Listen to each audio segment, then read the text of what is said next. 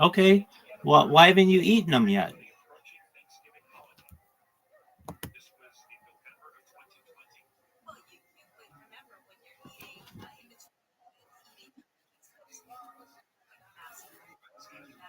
Why haven't you eaten your food?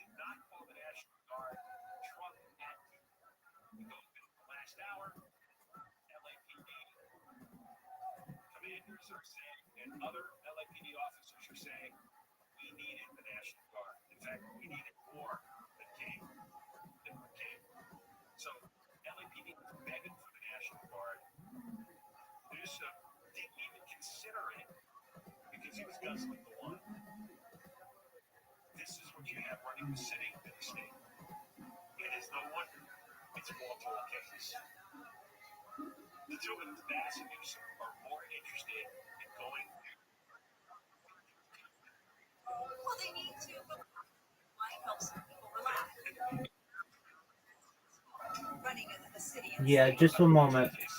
I'm just adjusting my computers. I'm listening, but I can't necessarily talk back yet. I'll be done in just a second. So you're waiting for your husband to eat, right?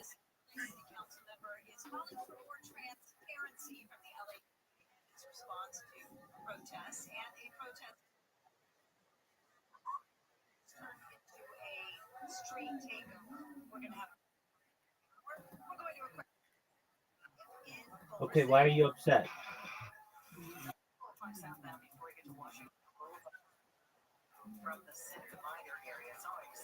Okay, who abandoned you? Who abandoned you?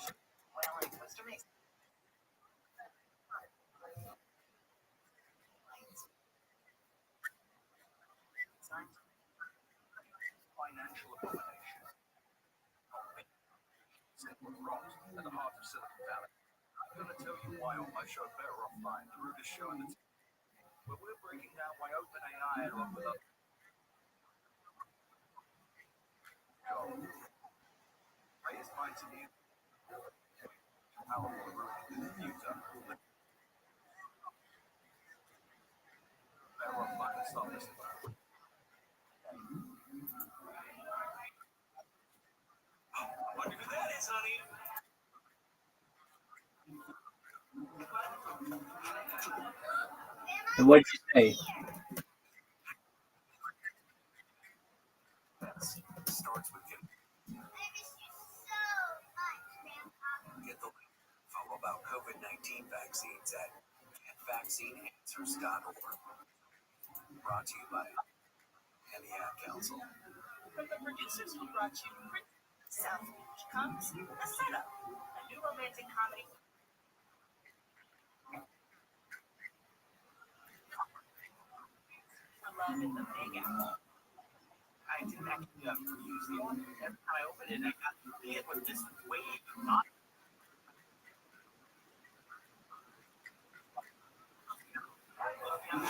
There any is there any way you can get mace? Is there any way you can get mace?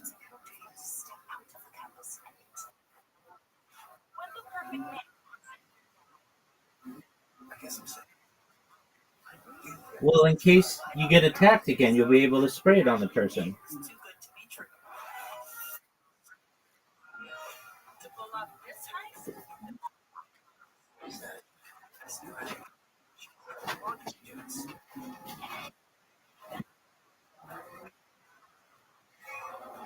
I know, but it's one of those things you never think you need until you do.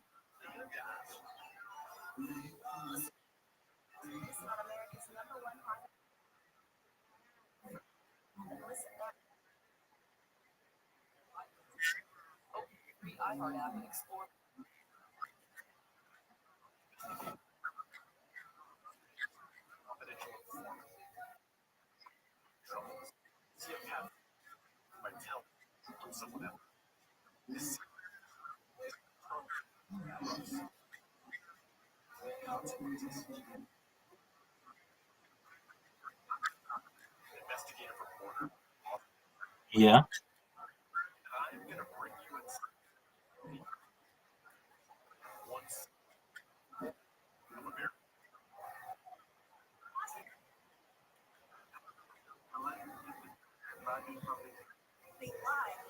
So it's essentially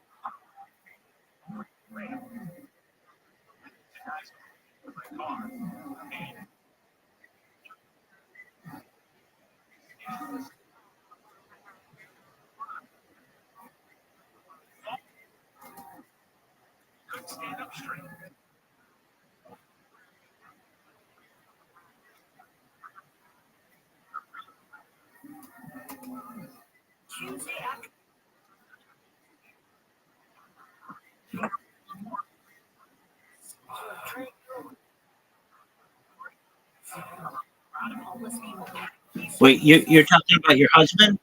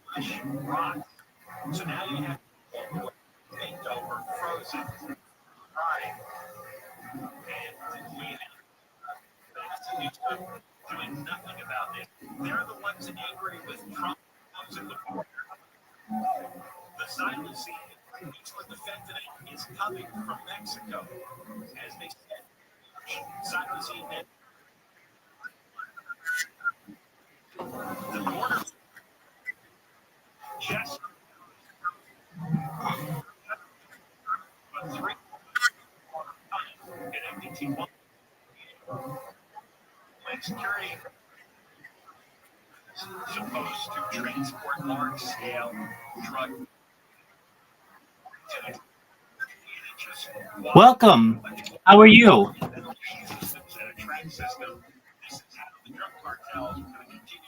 What's good, Ruslan? Yo, dog. How'd you find out about me, Ruslan? Okay, very cool. What Discord server?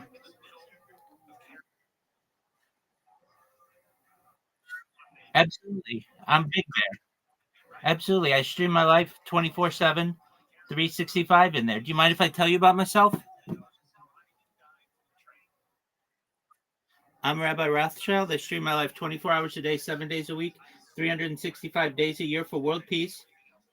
I've been doing so for more than 3.5 years. I have more data archived on the internet than any person in global history. The Economist magazine stated in 2018 that data had overtaken petroleum as Earth's number one resource, and I have more data online than anyone. Have you ever seen the movie The Truman Show or the television show Big Brother, Ruslan? Excellent. Well, then that's essentially what I do. Um, you can watch every aspect of my life going back to the pandemic. We've seen the death of a queen, the birth of AI, the coronation of a king, and everything in between. I talk about some things that aren't normally discussed, things like ending world hunger through the use of technology, such as agricultural drones, floating greenhouses, saltwater greenhouses, hydroponics, vertical farming, cloud seeding. I want to help end world thirst. I'm sponsored by a cryptocurrency. It has a long name. It's known as Harry Potter Obama Sonic 10 Inu. It's worth about $100 million. And one of the things that we do is we build wells in developing nations such as Nigeria. I'm also a major advocate for the LifeStar program and, most importantly, for desalination technology, where you pump Earth seawater onto land to make it drinkable. So that, that's a little about me. Apologies for cutting you off there. What were you going to say, Ruslan?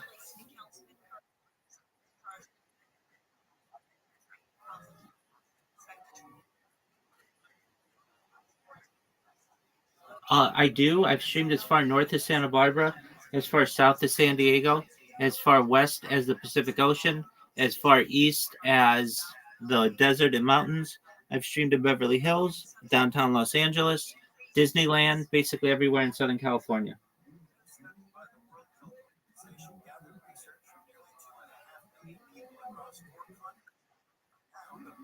Weird dog. I'm live right now on 18 different YouTube streams simultaneously. I'm live on Rumble. I'm live on Twitch. I'm live on D Live and Trovo. Basically, you name it, I'm live on it.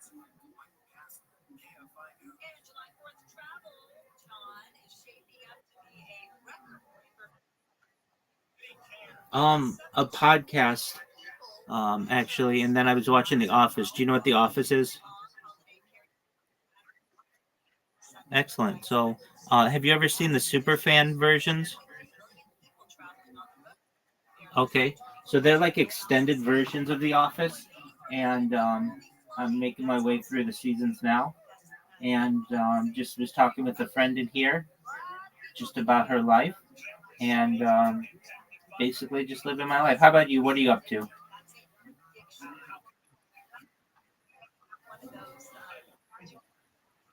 Absolutely, I get that. What are your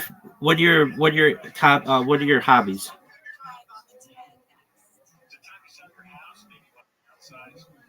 What are your hobbies? What do you like to do?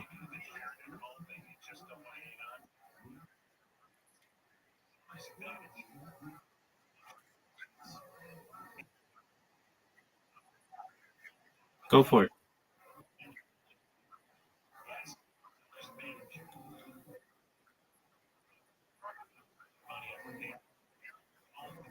And you masturbate together?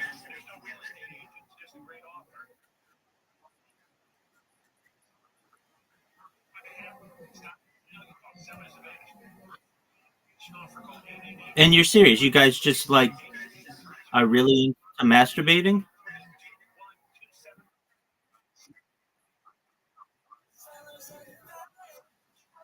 All right. I mean, to each their own. Absolutely.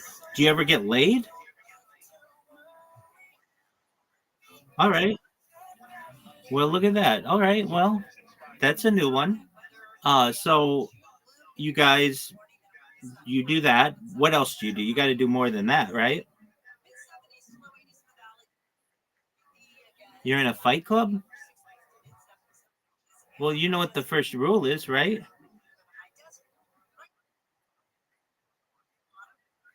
Of course not. Okay, so you're in a chronic masturbation group and you are in a fight club. What else do you do? You do you play any sports?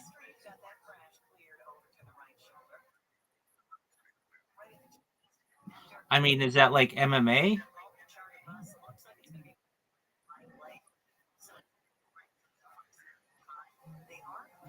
All right. Do you do it in a like a dojo or something?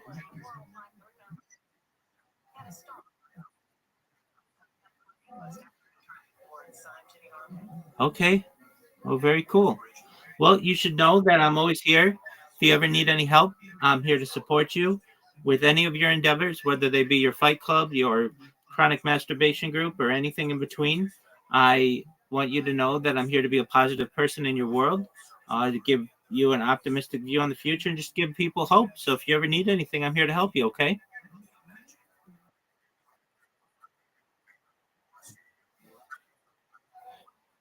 Absolutely, you're always welcome.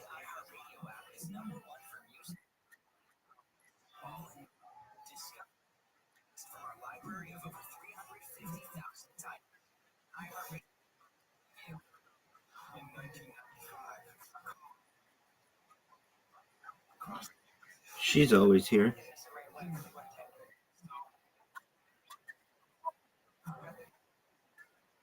Happy about it.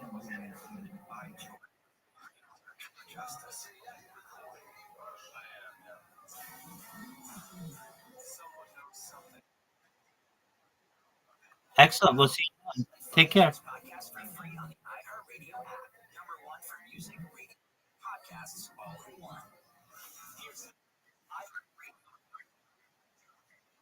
Excellent. Take care, Pimp. Thank you. Chronic masturbation group and a fight club. Something new every day, kids.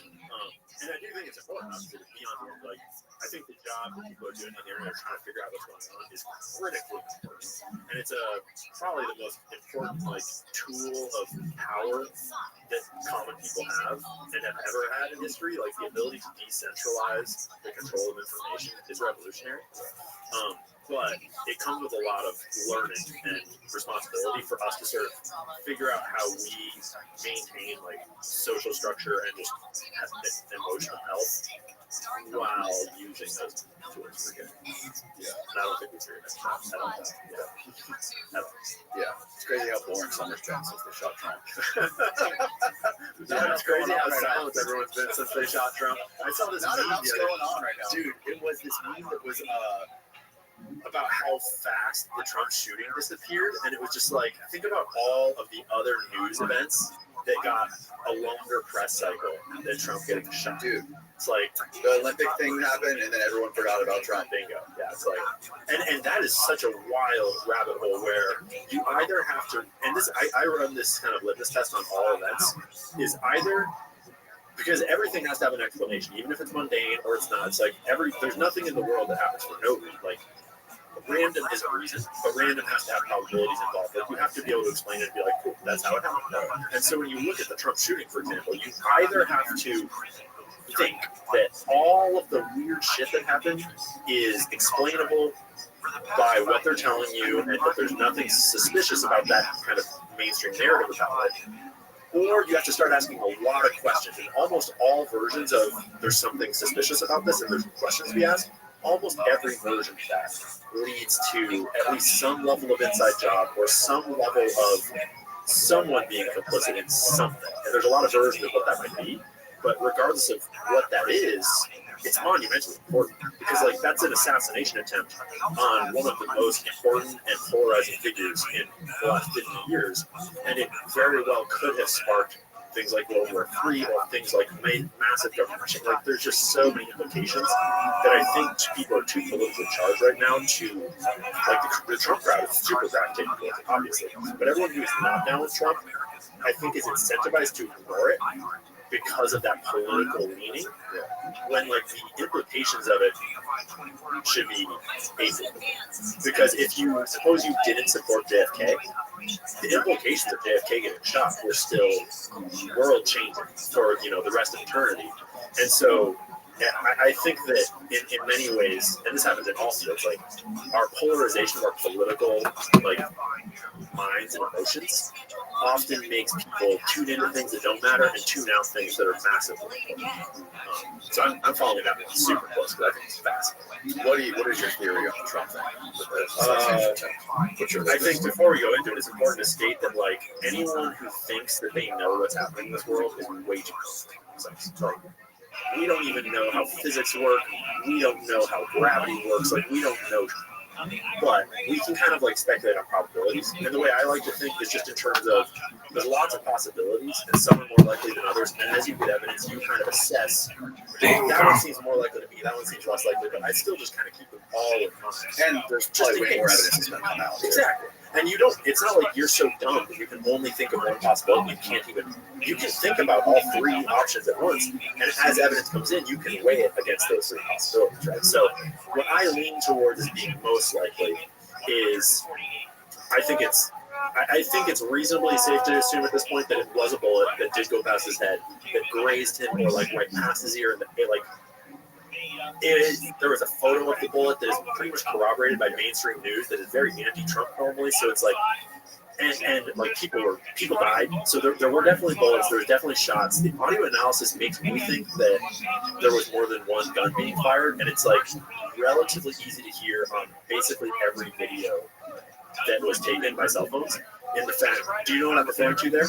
The audio, now you're talking about the shots being fired? Yeah, so like when you look at the videos, the shots that are fired is basically like 3 cracks that echo in one way, and then a very fast volley of 5 that echo in a different way. And there is an argument to be made that like the camera turns, and so maybe the phone is picking it up differently. Right. But I'm not necessarily convinced by that. And then there is like a sniper shot and another shot, and there's been other like highly experienced like combat veterans that have identified that they heard silenced rounds within that zone, like silenced rounds. Yeah, there's a really interesting clip that circulated around Twitter like a couple of weeks ago of Marine Scout sniper, someone of that type of caliber, watching the footage, and the moment he hears it, he's like, "Oh, I know what that is." And they replay the sound a few times, and he's like, "You hear that? That is a like suppressed weapon, not a." And I don't think you don't need to know all that. Like, you don't need to make decisions about that to realize that the level of incompetence is astounding. The fact that people were redirected, when you start to analyze like all of because we have a lot of footage on it, and we have what looks like at first, had that been successful, had Trump been shot, there was indications that they had a story ready to pin it on. As in, they were sort of like, we're trying to pin the bank accounts or the phones that he had on Iran, which are still not explained. Like, what 21-year-old, 22-year-old guy has no social media presence that the CIA and the NSA can't hack his phone? That, like, that's bullshit. I heard there was something that came out. I don't remember where I saw it, but I heard there was something where they were able to track the location, or NSA was able to track the location of a phone that was a part of the household he was in that visited an FBI place the week before. It wasn't the household he was in, is that he had gone to a weird bowling alley and had what looks like a meeting when you track cell phone data, and a few other, like, there's not just government agencies, there's also dudes on Twitter that apparently have access to this cell phone data. Lots of people are tracking him. And yeah, he had what looks a lot like a meeting, like sit down in a spot for like 1.5 hours or whatever it is, I'm just kind of fudging numbers here, next to another device that then they both leave, and that device went to like right next to FBI HQ, which is just indications. It's like all very suspicious. And the fact that he's able to get there, like people are seeing him, there's those officers that are clearly where everyone is pointing.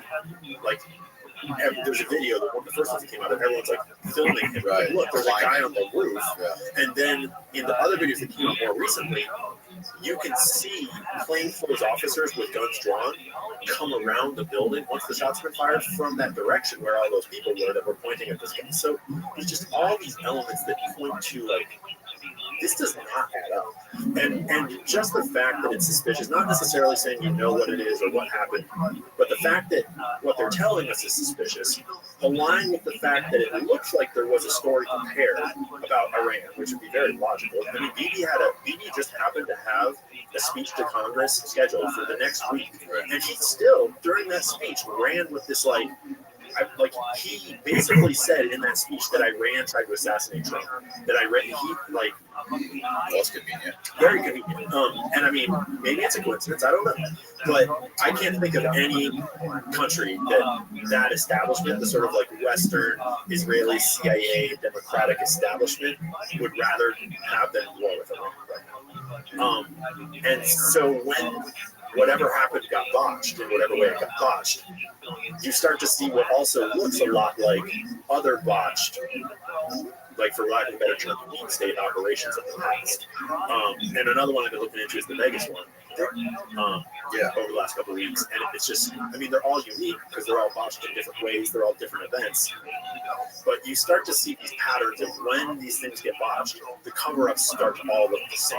And they are marked by things like no cell phone data and things getting confiscated and weird explanations that are like pinned on one shooter that is super, like, you start to see these replicated patterns in these essentially patsy schemes that just they don't make me think I know what happened, but they certainly make me think I don't trust what I'm being told. Yeah, my first reaction to the Trump shooting thing was like, if it was the CIA, they wouldn't have missed. Or if it was a really well-planned assassination attempt like Kennedy, like they're not. Well, do you know about how many people did miss in the Kennedy assassination attempt? So everyone has their own theories, right? John Newman. He's got a bunch.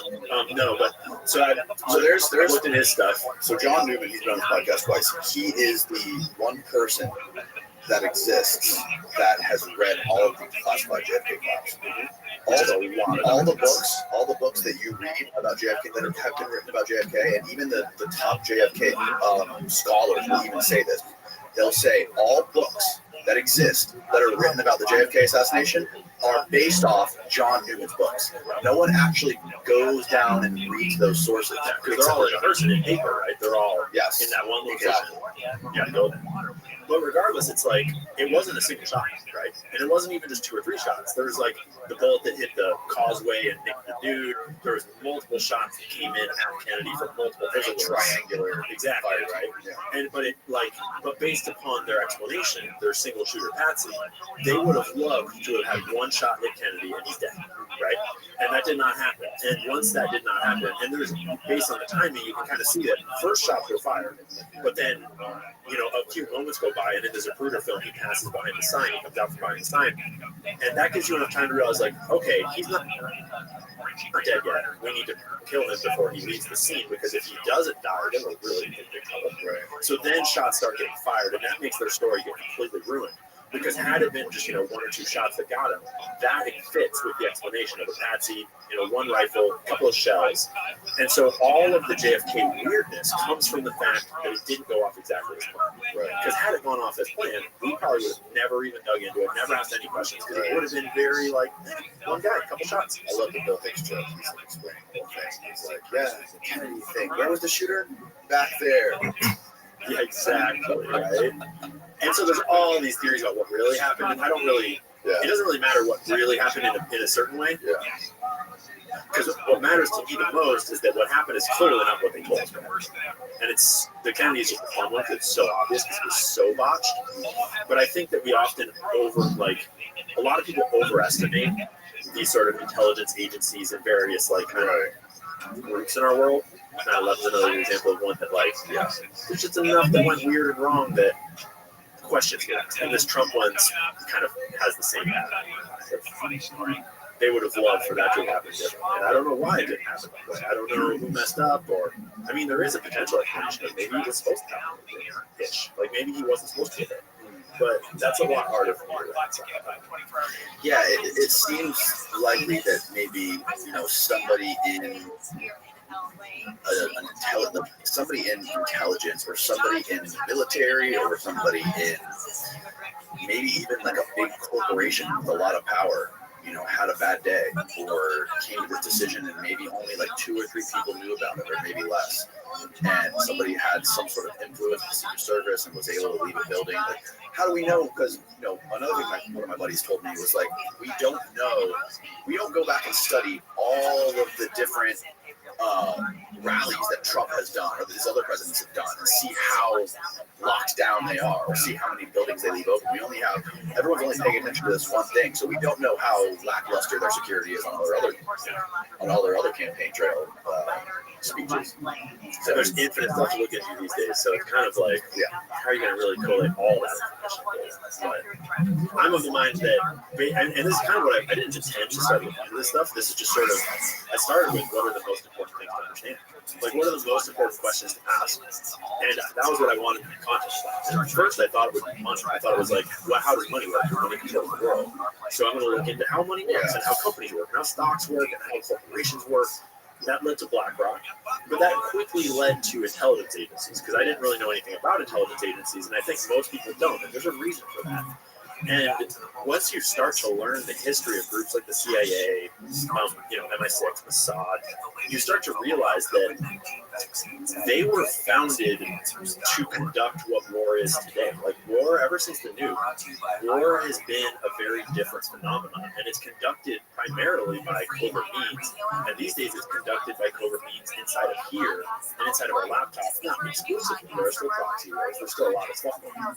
But you start to realize that information is not what it seems anymore. And yeah, money's important to understand. But if information is not what it seems, that's almost like a more important base layer to understand, because that means you don't know what's real and what's not. And so then you have to start to get a handle on sort of who are these groups and how do they operate and how do they influence information and events and stuff. And basically, like the layman term for the deep state, although that term is just sort of could be just a state. Yeah, bureaucracy. And I think that there's the one side where people think like everyone's in on it. It's a big plan, and it's like this group of like men around a shadowy table, which is obviously not the case. And then some people think it's like, oh, it's just capitalism, how it normally works, and it's just the government being the government. It's like, no, that's not bad. I think there's obviously a sweet spot, and anyone that has ever run a business or just tried to do a thing in this world knows that, you know, when you have a goal that you want to achieve, you just look for people that you might be able to either work with to achieve that goal, like let's work together, or you look for people you might be able to sort of use to achieve that goal. Like, I don't really want to tell him my actual plan because he will, want to go along with it, but he kind of wants this thing, and if I talk to him about he wants that thing, then we can both kind of want. Like, there's a lot of ways to peddle influence and a lot of ways to get people to help you do things, especially when you're in government, especially when you're in a covert intelligence. There's a lot of ways to sort of enact a conspiracy where, that doesn't have to let everyone in on everything. That doesn't have to have everyone making decisions or, like, understanding the big picture, as long as the people at the top that wield enough power are sort of doing their best to sort of genuinely move things in a direction. And that is exactly why covert intelligence agencies were formed. Is the term plausible deniability is like the whole point, right? In that you don't need the CIA if you're just going to go to war. Like, you just send the military; they're way better. But you need the CIA when you need to do something secretly that if it gets caught, it won't come back to you. That's the whole point of covert intelligence. Well, Truman wanted the whole point to be to have like intelligence briefing. He wanted information, and Dulles and his boys were like, "Yeah, that's not what we want. We want to go with the governments," and they did. Right? And so, I mean, the ultimate point of it, the true reason for the CIA existing is for them to garner secrets from other countries that will help them to enact and shape American policies, to put our global policy, make our country number one. Yeah. And so that just inevitably starts to, when you follow that objective with the means that they have, that just inevitably leads to, like, their job is to influence kind of events around the world in covert ways that are hard for us to decipher. Right. And I mean, call it the deep state, call it, the Illuminati, call it whatever you want. But that's their job. And they started working with organized crime right from the start. So it's like, what do you think is going to be the result? Money they couldn't get this money from Congress. Yep. They needed the money, but they also just, like, there were sometimes where they just didn't have the means because they weren't very good at their job at first. The CIA especially. Like, Mossad was pretty good at their job, I think, because they've been doing it for a long time, even before Israel was a state. But CIA was, like, kind of incompetent at first. And a lot of times they were actually going to other organizations like MI6 and Mossad and just buying information from them because they had money but not techniques in the early days. And, like, another good example of how sometimes it wasn't, like, during World War II, this is technically before the CIA was formed, but Operation Underworld was when essentially the U.S. government was afraid that Germans were sabotaging the ports, that could access the eastern seaboard because this big boat got here and sank in the harbor, despite it kind of, like, organized crime took credit for it later on. But the government was like, the teams, like the unions and the mob essentially run the ports, and we can't really get a handle on the ports. So why don't we just hire the mob to handle the ports? And this is before the CIA was even formed, and they literally just hired the mob and the mafia to protect our ports. Which is like, dude, what do the mob and the mafia want more than anything else? Free smuggling all up and down the eastern seaboard. So, from the founding of the CIA, their job was to do covert actions around the world that influenced global events, and they were teamed up with organized crime from the very start. And corporations, which are just a different brand of organized crime. So once all that came together for me, my whole perspective on what my job was shit. Because before that, it had been like, how does stocks work? How does money work? How does BlackRock work? How does all that? Which is important attention. But then it shifted to like, all right, let me go down the conspiracy path. Because at that point, like, call it what you want, but essentially, conspiracy theories are now on the table. And a lot of them are made up, a lot of them are bullshit, but a lot of them are very factual. A lot of them are actually just history. How much involvement do you think BlackRock really has globally? It's such a question. I mean, are they? Some people would argue that BlackRock's too big to be involved in this. They're not maneuverable enough. They're not smaller. They're not like Apollo Global. Yeah, you know your shit. And I don't have the answer to this, but I think I've done more research than a lot of the people that are talking about BlackRock conspiracy theories, because BlackRock is like the low-hanging fruit of conspiracy theories. That's why I blew up on TikTok in the first place. Because I was talking about this sort of basic shit before I really knew anything. And the more I learned about BlackRock, I realized that, like, yeah, that does not really fly. Like, if BlackRock is actually pulling strings behind the scenes, they're the best that's ever done. They're the most secretive. They leave zero tracks. They, like, if they're doing that, like, Larry, good job. But I don't think they are. But they do play a really, really foundationally important role that I think most people just aren't necessarily equipped to understand. In that, yeah, overthrowing governments and doing covert actions and like all the spy shit is very important to run the world if that's your goal or whatever. But you still have to have a handle on money and on how commerce works and how finance works and just the global because that's the sort of like beast of its own, right? Capitalism just kind of does its own thing on a global scale, and when you have all these trillions of dollars floating around, you might have the best plans in the world, but if capitalism is incentivized to promote this like, I don't know, green energy agenda, just make shit up, then you are going to have to go with that tidal flow or subvert it. And BlackRock it's not just BlackRock. It's BlackRock and Vanguard and State Street, which is basically just owned by BlackRock more or less. But what they do is they manage all of our retirement accounts. They manage all of our sort of latent money that the regular people would hold that power. And most people then get stuck on the money side of it. And they think, well, yeah, but and so they think, oh, BlackRock controls all this money, they control the world. But easily debunked because they don't. They manage that money for us. It's our money. They don't own the shares technically. Like technically they're holding all these shares on our behalf. That's a fair debunk. But it leaves out the piece that is not about the money, because capitalism is inherently democratic in the sense that every share represents a vote of a company. Right? And so all these corporations like Procter & Gamble, that's like putting poison in our lotion, like Unilever, that's putting poison in our food, like Johnson & Johnson, that's putting literal asbestos in the baby powder and covering it up for 30 years. Like every big corporation in the world, like in America, let's just keep it to the S&P 500 stock market here, they are all majority owned by BlackRock and State Street, to the point where all those shares represent the voting power, and that voting power chooses who's in charge of those companies. And so when all in a real like capitalistic free market, we would all be represented in these companies because we would collectively, through our retirement accounts, just our regular holdings, through all of our money, which is trillions and trillions and trillions and trillions of dollars, that would be us sort of collectively having voting power to decide who runs these companies. And so when Johnson & Johnson gets caught with asbestos in the baby powder and covering up for 30 years, we would have something to say about it. But it's written into all the contracts of all of the ETFs, exchange traded funds, mutual funds, index funds, all these things that BlackRock and Vanguard manage, that they manage the voting rights for the share. And some people, if you like actively submit forms, you can request to represent your own voting rights, but no one does. And so it's this weird scheme where what they have now done, and I don't know if it's on purpose and nefarious, but regardless, it's extremely useful if it's leveraged, is they have cut off our legs in terms of our representation in the entire stock market that would make all of those corporate executives beholden to us. because they have a fiduciary duty. It's legally binding that all of the boards of directors of all these companies, and thus their executives, the CEO and stuff, they have a fiduciary duty to serve the shareholders in the shareholders' best interest. And in a theoretical world, that would be us. And so it is illegal for them to do, even if it makes more money for the shareholders, if they're poisoning us and we don't want them to do it, and we're all telling them we don't want them to do it, there's another layer of like, you're legally bound to do what's best for us.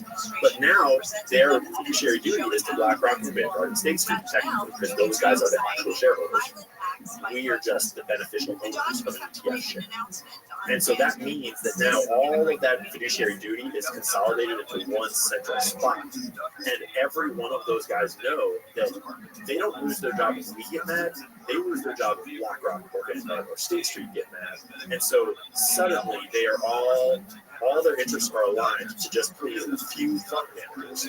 And if you take a company and absolutely obliterate its value, you sell it for parts, you extract all that wealth, give your buddies a bunch of paychecks, and destroy this whatever company it is, like Toys R Us, you don't necessarily get punished for that. Because if that's what this sort of collective body, this money mind wanted to happen for any reason, you get rewarded with a bonus, with a new job. Because if the guys representing all these shares that work with BlackRock, Vanguard, State Street, etc., and the banks along with it, if they're pleased with what you did, it doesn't matter if it was in the company's best interest, because it was in the shareholders' best interest. So you suddenly, though you sunk that company through apparent mismanagement, you wind up being the CEO of this next big company, and you get all these bonuses, right? And so it inherently cuts the legs off of capitalism in a way that makes the free market not represented in the way that it's run anymore. And that's, I think, fundamental to why we wind up with all these psychopaths that are running all these companies and are completely okay with doing things like putting poison in food and not really caring if it poisons us, because it makes a lot of money for everyone that's in the club. It sort of creates the club, this corporate club, and it incentivizes them all to do what's best for the club, not for the consumer. And we don't really have any recourse other than getting loud on Twitter now, because our shares are all locked away in these funds. Right. So it's not that they control the world, but they do control this really important capitalistic piece of the world that you would have to have some level of a lid up if you wanted to achieve big things. And it might not be nefarious. It might just be that like they all benefit from it. So it's just evolved to be that. I don't know. But it's an interesting one, because there's like layers to, it's the biggest conspiracy in the world. Not really. But there's actually a layer where it's really nefarious in ways that directly affect all of us. Yes. In a way that like the CIA overthrowing Guatemala doesn't necessarily affect you except for the price difference. And I think that's why I blew up on TikTok, is because I started to unpack that and show how like, because this dude is in charge of this company that makes all the shampoo, it's full of chemicals that are going to make your hair fall out. And if you buy from a family-owned business that's run by someone who, like a woman who cares about your hair, that hair product is not full of chemicals that make your hair fall out. You should buy from her and support a real person. And like F. Procter and Gamble, who's like being sued for literal hair loss in their shampoo products, and then right next door there's a product from Procter and Gamble to fix hair loss. And so those are things that affect us in real life that we can actually do something about by just changing our buying habits and starting to support small businesses and family businesses. And that's like a whole other side of my content that a lot of people don't see, that I love, because it's kind of more, it's a little less like, because it tends to be a lot of research on companies, research on these things, but it's super useful. Yeah, no, I appreciate hearing people like you elucidate the stuff with the stock market, big companies like Procter and Gamble and BlackRock, because I don't understand any of that shit. I'm just not smart enough to comprehend financial institutions and the stock market and Wall Street and all this stuff. But my introduction to this world was, I read this dude. He's got this Substack called True Group. His name is Steve. Find his name. He runs the True Group Substack. Basically, what he did, he wrote like Henry Abbott.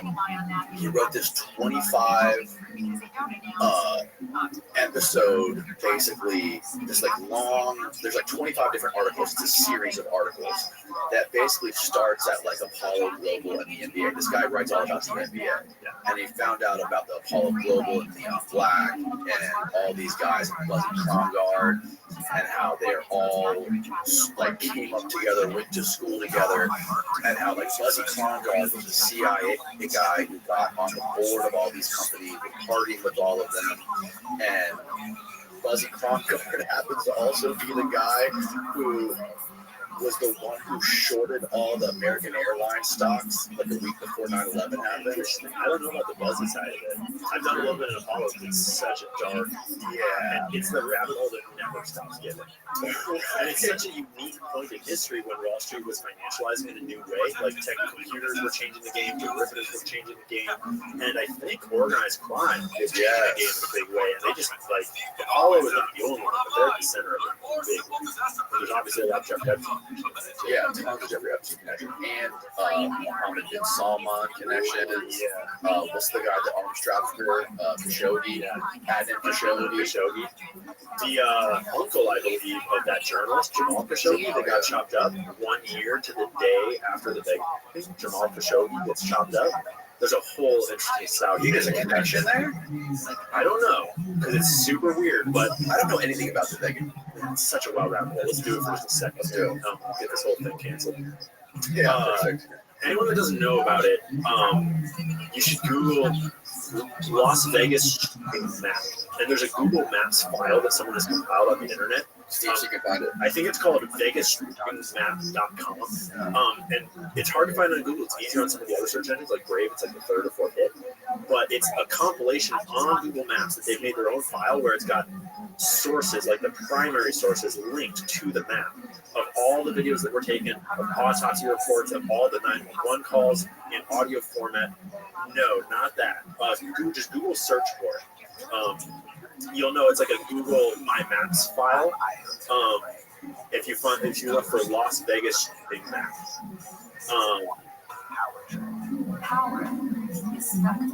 You might have to go to a different search engine too, like DuckDuckGo, for example.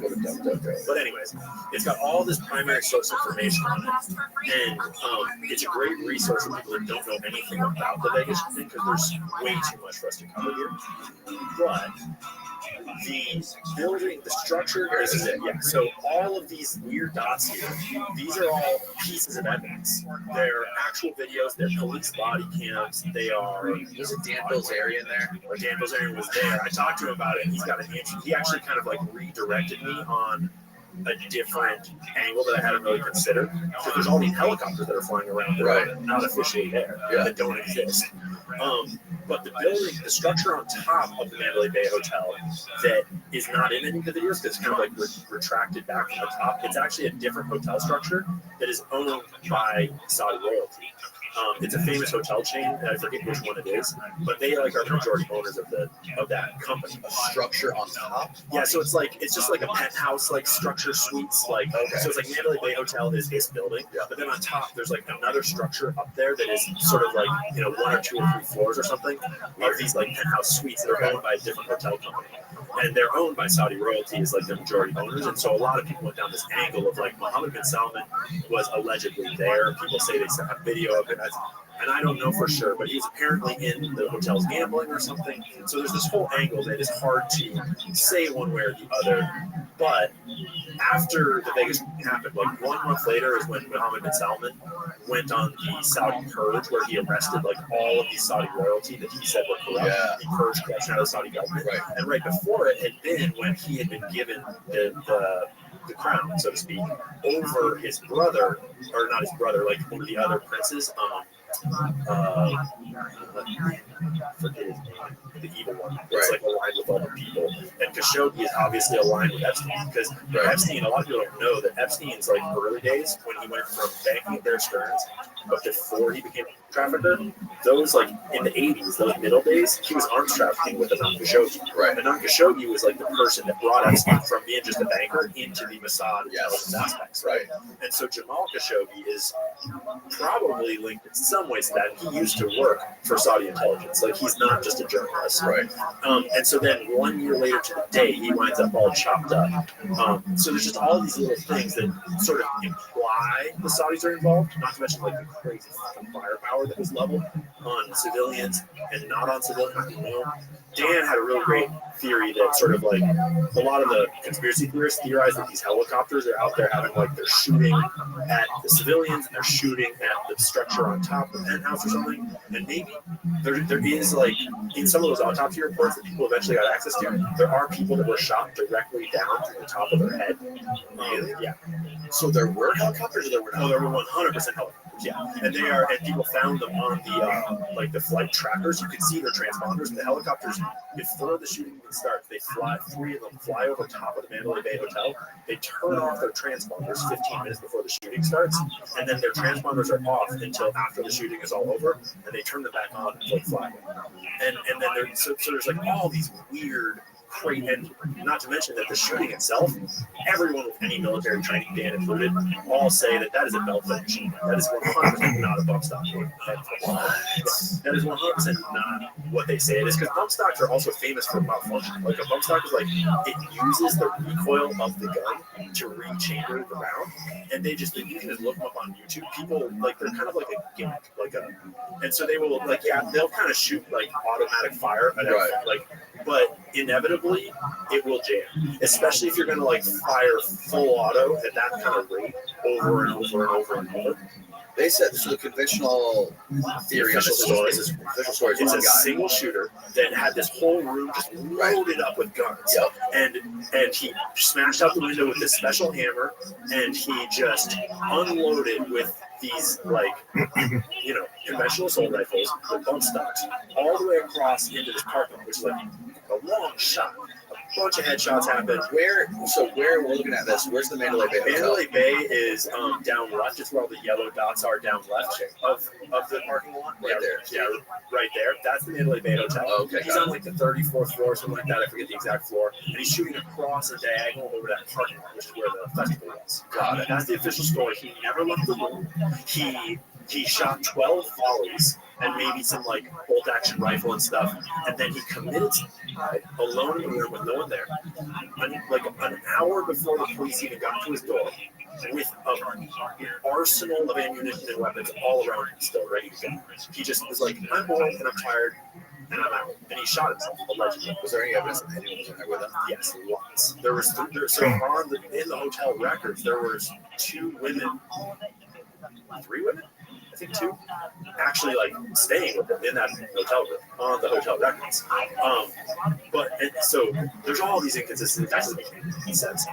But then like they have the photo of him dead, like the crime scene photo, and it's pretty visually obvious that what you're looking at is a dude with a fresh blood, like bullet hole in his head, with fresh blood pooling on top of a dry blood stain. It's like clearly 2 different colors of blood happening here. Oh shit! Right in the forehead. You don't really see the bullet hole, right. but there's also a lot of evidence that the windows were not actually smashed out. Like the photos of the crime scene that show the hammer and the smashed glass that are like, look, he busted the window with his hammer. They don't really look like what's on the police body cams that got leaked or released of the cop that entered the room with all the cops. So there's all these inconsistencies. But then all around Las Vegas, there's all these 911 calls of people that are saying that they either are seeing people running with guns through these hotels, or they're hearing shots in hotels that are like 3 blocks up the strip, like at the Tropicana. The Bellagio has like 10 different calls in it of people saying that they heard a shot inside the Bellagio, and that there's like people freaking out. There are people that work at the hotels. There's cops that got handed like an automatic pistol was found on the ground, and a civilian picked it up and was like, this doesn't belong here. Handed it to a police officer, like, yeah, I found this. There's like all these weird anomalies all over Vegas, like super far away from Mandalay Bay. And it's not necessarily like, some of that might be people that are just freaking out. Some of them might be people that are hearing echoes. Right. But a lot of those 911 calls happened like long after the Mandalay Bay shooter had stopped shooting. And they're reporting like, I heard there are 5 shots I just heard in this lobby of this hotel. And when you go through enough of this source, you start to realize like, this is so beyond suspicious in so many ways. And a lot of the conspiracy theorists arrive at this theory that these helicopters were doing the shooting. And that could be true. Dan Reed kind of redirected, right? For what? Like, and so there's the layer of like, it's to grab our guns, it's to make us scared of guns, like a false flag mass shooting. And that's the only, that doesn't line up with everything. Like, it maybe lines up with some of it. Right. Like, maybe that's why do you fit Ben Salman into that? Not one bit. And, well, that's how do you fit, like, all of the other inconsistencies? If you wanted to do that, you would just have a bunch of people walk into the festival with guns and shoot everybody. Or you would just have just the dude shooting, and you wouldn't have all this other weird anomalies. I mean, you wouldn't have helicopters in there. Like, you don't need that to make people scared of guns. Black helicopters. Yeah. And so then the conspiracy theorists go to the next layer where they go like the Saudis and like they came after Ben Salman in that penthouse up top and they're shooting him with these helicopters with machine guns on them. But then that doesn't account for why would they then be shooting up a music festival full of civilians? It's like the explanation is as a distraction to like confuse law enforcement and to just like everything up. It's like maybe, I don't know. But Dan got me on a great point that like that's not like what those helicopters would normally, as from a special forces perspective, those helicopters are probably exfiltration, not attack. Like it's far more likely that helicopters would go in to exfiltrate the Saudi Crown Prince and get him out of there than to like, you don't like that's like Jason Bourne shit. You don't like put a bunch of machine guns on a bunch of helicopters in the middle of downtown Los Angeles and then just go and unload automatic fire all over the city. Like that's the sloppiest thing you could ever do. And my brain goes to like, if you're unloading an automatic machine gun on the Mandalay Bay in any format, you would have windows smashed all over the place. You'd have broken glass all up and down every floor of that thing. Like all those rounds either must have gone, because you can hear them, they either must have all gone into the crowd, or they must have all gone maybe like onto the roof of the Mandalay Bay specifically, or knows. I think that I'm starting to lean towards, and this is by no means concrete, I'm leaning towards maybe there was some sort of firefight on the roof, like someone pulled up and like they bring it like, you know, if it's like a bunker, I could see that they bringing up some machine guns and just like unloading on like a bunker where people are like hiding and trying to keep the conference protected inside. Yeah. So you essentially have a firefight, but kind of in and out of an armored fortification, like fortified position. Yeah. And then there's like an explosion happening with a helicopter or something. And then maybe all these other weird sightings are like sort of supplementary forces like exiting the premises. But that doesn't account for the whole festival shooting that clearly is like. And so I think regardless of what it was more than one thing at once. And I think it's very likely that whatever it was so botched that, and maybe it was botched because it was botched, but maybe it was botched because it was interrupted or like counterattacked or who knows. But regardless, that makes it hard to analyze the signature of what it is, because you know once something goes wrong, like the JFK shooting goes wrong, then suddenly actions don't necessarily align with like the ideal way to do something, because it's actually just a bunch of dudes with guns freaking out and doing their best to get out alive and to like make it work based on their objective and what's going on in this crazy situation. And that makes it really hard as like a journalist to posthumously go in and look at the evidence and say, look, this all makes sense. Because inevitably, a dude running around with a gun in the middle of a music festival is going to do irrational things. It's hard to like explain it with logic. So I don't know. It's like a total mystery, but it's a mystery that got swept under the rug, got completely shadow banned. A bunch of the people that were there that were speaking out about multiple shooters died afterwards, like quietly, just like left the world. Yeah. And then that all gets censored too. And so then it's like hard to tell what's real. So I'm in the process right now of kind of getting access to the journalists that like were primary on it, that were reporting that in like when it was happening, and just kind of unpacking it all, because it's hard to go back and know what to trust, because that's a crazy allegation, right? That these people, like all these witnesses died. Yeah, but I've heard it from a lot of different people now, and so I'm starting to be like, it's like at least 50% credible, and I've got to corroborate that. It's weird that this story is super shadow banned everywhere. Well, it makes sense that it's super shadow banned everywhere, because if it's anything but what they told us, holy Lord, they've got to shadow ban the hell out of it. Because essentially, regardless of what it is, it's basically us getting a direct look into some sort of like the wars that are happening between these covert agencies and these covert groups that kind of really run the world. Like, and whatever it was that happened, if we were to get at that truth, a lot of things would probably unravel. And maybe some of them are still ongoing because like Bin Salman right now is like in the middle of the peace deal in Israel, and like Saudi Arabia right now is critical to the global war and peace structures. Like there's a lot going on that are probably still active. How did you find that? You Googled it? 8 Las Vegas witnesses dead within 30 days of attack. Yeah. 1 month after Las Vegas, October 1st, observers are still looking for a satisfactory answer to the shooting, claiming mainstream media has given up on covering the attacks. Conspiracy theorists believe the public has bought into the lone wolf scenario that claims 59 lives. Interesting. It's on. Wait. So the second paragraph is these other paragraphs are critical. 8 key witnesses. Can you zoom in a little bit? Perished in questionable conditions, according to WUN News. The report says that each of the 8 had something in common besides being present throughout the gunfire. They each knew details of the which contradicted the unauthorized narrative. 4 of the 7 gave accounts to the media, which stated that there was more than one shooter. Others died before the death began. And what most of those allegations were, I believe, is that there were shooters on the ground, actually in the crowd at the festival. And when you look at the pattern of deaths, like on that Google Maps file, the bodies are, a lot of them are in the middle of the festival. But then there's one whole grouping that is like top right when you look at the map, that would be like kind of north. Basically, it's like farther away from the shooter.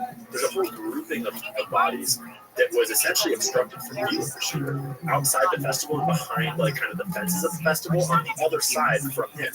And so you start to, and a lot of the witnesses to say that there were people with guns that came in from the sides into the, and when you look at like, there's a ton of headshots, like clear headshots, you can see in the videos of like the cops in the cell phone videos, you can see a few different instances where the cops are like, damn, that's a clean headshot.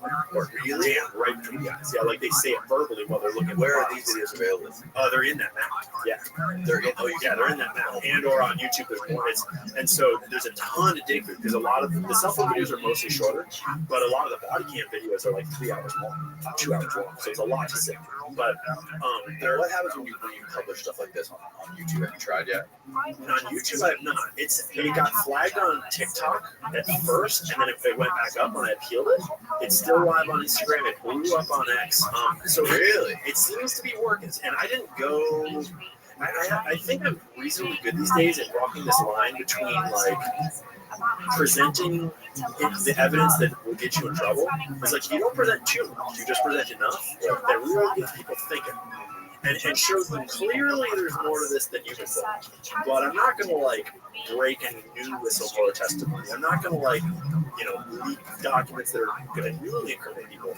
And so it's this fine line where I think that I learned this from TikTok because TikTok is so censor happy. Yeah. That if you walk it right, you can usually get like the information that's already out there reframed in a way that, because a lot of times it's not framed in a way where you can digest it all at once. A lot of times you have to like ingest all this conspiracy theory literature or all these documents, read all these reports, and I'm reasonably good at taking all of that, putting it into like a 6-second video that's already all out there. Yes. But now I've gotten into a story that put the pieces together where it's like, oh, I kind of get why this happens. You do a great job of consolidating all the most interesting points of the story and putting it in there and showing, like you show the graphics, you show the websites, and then you can do it like when I watched you about the shooter, you're like, just type in these 3 words. I'm not going to say what they are. Yeah, because that could be like a catalyst for somebody to like fall down on these rabbit holes. And that's such an important part, and it's part of what I do that I don't really like tell people as much. But the point is not just to get information out there. The point is to change our culture around information and to inspire accurate sources of information and inspire people to do their own research. Because the way I look at the world today, we used to live in a centralized media model where in order to get information out, you had to own a printing press, you had to own a news agency, you had to own a TV channel, whatever it was. That's all centralized. And we don't have any power to decide what we get shown. And so the CIA can run Operation Mockingbird and control all the news. But now we've got the decentralized information space that is amazing in so many ways, but it comes with a lot of its own problems, right? And a lot of the problems of this decentralized like Twitter information space is misinformation is how people can like make a story about how like Kanye West is dead, and whether it's true or not, it can just run. Like shit can just. And so the key thing is that we all need to evolve our way of consuming information, even as regular people, not like the journalists, not the podcasters, like all of us regular folks, everyone needs to understand that now the onus is on you. It's the locus of control is internal now, because you're getting all the data, all the information. A lot of it's made up, a lot of it's fake, a lot of it's bullshit, a lot of it's propaganda that's paid for. A lot of it is actually the CIA or Mossad running information campaigns in your Twitter feeds. And so you have to go to the sources and find them yourself. And you have to find the journalists that show their sources. Because if you're not showing your sources, it's just your own. And that's, I picked that up. I had really good teachers when I was young. Like that is just straight out of my middle school, like history class, because primary sources are good. And if you don't have primary sources, you better have secondary sources. And regardless of what your sources are, you better be able to show them, because if you can't, how would I ever believe you, right? And so I purposefully include like the URLs in my videos, the pages I'm drawing from, because sometimes, like with the Vegas stuff, for example, we don't know what happened. And like, who knows how valid your sources are, but I can just show you, like, this is a primary source, this is a video from that day, or here's a phone call from that day, or here's an article that was written about it. So it just lets people understand where the conclusions are coming from and draw their own conclusions, instead of what sort of maybe like the first generation of influencers, or a lot of people still do, where they just sort of tell you what to think without letting you have the actual sources of information. And I think that's one of the most important things I do, that's sort of beneath the surface, but I'm hoping it's sort of like, yeah, that's changed. I talk about this. This is something I think about a lot too, especially with like the media landscape. I mean, you just laid it out beautifully, but like the majority of the media that you see on social media, on YouTube, even on television, is just like the JFK books, right? There's maybe one guy who witnessed it in person, who read the sources, and there's this fucking million-mile layer of people regurgitating it and regurgitating it and regurgitating it. It's just like this game of telephone. And people, a lot of people, and I'm guilty of this too, have these podcasts, right?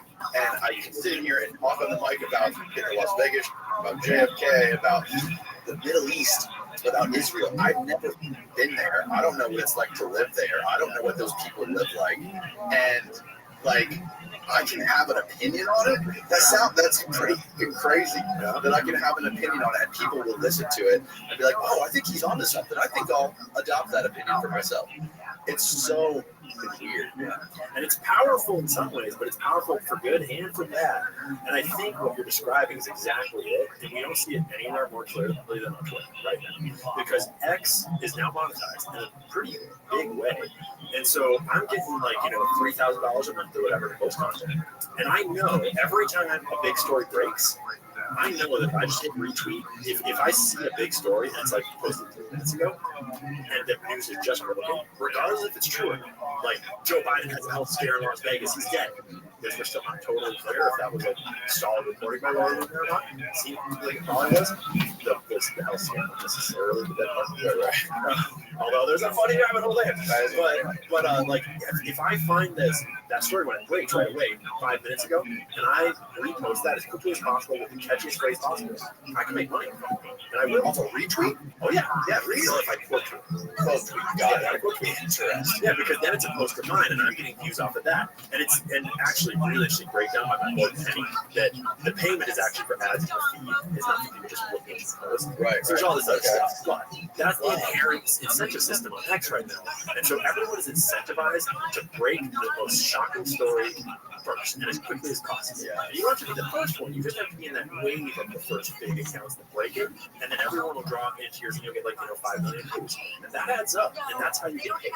And that's super dangerous. It's dangerous for the sanctity of information, but it's also dangerous for the credibility of journalists. And I think people are starting to really realize this, that you have to be really careful. And I'm guilty of this, I'm not perfect by any means. you have to be careful about what you are willing to sort of like speed jump on, because if you start jumping on stories when they first break, a lot of times they're just literally made up, and sometimes they're just misinterpretations of facts, or jumping to a conclusion that's logical. But in this, like for example, the plane that went down to Brazil the other day, or low or whatever, tragically, I tweeted like, wonder who made that plane, because I assumed it probably was, but I also like I had worded it in some way that was like directly condemning Boeing for it. I was like, maybe I shouldn't go that hard. I mean, in hindsight, what I should have done is just looked it up, and done that research myself and taken those 10 minutes. But it's cool. Somebody can post a link like right below it, a comment that corrects it, and then you can amplify them or retweet their comment. Exactly. So that's the media literacy thing that I think we all need to get better at. Is like, and that's on all of us to learn to source information better, to learn to go to the comment section and double check things better, to learn to not believe things you see it, and to learn that we are incentivized, like influencers, people in my position are incentivized to record the most sensational stuff as quickly as possible. At least on X. It's a little different on other platforms, but inherently that temporality of news incentivizes fast, and speed and accuracy are inherently diametrically opposed. How much do you think, and I don't know how much you thought about it, but how involved do you believe various intelligence agencies are in behind the scenes in social media? And I think it is massively, like, I think it's huge. Way bigger than Look at this athleticism.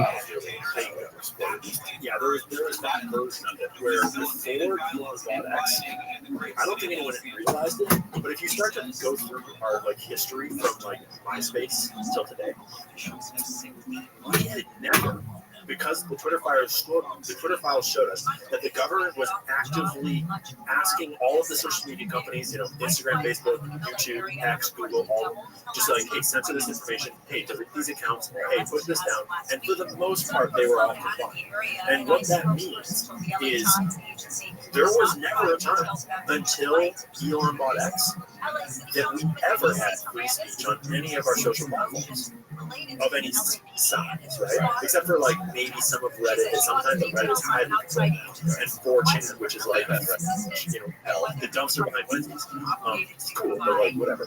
So I think that people have thought that we were operating in this like, oh, everyone can share their own stuff now, and like we have this flow of information, but no one realized that free speech is not the same as everyone has a social media account and can post, but there's a lot of censorship and all this stuff going on. And so the Twitter files exposed that A, we had been living in this fake sort of version of Web 3.0, or Web 2.0, I guess. And now it's really interesting to analyze how much the news landscape has changed. Just since we've had one big social platform where there's at least like mostly free speech, and there's obviously still some censorship on it, and it's kind of it's controversial. But what has happened is that X is so fast at reporting information, and I realized this. I'm producing a YouTube show that I was trying to do like kind of weekly, like what's happening this week, mixed with more everything like big picture stuff that relates to it. And I was realizing that more and more, normally my thing is to look up articles, to look up like sources of news and shit. And I was realizing that, like, actually, X is a better source for basically everything now, because all those articles are posted to X. But beyond that, like, report stuff is breaking on X, like hours, days even before it gets published in the news. And so the news is starting to source X. Everyone is starting to source X. And so that's one difference, where now the information is coming up out of the collective group, like the collective consciousness, so to speak, our collective hive mind. That's where the reporting is coming out of now. That's the fastest, and now like reporters are all there and they're all being sourced from there. But there's this other piece where now the things that we weren't allowed to talk about, that we didn't realize we weren't allowed to talk about, like the most obvious one is Israel and Gaza and AIPAC and all that other, like this whole hornet's nest of stuff. It's suddenly like, holy shit, no one even realized how much we weren't allowed to talk about it. Because everyone would talk about it, would get deplatformed and debanked and like shadow banned to hell, accused of shit, and like sent to insane asylum or whatever it looks like, depending on who you're with. So it's changed the sort of like where information comes from, but it's also done this crazy thing where it's changed our perception of what even like free speech means. Because free speech is one thing when we're here in a room having a conversation between the two of us, and that's why they're important, obviously. But free speech is a whole different thing when it's the public town square connected like millions of people all together. Right. That's like a different beast that even the founding fathers really never anticipated the type of power that has. And so, to get back to the question, yeah, the intelligence agency, like it is actually the CIA's primary official job to control those networks. Because their job is to protect our country, right? And if you wanted to overthrow America, you would not do it with a military attack. That would be the dumbest thing you could ever do. Like, we're the most powerful military in the world. You would subvert America. And the most obvious ways to subvert America are culturally, intellectually, like genetically, reproductively. Like, there's all these other ways to subvert America. They, in many ways, all rely on subverting our information flow. And so, the CIA's mandate was to protect us from that. And the only way you protect our free speech information flow is the nature of free speech. We can all say whatever we want. We can share whatever we want.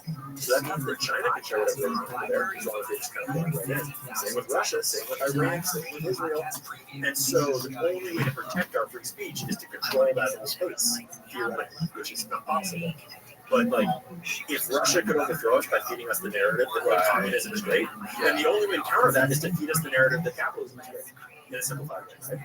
And so, if Israel's narrative of like Palestinians are terrorists and Israel is always right is being fed in from this side, the only way to counter this like upswell, like, you know what I mean, is like now any narrative that comes in that could be a threat to whoever's in power, whoever wants whatever, and the CIA technically is like, you know, protecting America. Yeah. So whatever threat could come into that, their job is to counter that threat. But the only way to counter it is to the narrative. Yeah. Right? Yeah.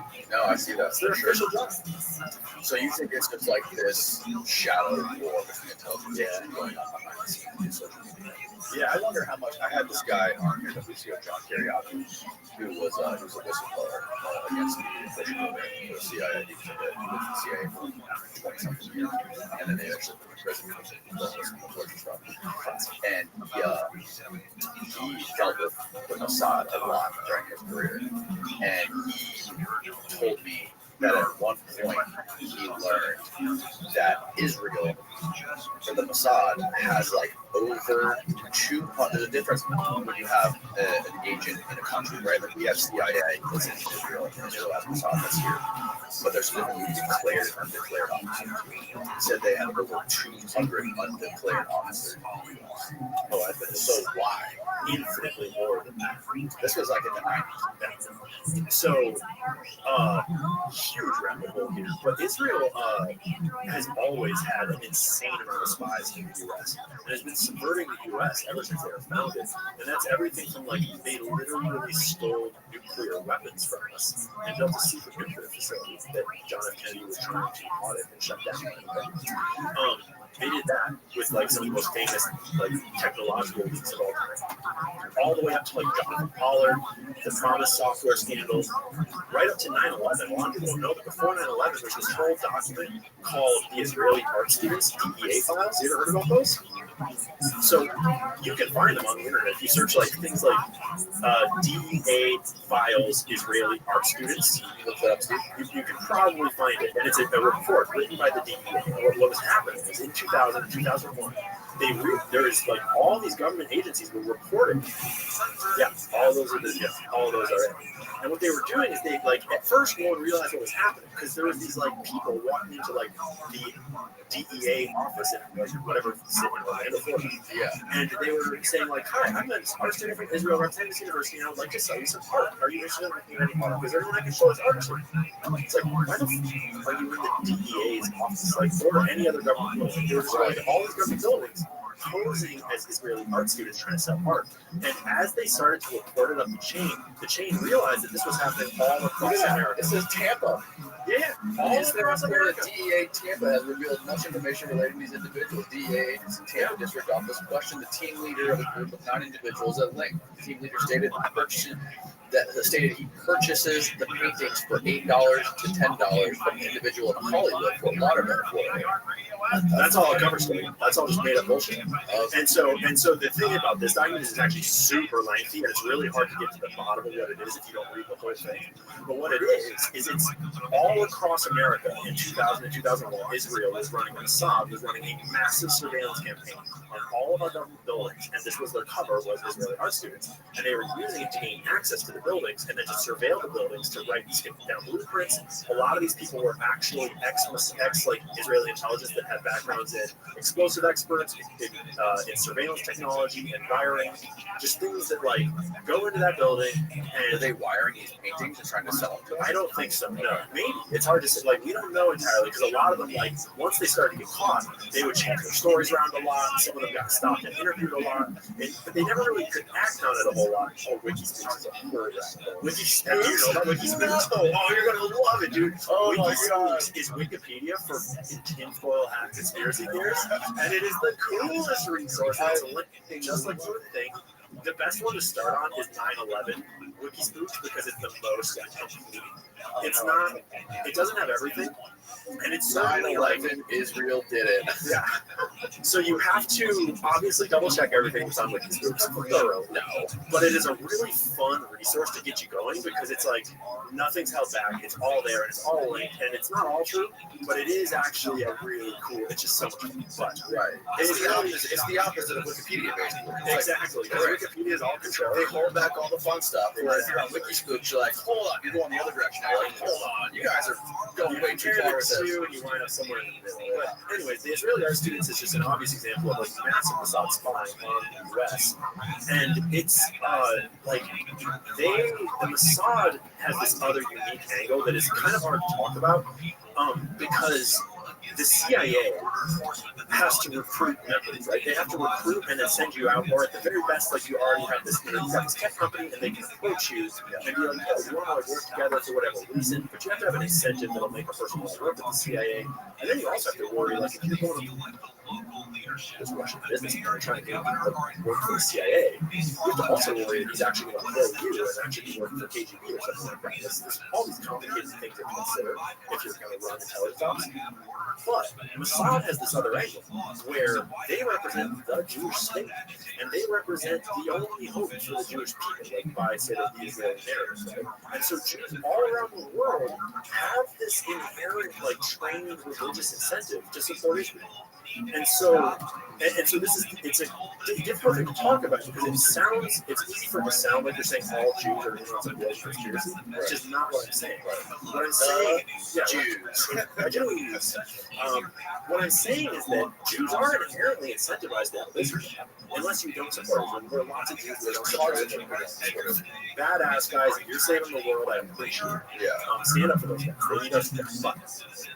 That's just my There's a huge difference between people that are Jewish and Netanyahu is war off. Yeah, Zionists and all that. But all you need to do is find one of them, like Leslie Wexner, like Leon Black, like whatever. And so not all Zionists even are Jewish, but they have this pool of Zionists around the world that when the Mossad approaches Zionists, there is way more incentive for that person to work with Mossad than if CIA was approaching some random person. And because of the nature of Judaism is dispersed across countries and cultures. Judaism is not local to a region. It's not local to a country. Judaism is already decentralized. And so the Mossad has this angle that leads to the notice how many people are Jewish, which is like, yeah, that is kind of racist, but like there is an angle where you have to consider it because the mafia is all run by Italians for a reason, right? Organized crime has always been organized around blood because blood is the strongest tie that binds. Blood is the number one thing you can trust. And if you're going to run organized crime or an intelligence agency, you damn well better be able to trust everybody. Because if one guy gets caught and he rats you out, you're and when someone gets caught, they're very incentivized to rat you out because they could be looking at life in prison or a sweetheart deal where they disappear on an island and they're totally fine. They just have to rat you out. So you need this incentive to keep everyone together, and that's why organized crime has always been organized around races and religions because that's the best you can get, and it works really well. And historically in America, the two most powerful were the mafia, Italian, and the mob, Jewish.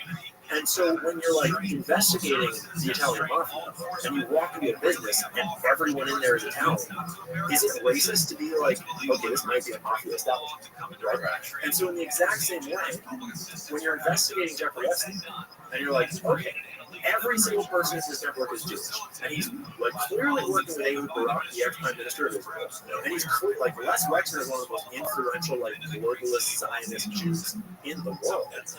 And like everything about Jeffrey Epstein's network is Jewish through and through and through and through. And that's part of why we know he was missing. But then you start to think about, so how did that network get built? And when you research it, like for example, if you read a New York book, you realize that a lot of times that is actually just someone approaching someone being like, hey, both of our interests are aligned around Israel. Let's work together and found the mega corporation, or let's work together and found the Wexner Heritage Foundation or whatever, and that will promote like global Judaism and the policies of Israel. But shoehorned into a lot of those things are these other sort of like things that look a lot like Mossad operations and tactics, and the mega group is a really good example of one where like ostensibly it's just a bunch of very wealthy Jewish like billionaires working together to like for the betterment of Israel, but all of them are like tied to organized crime, like Leslie Wexner, Jeffrey Epstein, Lauder family, you name it. And so the Mossad has this weird other angle where they have this like cultural, racial, religious angle with which to approach people. And again, remember, they don't necessarily have to approach someone and be like, hey, we want you to be a spy, or hey, we want you to subvert your country on behalf of Israel. They might just approach someone and be like, hey, you love Israel, right? We have this project and we could really use your support helping Israel. They don't even have to identify themselves as a spy. My buddy John, the ex-CIA guy, was in here the other day. He was telling the story on how they tried to recruit him. You mean John Perkins? John Kiriakou. Oh, Lord. Yeah, he was Greek. His last name is Kiriakou. So he had a meeting with these guys. They were talking with these Mossad guys in a building that was maybe a mile away from Langley. And after the meeting, the Mossad guy goes to John and goes, Kiriakou, you are Jewish? Exactly. And he goes, I am not recruitable. How dare you try to recruit me a mile from Langley? There you go. Because they know what's going, like, people in that industry know how that works. That's how it's always worked. Yeah. Well, that's just the nature of the game. It is. And it makes, everyone will tell you that the Mossad is much more capable than the CIA. And they're much more efficient than the CIA because they have existential threats. And they've been through a lot. World War II. We, in America, we don't have that. We kind of live in like a fantasy world. 100%. Where there's really not one thing that unifies us all. Not since communism, not since the USSR failed. And the Cold War fell apart. And then we replaced it with the war on terror. But my contention is that we didn't come up with the war on terror. Israel came up with the war on terror. You ever thought about that kind of like angle there and the great report in 9/11 and just sort of the outcome of 9/11 benefited Israel in every imaginable way. And it didn't benefit any of the nations where the actual terrorists were like, it benefited a lot of people. It benefited a lot of Israel, just benefited Israel. That's very true. Of course they benefited, but of course they wanted us like that. Right? They've always wanted those sort of like neighboring Arab and Islamic nations to stabilize and so, yeah, a lot of Jewish people in America benefited from the war on terror. But like you and me, like, we don't benefit from thinking of all Arab people as terrorists. But Israel very directly benefits from Americans collectively seeing Arab people as terrorists. And there's no better example of that since October 7th, they have this sort of like jump on Arabs.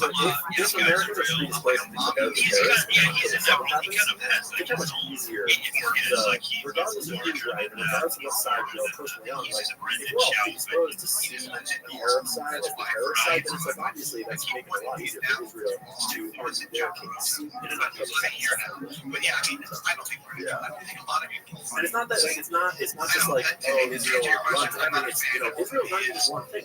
Everyone in that government is their own people. there's a lot of people, there's some good people, like there's everything's complicated. I think people always want to reduce things to just like singular bad guys, singular evils, simple explanations. Like, the world is so really kind of extraordinary that could happen. He was given a huge platform and a lot of ways to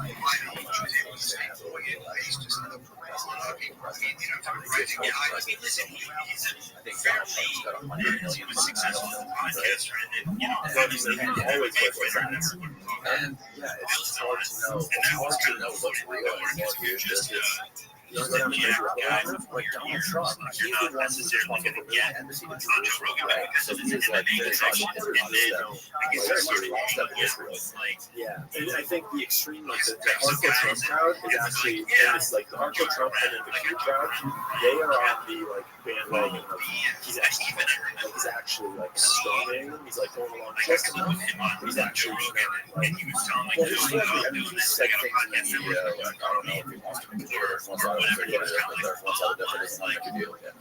can see there's some part for like his body language and some of his interaction with media of the last year or two has made me be like, that is like kind of dominant body language. But at the same time, I think there's a lot of denial about how aligned he is with a lot of those interests and a lot of that money. And has been for a long time. So what is this thing?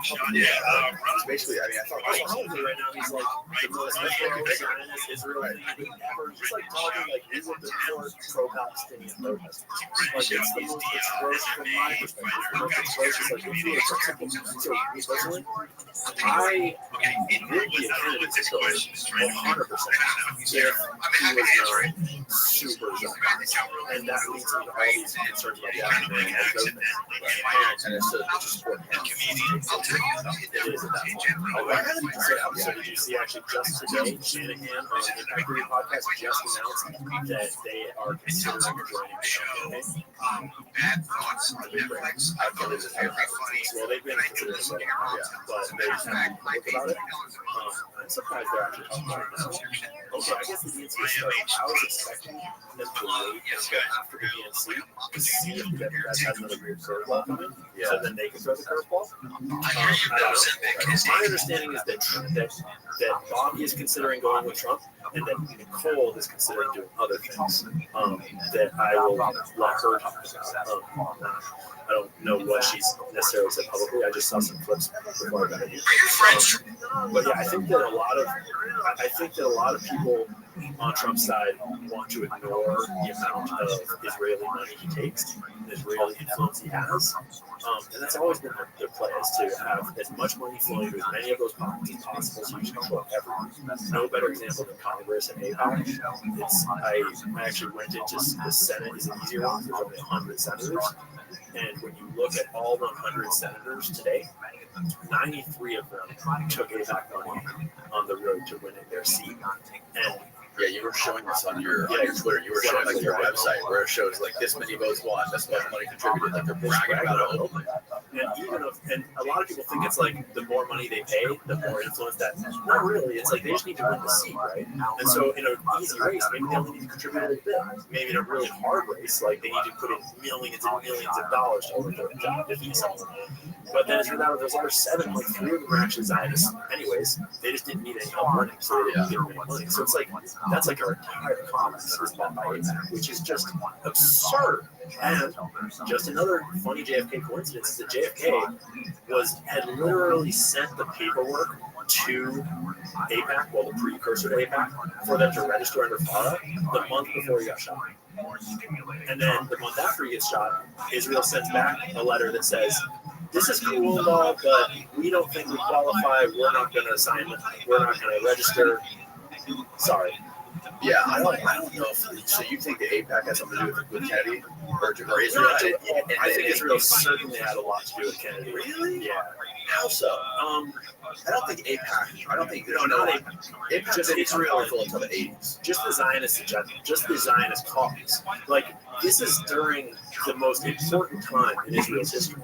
Israel has just been founded, and they have just started stealing nuclear material. They've just stolen nuclear material from the United States, from Newman, and they are building nuclear bombs. And from the Israeli perspective, they're a new state that was literally founded by organized crime, along with Rothschild banking money, along with a bunch of paramilitary groups that were later classified as terrorist groups because they were so atrocious. That's how they founded it. And so they were in this really precarious place where it was not a far stretch for things to turn on them.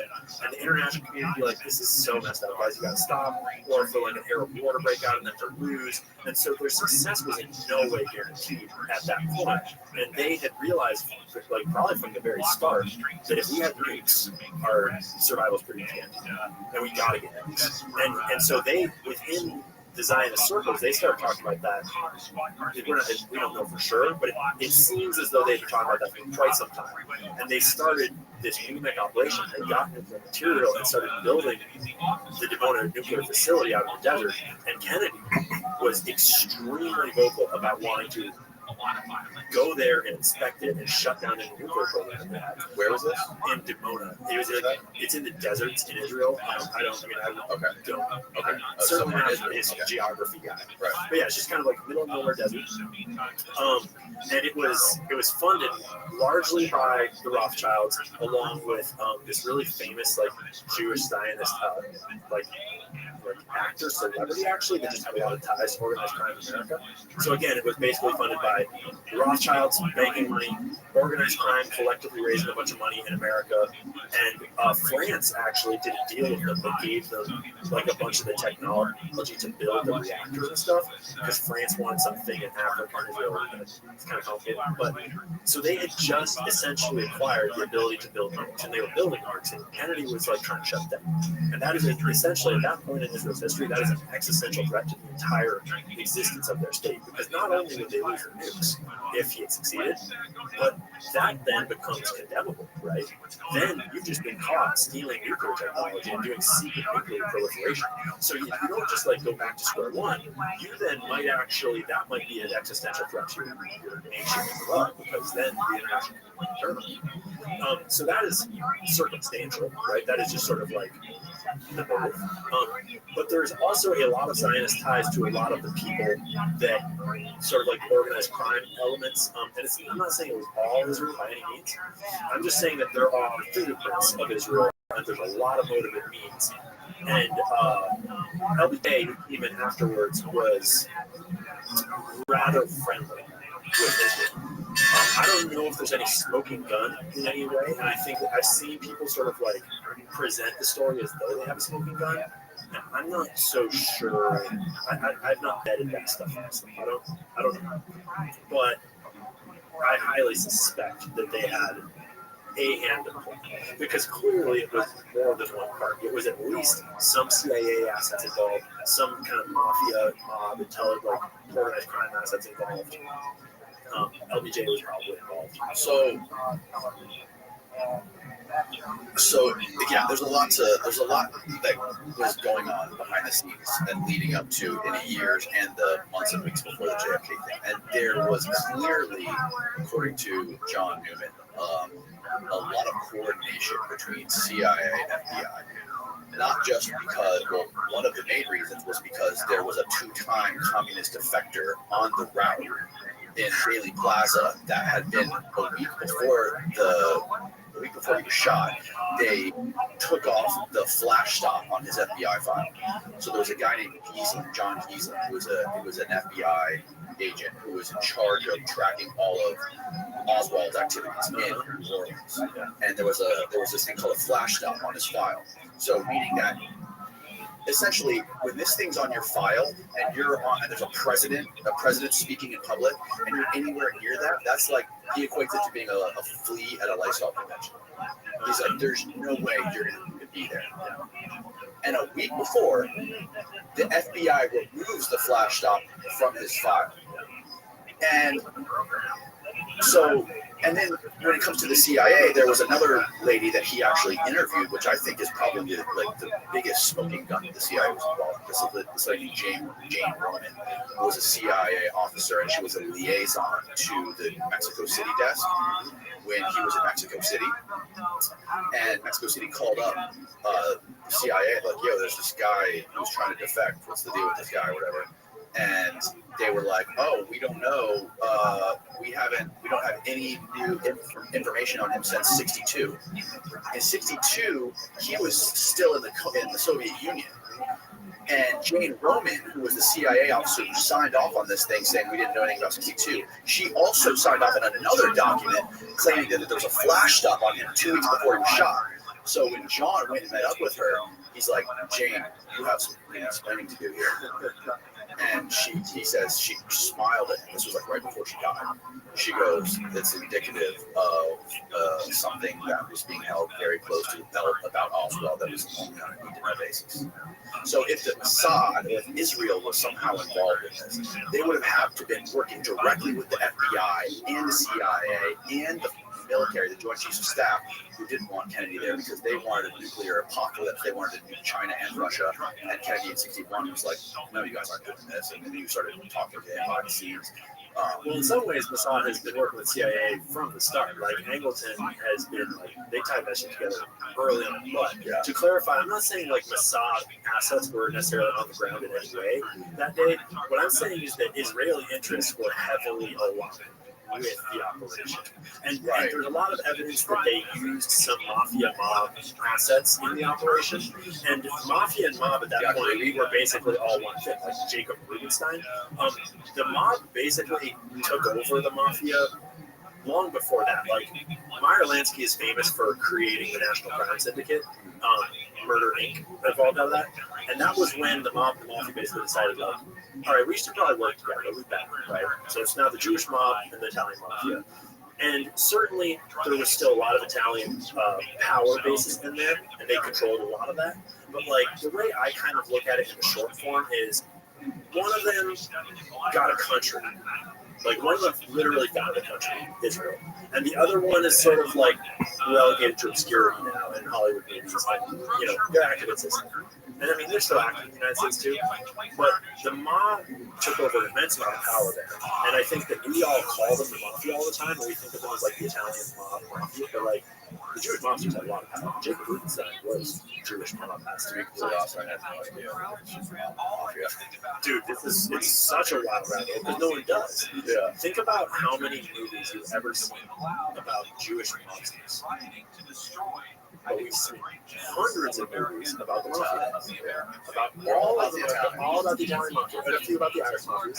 Right. And then you realize that, and this is where it's like, I'm not saying all Jewish people are in on some conspiracy. I'm just saying that, like, there are natural incentives structured out there. And it only takes a few people to kind of, like, roll with incentive structures. And Hollywood was very founded by a bunch of Jewish film producers that were being ostracized from the New York film spaces. Because at the time, back in, like, the 1900s, the center of film was in New York. And they were all like, no, Jews can't fucking work there. We don't want you. Like, go away. And so all these Jewish film producers that wanted to make movies, they're like, well, okay, we'll just go found our own place. And they moved to California and founded Hollywood. Like, it's like all of Wikipedia. It's not secret history. That's not in any way controversial. LA to this day has the highest percentage of Jewish population of anywhere in the United States. Because it was the safe haven all of a sudden for Jewish people, because Hollywood was founded by them. And so they naturally, like, they have always been a major presence in Hollywood. And so it could just be a coincidence. But it's like glaringly obvious when you think about how many movies have been made about the Jewish mob and how many have been made about the Italian mafia. And most people don't realize that the Jewish mob had at least as much power as the mafia, if not more. Like, Meyer Lansky is the one that is famous for having photos of J. Edgar Hoover going fellatio on his board. And so Meyer Lansky was the one that allegedly had control over the FBI to keep the FBI on the leash during that whole, like, 3-decade time period when organized crime went from, like, a couple of street gangs to, like, an international menace. Like, that's when drugs, prostitution, everything else. So it's like they had so much power throughout. And then they literally organized they just sold a whole bunch of extra weapons and ammunition in World War II to all the people that were doing that. So like the Arab Jewish America was absolutely instrumental to the founding of Israel. You can't found a country through war if you don't have weapons.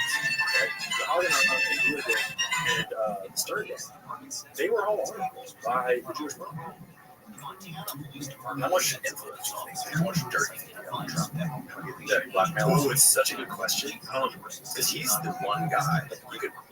There's a lot of names in the world, right? He's the one guy who has footage dancing around with him and a bunch of hot girls in Mar-a-Lago. Yeah, but that's all they've got. So the way I look at it is kind of like No one else has got that good, that kind of footage with Epstein, like hanging out with him, partying. exactly, but a lot of other people have footage of them doing things with kids. But no one's seen that shit. Exactly. And the amount of scrutiny that Trump has come under, and unless like the whole DNC, like there's a lot of evidence that, well, how should I phrase it? I think we should start at the beginning, actually, at Trump's, because a lot of people don't know Trump's history. Trump was mentored by Roy Cohn, who was instrumental in that blackmail campaign we were talking about with Meyer Lansky and the mob blackmailing J. Edgar Hoover way back in the 40s and 50s. Roy Cohn was a big part of the McCarthy era, and he was this lawyer that was he was famous for being a big part of like the Red Scare and everything. He was this lawyer back then, and he was like good friends with all these different people, Hoover included, and he was involved in the Restream parties where J. Edgar Hoover was famous for allegedly like cross-dressing, and he's like gay were able to cross-dress in this mansion, in this rather suite in the Plaza Hotel that was full of cameras. That's how J. Edgar Hoover amassed what was like allegedly one of the largest blackmail collections in all of history at the time. And so Roy Cohn was there at the founding of this video blackmail era when Meyer Lansky and the mob and Rothschild were all pioneering it and blackmailing the director of the FBI. Roy Cohn went on to do a lot of shady stuff, but among them was to be one of Trump's most close mentions when Trump was young, coming up. And so Trump was friends with Epstein. He was like mentored by Roy Cohn. He swam in all those powerful circles. And then he later, so the Plaza Hotel, this hotel where they had these Restream parties where they had this whole suite wired up with cameras designed to blackmail people. Trump later overextended himself financially to buy that hotel specifically, which is kind of weird, right? He also later bought the boat of Anand Khashoggi, the weapons smuggler that we were talking about earlier, right? Yeah. And that boat was allegedly, that was famous for people who said that boat was wired up with cameras because Anand Khashoggi was a huge proponent of, he was a very fond of sexual blackmail. And he would fly his clients by bidding them on his boat and then just give them girls and drugs, whatever they wanted, like you're the star, you do whatever you want. That was how he would close deals. But Trump was going like his birthday parties and shit on the boat. bingo. So Trump has all the makings of someone that understands that game. And then I cross-reference that with the fact that Trump does not drink or do drugs. He never has, right? And he, from an early age, he was friends with the guys that were black. So I actually think it's far more likely that Trump played the game from their side. He does. But when you look at this case, I mean, he said some weird shit about young girls before, like, so that gives me pause. But, like, his wife Melania is not like, it's not like he's remarrying like 20-year-olds all the time. Like some people. And so I actually think that based upon how much scrutiny he's been under and how much it's like they tried to shoot him. They like investigated him over this made up Russia bullshit, this like PP tape that didn't really like maybe a girl brought him, I don't know. Like that, it's hard for me to believe that no blackmail material from Epstein ever came out during all that. Like they have all Epstein's blackmail material. They've got tapes of Bill Clinton doing more than his love from all like the president of the United States, Bill Clinton, was one of the most famous clients, and he was like the client for one. He was like, there are indications and allegations that, like, in some ways, the entire operation may have been spun up specifically to target Bill. And then it's just like, let's do this a lot more too. But I lean towards, I don't know, it could be either way. Maybe Trump is blackmail, but it almost seems more likely that he was a blackmailer than that he was a blackmailer. As in, he bought the hotel and the boat where they were recording, and he's trained by the blackmailers And he's always been kind of his own guy. And he somehow had enough power to break into the political sphere and totally their shit up in 2016 in a way that like no one has ever been able to do. Right? That's weird. Yeah. And in a world where everyone is like kind of controlled in all these various ways through money and blackmail and favors and whatever it is, it's weird that he's able to just break in and totally ruin that whole scheme. And to me, that indicates that he's at least probably not blackmail. Or maybe he even has a that would start to explain what we see in terms of how he just does his own thing in some ways and like kind of doesn't give a about how things have always been done. Like, why would he be bowing to Israel? Well, that's a good question. Maybe he has some level of like not necessarily like direct allegiance and alliance, but you know, when you know how like when you kind of grow up in the same industry as people, even though you sort of disagree on some things over time and you've had some like spats in the past, you still kind of have this respect for them. You still kind of like, you know, we kind of work together, we've been through a lot. And like I got my interest and you got yours, and to a certain point I'll work with you, but at a certain point, like, that's a line, and I won't cross that. That's just how humans work, right? So I could see it being something like that. And I'm not saying I know that, I'm not even saying I believe that for sure. I'm just saying that right now, based on what I understand it, that seems more likely than it being or maybe it's a bit of both, right? Because a lot of blackmailers have been blackmailed and have blackmailed. Because in a certain way, that's just inherent to the game, right? Yeah. And usually it's because you've also been doing illegal shit. Trump has clearly done some illegal shit with lots of people over his years in various forms. Although I would argue that maybe falsifying business records was not really important. But didn't Wikipedia just get scrubbed? Yeah, like literally last month. You see what I made about that? Yeah. Yeah. So there's a little bit more to it, but it was so weird. I was driving through. To come to this FBI building, all like get lots of people over his years in various forms. Although I would argue that maybe falsifying business records was not really important. Didn't Wikipedia just get scrubbed? Yeah, like literally last month. You see what I made about that? Yeah. Yeah. So there's a little bit more to it, but it was so weird. I was filming a documentary about this whole thing, and then I pull up Bill Clinton's Wikipedia page because I'm trying to figure out how many times he flew on the plane or visited the island, and every mention of Jeffrey Epstein is suddenly gone from his Wikipedia page. So I went to the Wayback Machine, which is like an archives website, and you know this, but they might not. And so it archives the history of websites, and I start going backwards in time, and it turns out that just like a month or like last month, suddenly all like 30-something references to Jeffrey Epstein got taken out. And what actually wound up happening is I went and looked up the editor that had edited the page, and what they did... Oh, you can see the editor. Yeah, so Wikipedia is interesting because you can actually track every edit that's ever been made, and you can track who edited it, and then you can look at what other edits they've done. And it was really interesting. He's like...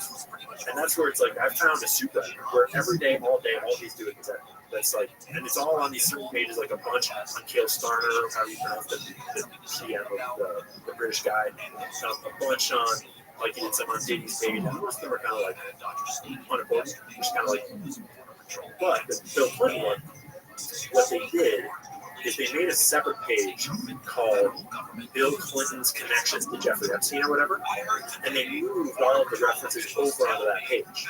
So it's like, look, we didn't delete it. We just moved it over. We separated it because it's more organized, it's better, right? But then it's like, okay, so why the isn't there a link to that page on Bill Clinton's page? Right. Because like, let's rewind for a second. Like, let's hold the phone because no one ever stops for enough time to realize that, like, stop and think. The United States of America's president from what, 1992 till 2000, that's 8 years, the president of the United States of America was actively blackmailed, sexually blackmailed by a foreign nation. And their spy, Jeffrey Epstein, was visiting the White House with women.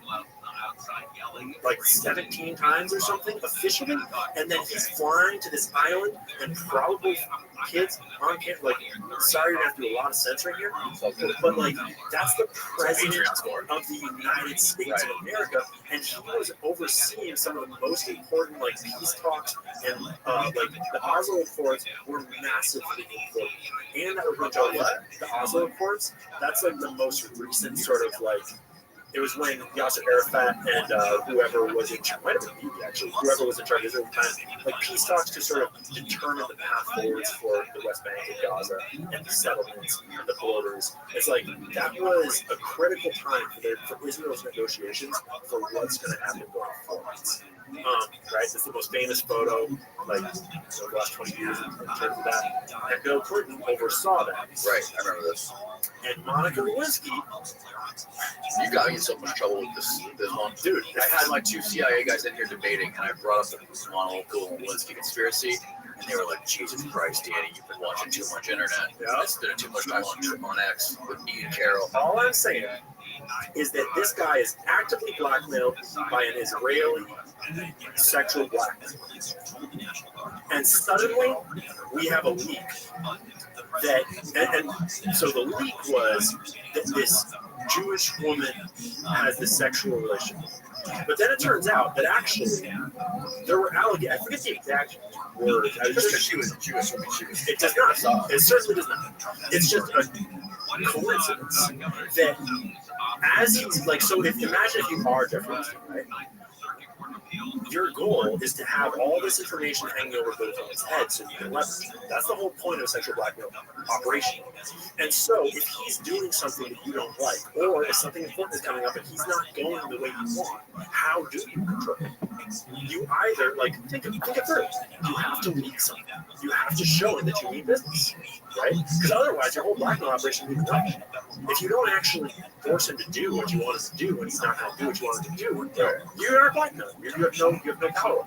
And so if Bill Clinton is not going the way you want, the Oslo Accords or whatever it is, what you would see, what we would see as the public, is we would see a partial release of something that is partial sexual blackmail, like Monica Lewinsky's game. That's exactly the kind of thing. It's not a career ending. It's not the kind of thing that is going to like totally blow the whole presidency up. But it's enough to be like, because he knows what else they do, right? And it turns out that there was like 30 hours of phone sex tapes that allegedly like someone had that didn't get released or something With him and Monica? Yeah, exactly. And so so essentially there's like this woman just happens to have all this like recorded, and there's this whole scandal, and really Webb goes into it in her book in a really good way. But basically, like then it turned out that like, oh no, maybe someone had bugged the White House, like Jeffrey, and so it's like, wait, like these things all overlap. Where like if Jeffrey Epstein was sexually blackmailing Clinton, that's the exact kind of thing you would need to sort of fire a warning shot over his back. And it's not so bad that it's going to end his career. Is the idea that this has something to do with Pollard? Like well, Pollard was also during that time, is they were trying to pressure Bill Clinton to pardon Pollard, right? And he ended up not doing. And so you that's found something. This is the Times of Israel. Netanyahu said to have offered Lewinsky tapes for Pollard. bingo. What is the Times of Israel? Is that legit website? Yeah, it's literally a Zionist, like it's one of the best websites for me to reference because it's like a Zionist Jewish publication from Israel. Go up. New critical book on Clinton family claims that Israel tapped the White House phones, blackmailed the president with reporting. Okay, scroll down. Israel took the tapes from U.S. President Bill Clinton. His TV conversations with intern Monica Lewinsky to leverage the release of Jonathan Pollard. The new book on the Clinton's family's political enterprises has claimed. And the book titled Clinton Inc. Oh God, is the author still alive? Probably not. The audacious rebuilding of a political machine. Author Daniel Halper relies on the record interviews with former officials together with a close analysis of documents termed the Monica files to paint a salacious and uncomplimentary picture of one of the most prominent political families in the U.S. Hundreds of pages of documents compiled as contingency on the use in the former intern, if the former intern ever was involved in legal actions against Clinton. Holy crap! Why did I never hear of this? Keep scrolling down. Like, go to the. You know why you never heard about it? I can't believe this is in the Times of Israel. Well, that's the thing. Here's the Why thing. would this be in the Times of Israel? Because American media is so controlled because like, so we can't talk about Jeffrey Epstein, we can't talk about Israel, we can't talk about any of that shit. But Jewish media is not, because Israel isn't busy bragging to their own citizens about how many, Hamas terrorists they killed. They're busy bragging to their citizens about how many Jewish politicians that we've got and how much influence they've got. Like, the Times of Israel is great at reporting how much Jewish influence is in American politics. And one of my favorite articles that I've ever found on there is them bragging about Hunter Biden's new wife. It's very, like, On the Times of Israel. yeah. So you can find it. It's Times of Israel, Hunter Biden, new wife tattoo. Where does the Times of Israel rank? Like, if you were going to kind of compare it to like a U.S. I don't know if I'm necessarily informed enough to really like say for sure, but it would be like the Washington Post or New York Times or an NBC, Really? CNN. Yeah, it's like a mainstream journal. It's like a mainstream publication over there, very much so. It's like Haaretz, Times of Israel, Jerusalem Post. Okay. They're big. Interesting. So Times of Israel. Go back to that article, Steve. Yeah, feel free to go back. There's I want to see the bottom of it. because that's what I'm saying is like it sounds like, oh, that's just like a conspiracy, you're just drawing things together, but like no, that is exactly what we would see if there was a blackmail operation going on, and we know what country was running a blackmail operation. Copies of Helper's book were sent out in PDF form to hundreds of reporters days before the book's official release was by a previously unknown individual in what Halper suggests was an effort to reduce the impact of the book's release. Yeah.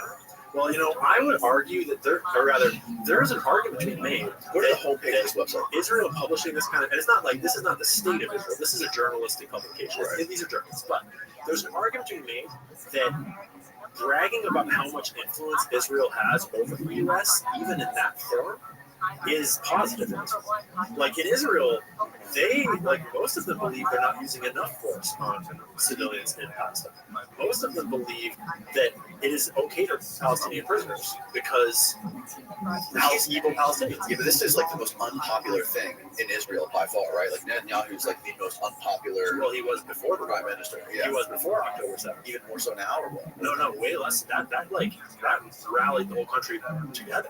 They were like about to have a civil war. They were about to try to overthrow him before, and then it was like we are threatened, and the existential nature of that, like that is like ingrained in the Jewish identity, and not for no reason. Like they have been through so much as a people, and so the moment there's that threat, is like we are all unified. And I mean, they're not necessarily all unified, but it really changed the dynamic. And now he's got I mean, they didn't even hold elections. Like he's essentially a wartime president. Trump, never been a more dangerous time since the Holocaust to be a Jew, to be Jewish in the U.S. This is the Jewish time, so it's like it's a sector of the time. Yeah, it's a sector. It's a great publication they got, and so it's a great one that I like to reference because it's easy to get smeared. And now these days, I'm not even really scared of getting smeared anymore because we all are seeing how common smear tactics are. But like referencing it in their own words is really useful because they talk openly. Right, that's crazy.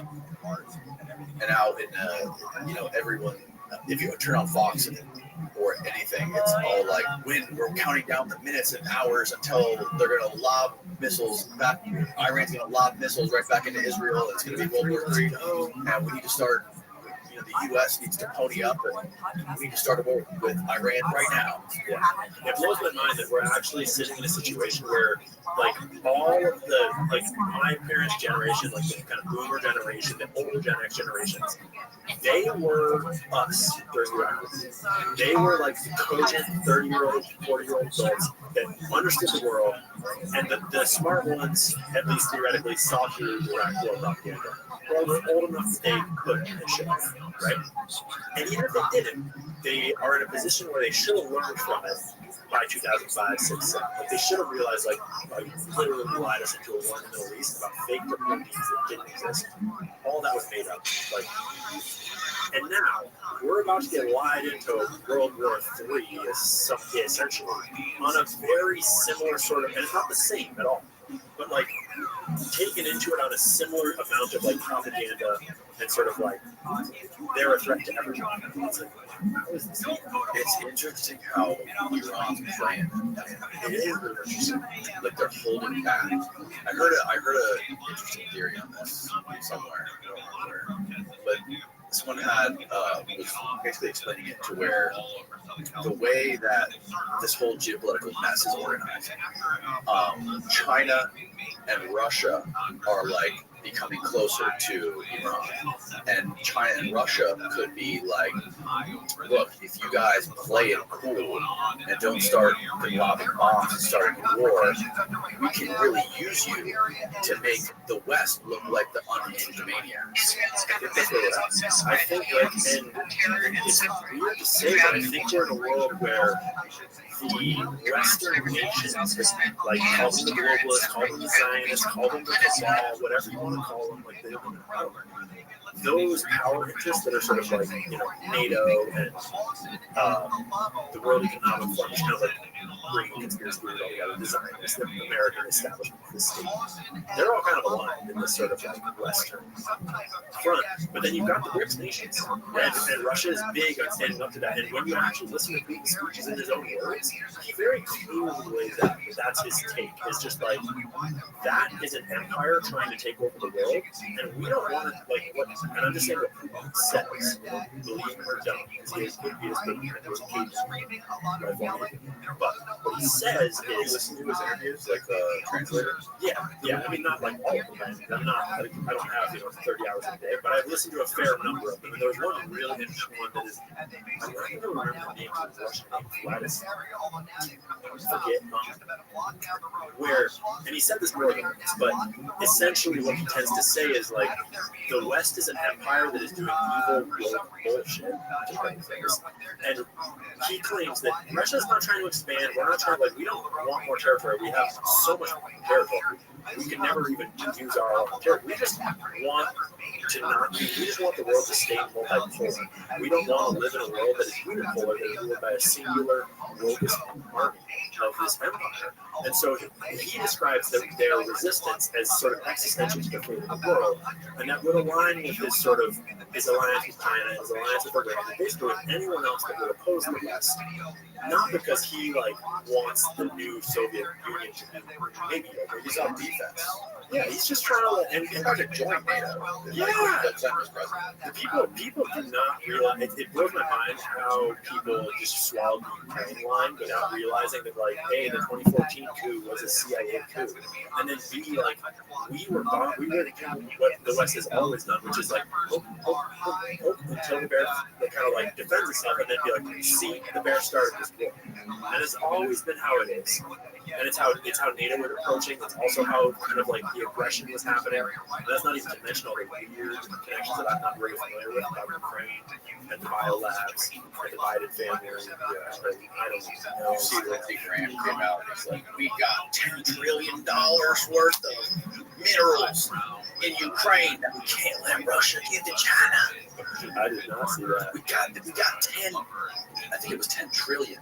We got $10 trillion worth of valuable minerals that if we let that go to Russia, they're gonna share it with China. We can't let that happen. Dude, yeah, this southern erotic accent. Any propaganda that they can try, they'll try.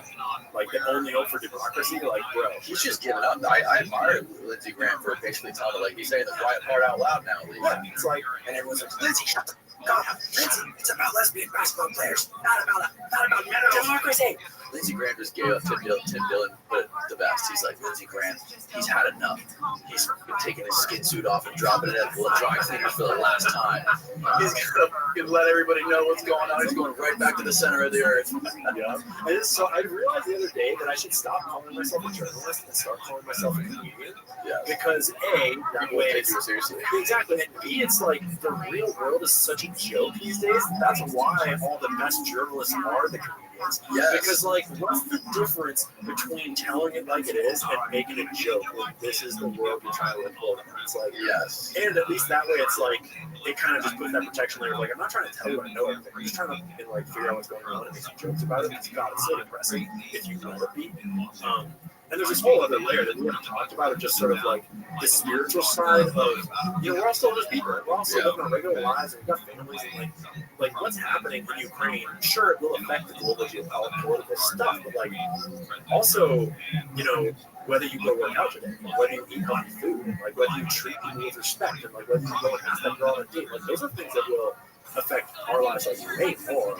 And I think that too many people get sucked into this like information war, this like Twitter space of like politics without remembering that like, no, just chill out, put the phone down, like go lift some weights, like go on a hike, right? Go do something good for yourself, and, right?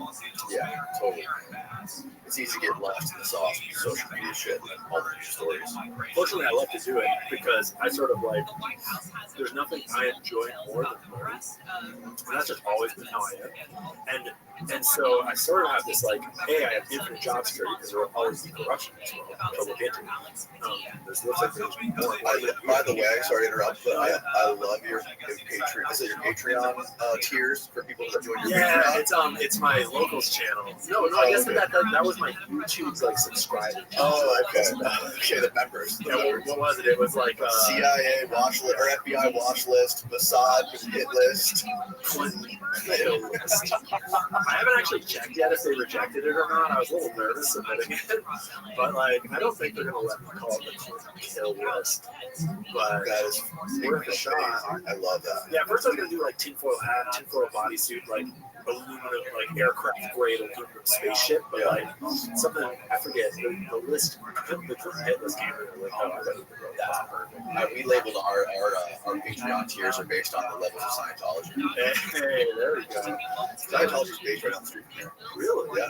The flag building is like 10 minutes down the street. That's where it all started. We're held on public part of this shit, bro. Dude, I should go take a visit before I do a whole deep dive. Interesting. Yeah, they're walking around the whole downtown area too. They walk around like it's like a ghost town. Yeah, the David Miscavige, he bought up like there's like this whole downtown Clearwater area, and he brought up all like the real estate right on the road, so it could be like this flourishing downtown business area. Instead, he bought them all, and they're like vacant. Super strange. I haven't done the whole rabbit hole on Scientology or on Mormonism or on like, but like there's a few of these religions that are like religions. I mean, more of a religion than Scientology for sure. But like they have these kind of interesting, and Scientology is the most obvious one, where it's like, do you have a take on it? Like, is it CIA? Is it like a cult? Is it something more different? Is it actually just like some dude trying to make money off Ponzi scheme? Like, what the fuck is going on with Scientology? Yeah, no, I think it's insane. I think it's insane that the guy hasn't been arrested or it hasn't been shut down. I think that is crazy. Which to me indicates that maybe there's more going on. Because there's lots of stories about people being held prisoner against their will, like slavery and shit. Like, maybe these are all, I mean, what's the chance that all these stories are fake? Oh, very low. And I think the other thing people don't realize is that, and because it's been hidden for a long time, is that is a way more prevalent thing in this world than anyone wants to admit. And Epstein kind of cracked it open so people can talk about it. But like there is a global satanic religion that does operate aspects of cults around the world. Whether you think that like Hillary Clinton is literally in it or not is a whole different level of conspiracy. But like a global satanic religion? Oh yeah, dude. Have you gone down the satanic ritual abuse rabbit hole? It is so dark. So what I'm referring to specifically are survivors giving survivor testimony on video, hundreds and hundreds and hundreds of them. Like not like one guy came forward and said this. Like there are whole support networks for these people. Like there are psychologists that specialize in satanic SRA victims, satanic ritual abuse, and because you have to like treat them in a whole different way than a regular abuse victim, because the level of depravity and disgusting, like literal children, like literal. Your episode is so screwed up. But there's one in particular that this guy was on the Alondra Barkman podcast, and I wish I could remember his name, and we don't even want to pull it up because it's so dark. And everyone should, watch it for themselves and judge it for themselves in terms of whether you think he's telling the truth or not. But personally, it's like you can look into his life, and this guy, like his whole life is based around recovering from this story of his childhood abuse, and it looks pretty like far more likely that he's telling most of the truth than entirely lies. And what he alleges in this interview that aired like a year ago or so on a Walter Martin podcast is that he was born into a satanic family, of which there are many around the world, and that he was groomed from an early age to essentially be a Jeffrey Epstein type of character in a global satanic cult. That is not all satanic, but the Satanists are a part of this sort of bigger network of crime and everything. He alleges that he was. I'm curious, how they define themselves as Satanists? What is the definition of Satanist to them? My understanding is that some of them, based on what he said, is that some of them are literally worshiping Satan, and some of them are practicing these things in this cult format and structure. When I tell you what he's alleging, you'll realize so like in the same way that like some Jews are really practicing Jewish people, and some Jewish people are, and I don't mean to say, I'm not trying to make that connection. I'm just saying that we were just talking about. Some people are more practicing religion than others, but you might still go to church, you might identify as Christian, but you're not as Christian as the next guy. But he alleges that he was groomed from an early age, tortured every day as a child. It's like he abused every day as a child to be groomed to have multiple personalities. And then by the time he was like a preteen, he was engaging in child death matches, where he would be put in a cage and he would fight to the death with another child in like downtown New York in underground like parties that rich people and businessmen were attending. And then and it sounds so insane, but when you watch it, it's like hard, and it's not like he's the only one that's claiming this. He's just one that put it all in a particular, like lots of people have lots of claims about this kind of shit. And he also claims that then, after that, he was being groomed to be an actor, and he froze up in his acting career, so he got shifted from the acting pathway. Because these guys, like, we're talking money, as in, it's tied into all the global trafficking. Because how do you think the global trafficking sort of gets all the handlers and gets all of the sort of like operatives that run it? Is you need people that were used in order to run these things. Because you need to be that kind of broken, like you need to be groomed to be able to run this stuff. Yeah, this is all like tied into like the Franklin scandal. Similar, yeah. So he claims he met Jeffrey Epstein on 2 occasions. He claims that he was being groomed to essentially be a handler similar to Jeffrey Epstein. And he had a really lucid description that Jeffrey Epstein was an insanely good code switcher, is what made Jeffrey unique. That he could be completely normal businessman, like banker guy right now, and then like literally turn the other way and be an absolute just like depraved, abusive monster, and then like right back on like the drop of a pin. And that's what made him so unique in this guy's perspective. And he kind of like had his programming, his like trauma did not work correctly, and so rather than going that route, he became a breeder, and he alleges that he was sent to a compound in Mexico where he would breed with trafficked girls all day, every single day, for like 2 or 3 years, and they would just breed and breed and breed and breed. And he alleges that is because they were particularly interested in him because of his bloodline and his heritage as some sort of direct descendant of King Solomon, is what he says. And it's like, Who's this dude? What's this dude's name? I don't remember his name. I remember that he was on the Alondra Markman podcast, and she is a survivor of satanic ritual abuse as well. Is she and Lucas? Yes. Okay, so Alondra Markman is his name, and Annika Lucas is her name. She's the one hosting the podcast. And He's the guy who's the descendant of who? So what he says in there is that they were interested in him because he has something like 97% Ashkenazi Jewish heritage or something like that, and is allegedly a direct descendant of King Solomon's bloodline. He doesn't say whether he knows that's true or not or anything. He just says that he was under the impression that was why he got selected for the breeding program specifically. And Does he have any proof of this? Not really, no. And so that's why I say, like, you should, and first, you should not watch it if you are at all sensitive in any way.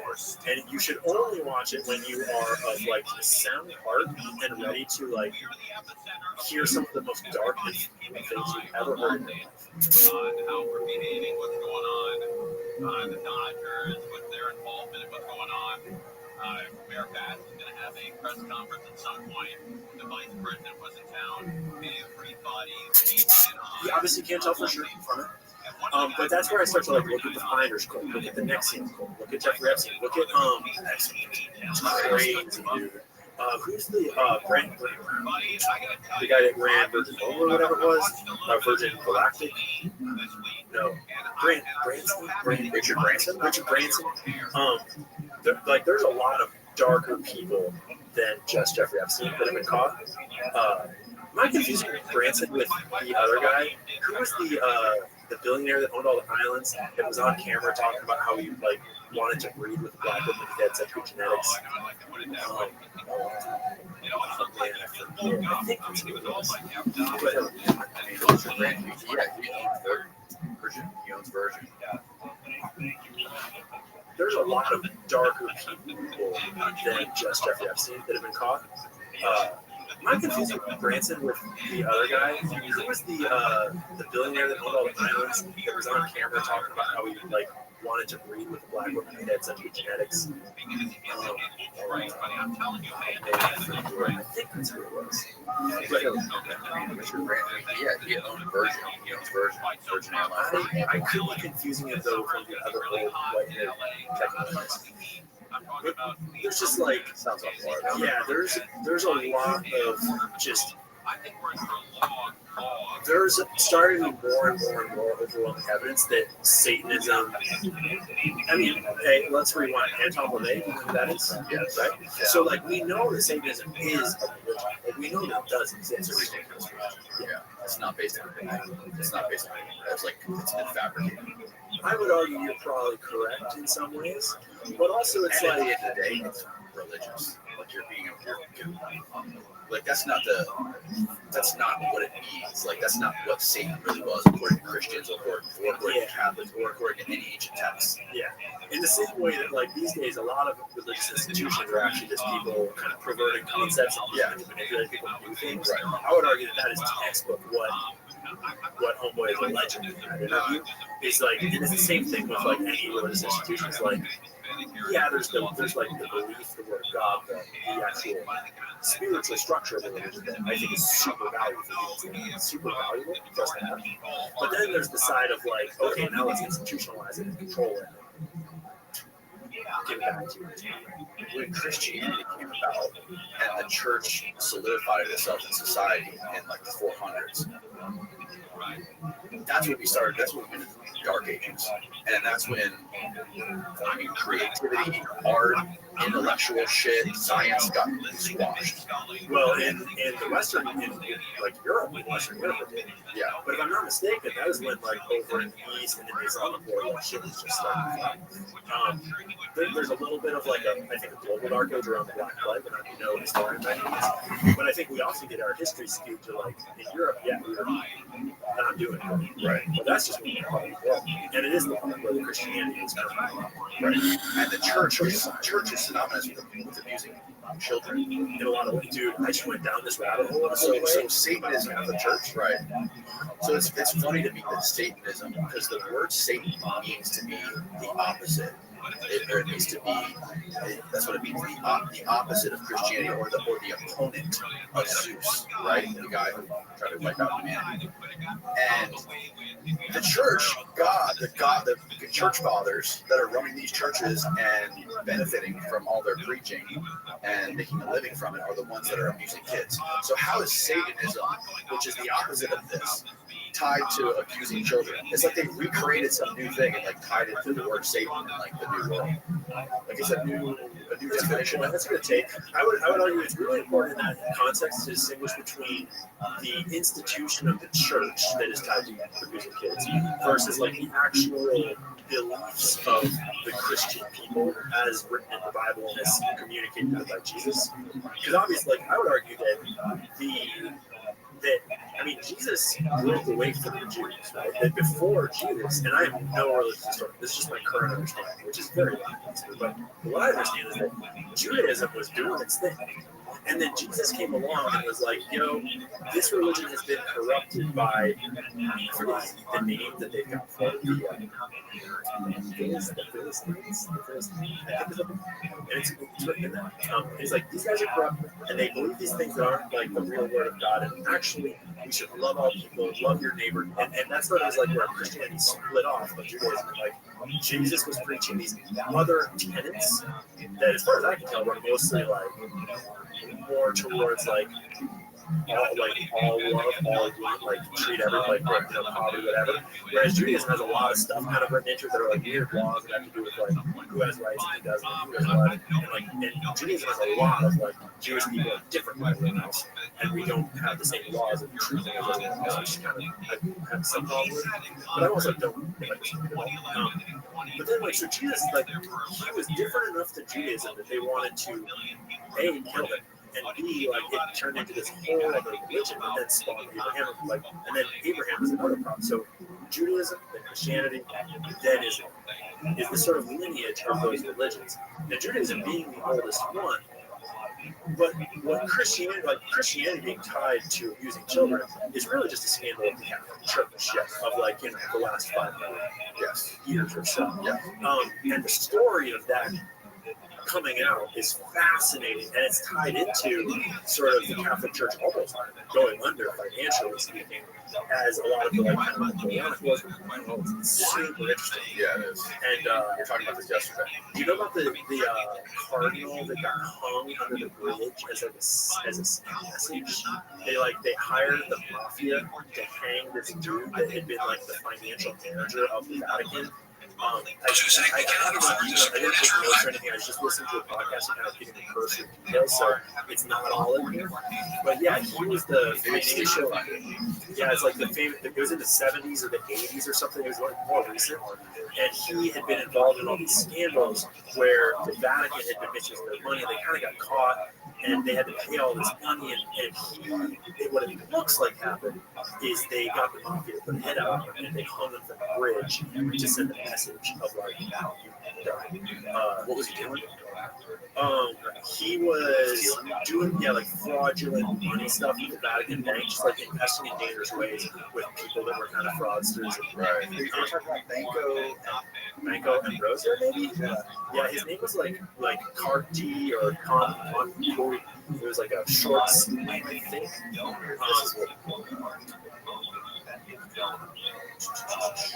Yeah, it's Calvi. Calvi. Yeah, Roberto Calvi. Yeah, look up Roberto Calvi and go to his Wikipedia page, and it'll tell you, or like Roberto Calvi hangs or hanging or whatever. I'm pretty sure he's the one that got hung from this bridge. His death. Italian banker dubbed God's banker. It's a whole rabbit hole. It's super interesting. Native to Milan, chairman to Banco and Rosiana, which collapsed. He died in 82.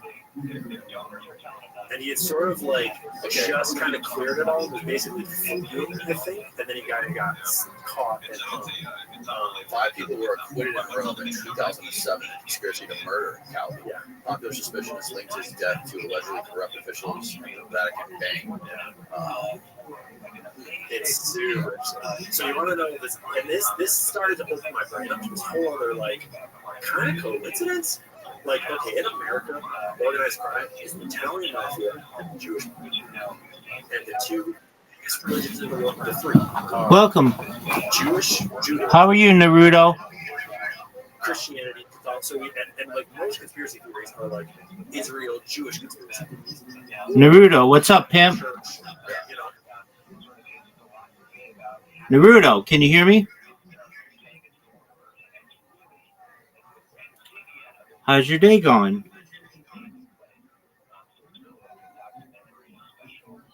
What's good, Naruto? How'd you find out about me, big man? Naruto, you're the last motherfucker on this earth with whom I ever wanted to speak.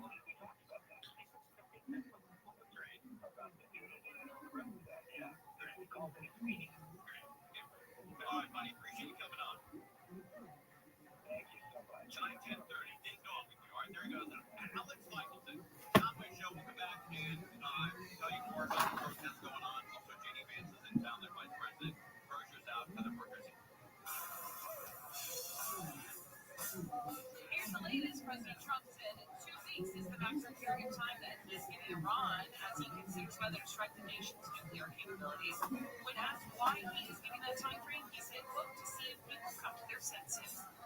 This 4th of July is set to break travel records. AAA projects over 72 million Americans will travel with 61 million hitting the road and nearly 6 million flying.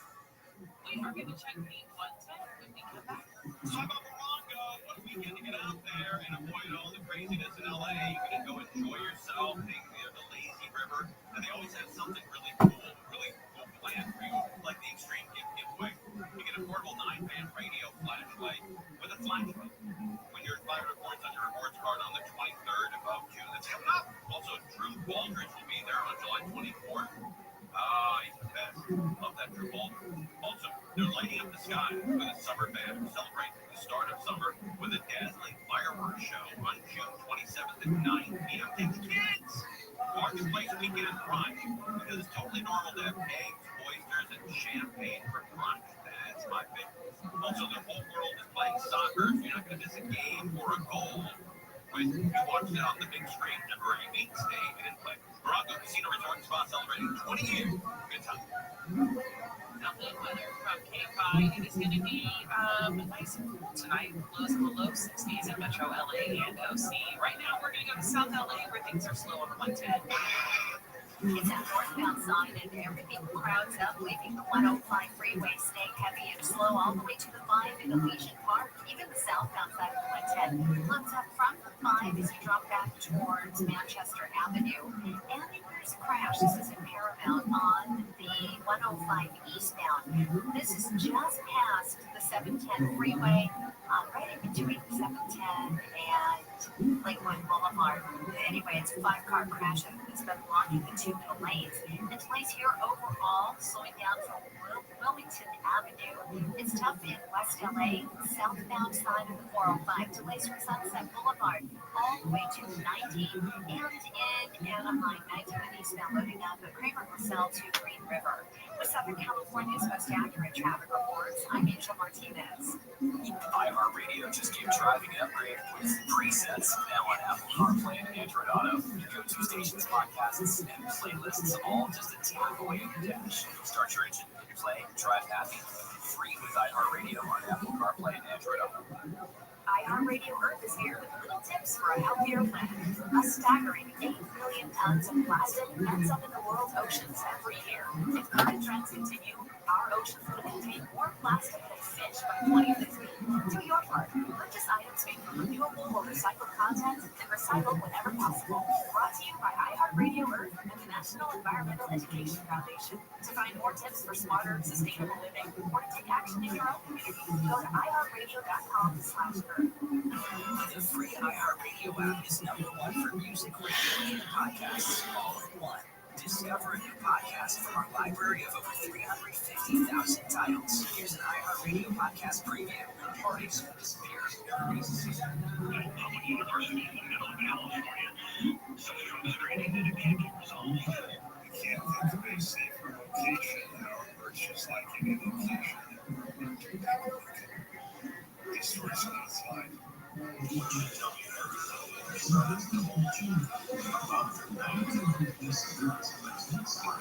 We never spoke about it.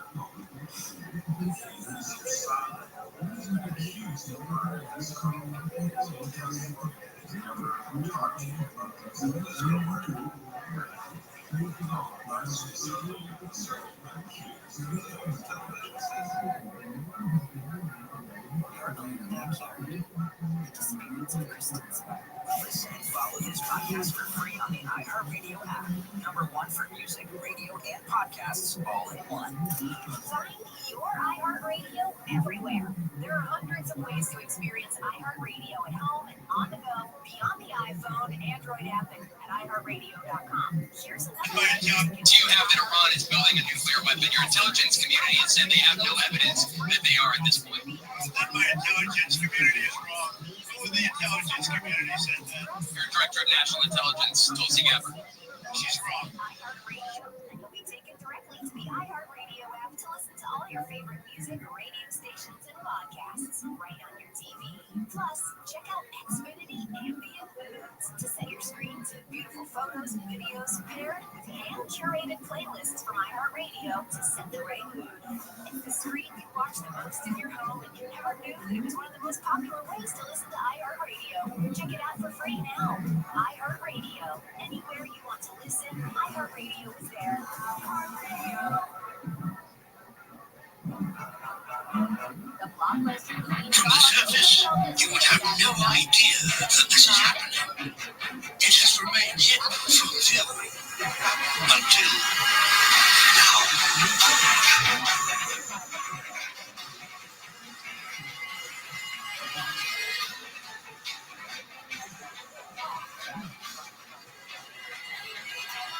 the modern industrial automotive scours the ocean floor with a chain or metal beam, forcing anything it disturbs into the net behind.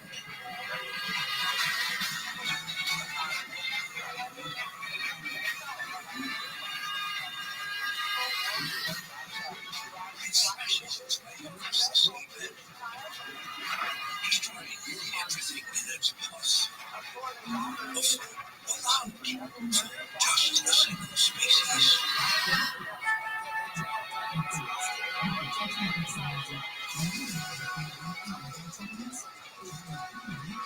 Almost everything else is discarded.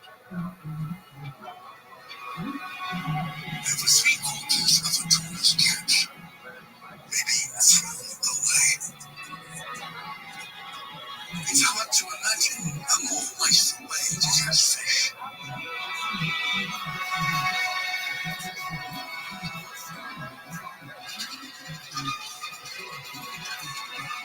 An area almost the size of the entire Amazon rainforest is trawled every year. And much of that seabed is plowed again, over and over. On the 710 freeway. So be aware of that. And then we also have J.D. Vance in town. Let's find out more about what he's doing, the Vice President of the United States. Whenever he comes into town, that's big news, especially with everything going on in L.A. And Mayor Bass is going to be giving a press conference at some point today. Billy, do we have a time on that? I know you're sitting there watching that live feed of downtown LA. Any idea? 5 o'clock. That's not going to interfere with your ballet class, is it? I mean, actually, we don't say more than an hour now. Is that a problem? Not for me, no. Maybe for you.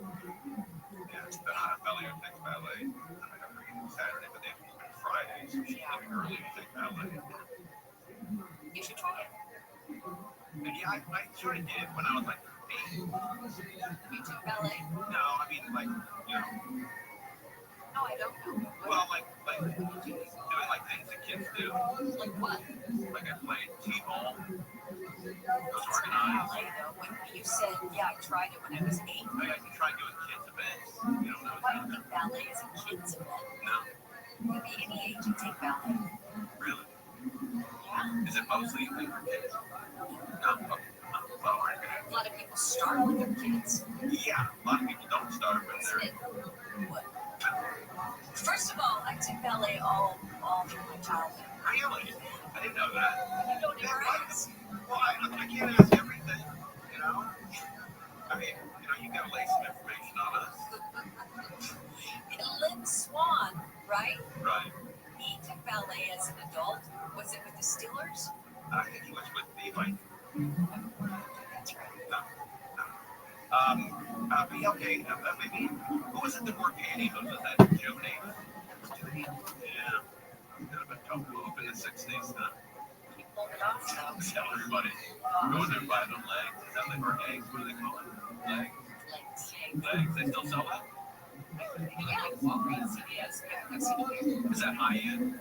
They're nice. No. You get high end pantyhose at Walgreens. So You can. Yes, you can. I feel like that's emergency pantyhose. But they're good quality. They make good. And it was Lynn Swan. Ron was the wide receiver in his first series, right? And he took ballet. He did, because it made him more flexible as a football player. Is it helping you here? Hi, Yankee Dan, the Vice President of the United States. Let's find out what he did. This actually encouraged violence, the facilitated violence and rioting in the great city of Los Angeles. What happened here was a tragedy. You had people who were doing the simple job of enforcing the law, and they had rioters egged on by the governor and the mayor, making it harder for them to do their job. That is disgraceful. And it is why the president has responded so forcefully what happened in Los Angeles. Number one, because we've got to enforce our borders and get some of these criminals out of our country to begin with. And number two, when you have violent agitators who make it impossible for the law enforcement to do their job, it is necessary to protect them and to defend them. We have to remember that the Friday that the riots started, before there was ever a single National Guardsman, before the President of the United States had sent additional federal resources, you had law enforcement officers who were being captured and beaten by violent mobs egged on by Gavin Newsom and other officials. So it was necessary to send the National Guard to stop that process, to bring some order back to this great city, and to make it possible for the people's president to it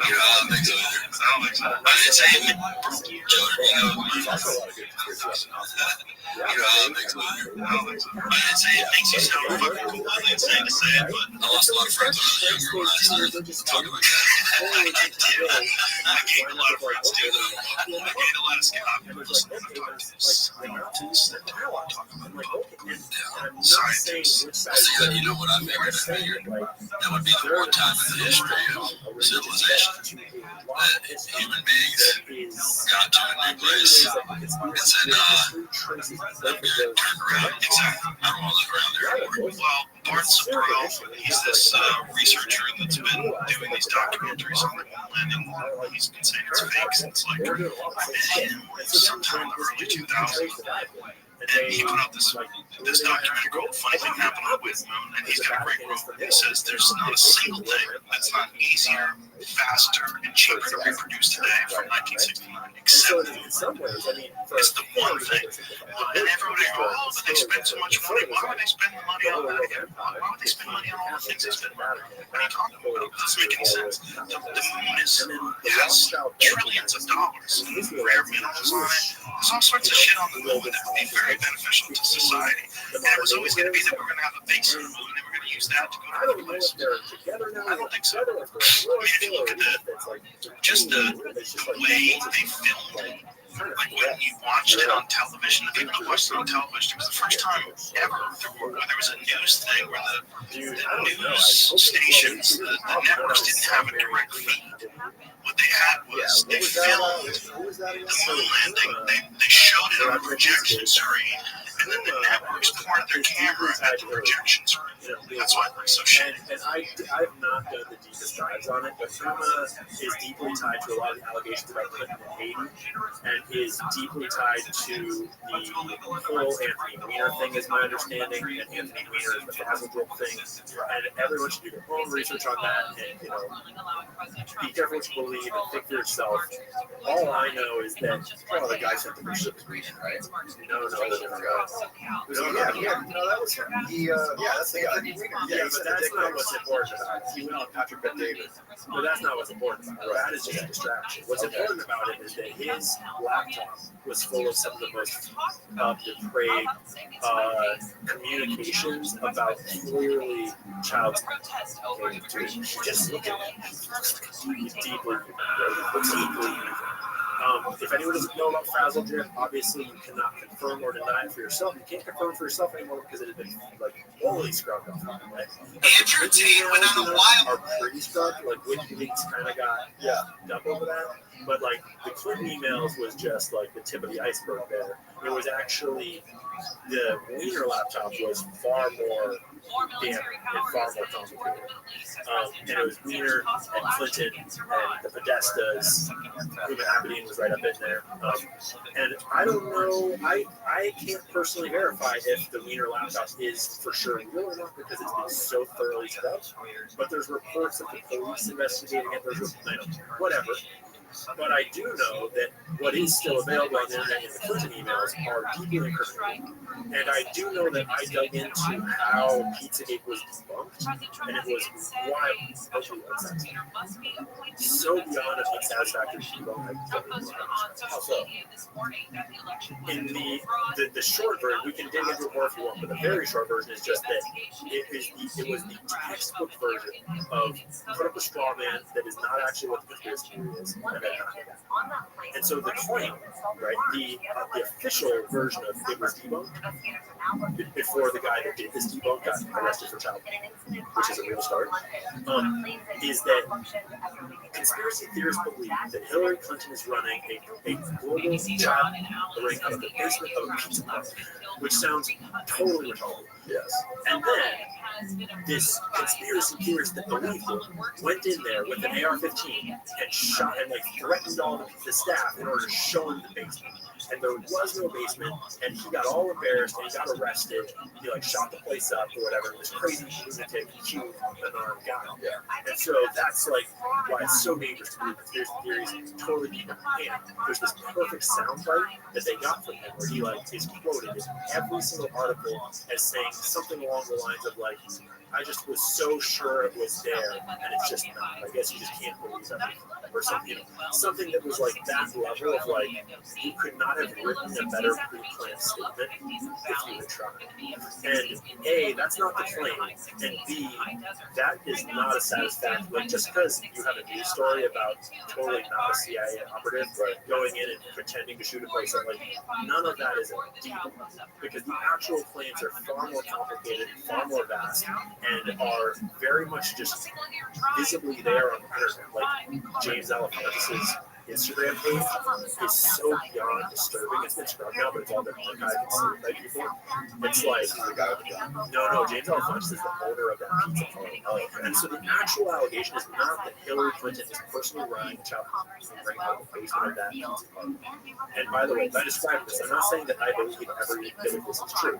I'm just saying that as a jerk, it is our job to learn what the actual claim is before you can debunk it. So I went looking. It's what is the actual claim? And the actual claim is just that there is a global network that exists. And in order to have such a network, you have to have pork businesses out of which you operate the various nodes of that network. If you want to sell children to rich people, you have to have a place where they go buy it. You have to have places where they're holding. You have to have places where you're transporting them through. That's how you run a business. And so the claim was that this pizza parlor was one part of that vast network, and there was shady business happening. And when you look at James Alefantis' Instagram, which is the owner of the pizza parlor, who is like Hillary Clinton is just throwing pizza parties. Hillary Clinton, Barack Obama, they are literally just throwing pizza parties. They're good friends with this guy, James Alefantis. A random dude, there's a photo on James Alefantis' Instagram page of Barack Obama playing ping pong with the Can you find it still on the internet if you look for him? Yeah, if you go to X especially, so because his Instagram has been deleted. I can't figure out how to search on X. Oh, that's right. Well, I know there's a search bar, but when I search for shit, I can't figure out how to find. It is kind of tricky. But yeah, if you search James Alefantis Instagram or James Alefantis Instagram X photos, you can try it on the internet and see what you pull up. Yeah, far more than just his name. Yeah, James Alefantis Instagram. Or just Instagram posts. This will probably bring a lot of it up. But there's a photo of Barack Obama playing ping pong with an unnamed child. But then there's photos of kids with their hands bound, and there's commenters that are saying ooh, it looks tasty. It's so beyond creepy. I can't even on his Instagram. Yeah, it was openly on his post that shit on because no one was there. Because no one was actually looking at his Instagram. It was just his Instagram is actually full of his Instagram is full of Asian. It's super dark. Yeah, it'll all be censored off of Google Imagery for sure. But what you want to find is someone who is archived. There's one. to the left there. So that's a real photo from his Instagram. They got posted on his Instagram. His hands taped. Yeah, a child with their hands taped down, with the photographer right behind them, and they have intentionally blurred the comments because of how dumb the people that are commenting on this guy's page are. And it's like, and it's not just one. It is like every photo on the dude's Instagram was before it got scrubbed, just so beyond what the. Yeah, this is like where I have trouble with shit. Like when you see stuff like this, the news posted, there's one uncensored. Zoom in on it. You just have the uncensored version. You punch it on to see what it says. Jen, new seating area / receiver for you. Seems pretty creepy, bro. So there's another one there. There's like one of the baby meetings or something. So like this is where I have trouble with this shit. Like when you have random photos of this that are being talked about on the news, that are being pieced together with some crazy conspiracy, it's like you don't even have to vet it and show your sources. It's like this just recently happened with Trump. There's this whole thing that was going on Fox and CNN. They were all showing the photo of the bicycle that they were saying was the gunman's bike. Yeah. Oh, we got his bike. It's right here. And it was everywhere, all over the mainstream media. But then Andrew Callahan of Channel 5, his YouTube channel used to be called All Gas No Brakes. He interviewed this dude after the Trump shooting, like the day after, in front of a convenience store, of the guy riding the same exact bike. Yep. So it clearly, like, he was just mocking it. Can you go to, That's a good one to look at right there. But anyways, yeah. You are exactly right. You have a great point here. That you don't even have to. Well, actually, no. I would rebut that. No, you totally do have to vet all of that. Like, you can't just trust those images for face value. You can't just trust, like, because someone could totally make up a fake James Alefonso's Instagram post. Right. Run with this. So you actually. And somebody could have been making a joke like, "Oh, your kid, like my kid likes to break shit, likes to throw shit like." And so it's the totality. It's the totality of the evidence that has to be vetted. And that's what I wound up doing is like not just find like people. It's like go to all of the various like journalists at the time that got discredited for reporting on it. Go to site after site after site after site and make sure they all agree. Make sure they all align, because you can't in the day of the internet. You can't really tell what's real and fake. All you can really do is sort of go to every source that's reporting on a thing and try to assess, are they all agreeing, and how many of them are trustworthy, and what are their motives, and who's discrediting it, and how are they. So you have to take everything into effect. You got to factor in AI. But this before, and it all broke before it. Yeah. And when you do that process with James Alfonso's Instagram is just like one tiny piece of it, but it's a particular like starter. And when you apply that process to it, it becomes pretty obvious that the people that are going through Pizzagate are trying very hard to ignore his Instagram and to scrub it off the internet and to not talk about it and to sort of like belittle it.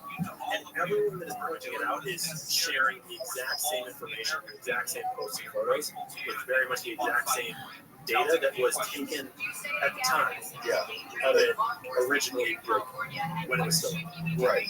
Also, to play devil's advocate, just because people are suppressing stuff about Pizzagate doesn't mean they're in on this stuff. It could just mean they support the report. 100%. They don't. They could have donated some guy. Google. What's the guy's name who's been donating? Schmidt. Eric Schmidt. Right. So we're not going to look at any conspiracies about Hillary or Bill Clinton, so whatever. We don't know anything else. Charles said something, but I mean, and so look at them. Yeah, so I'm not claiming. I don't know what to. All I know is that there's something there that is being covered up in some way, and I certainly don't. You can't infer that everyone covering it up had, like, because at this point we have a huge mind virus in our world, unrelated to this, that is just people that have picked a political side. Oh, it's like Sunni versus Shia. It's crazy. Yeah, it's religion. Right?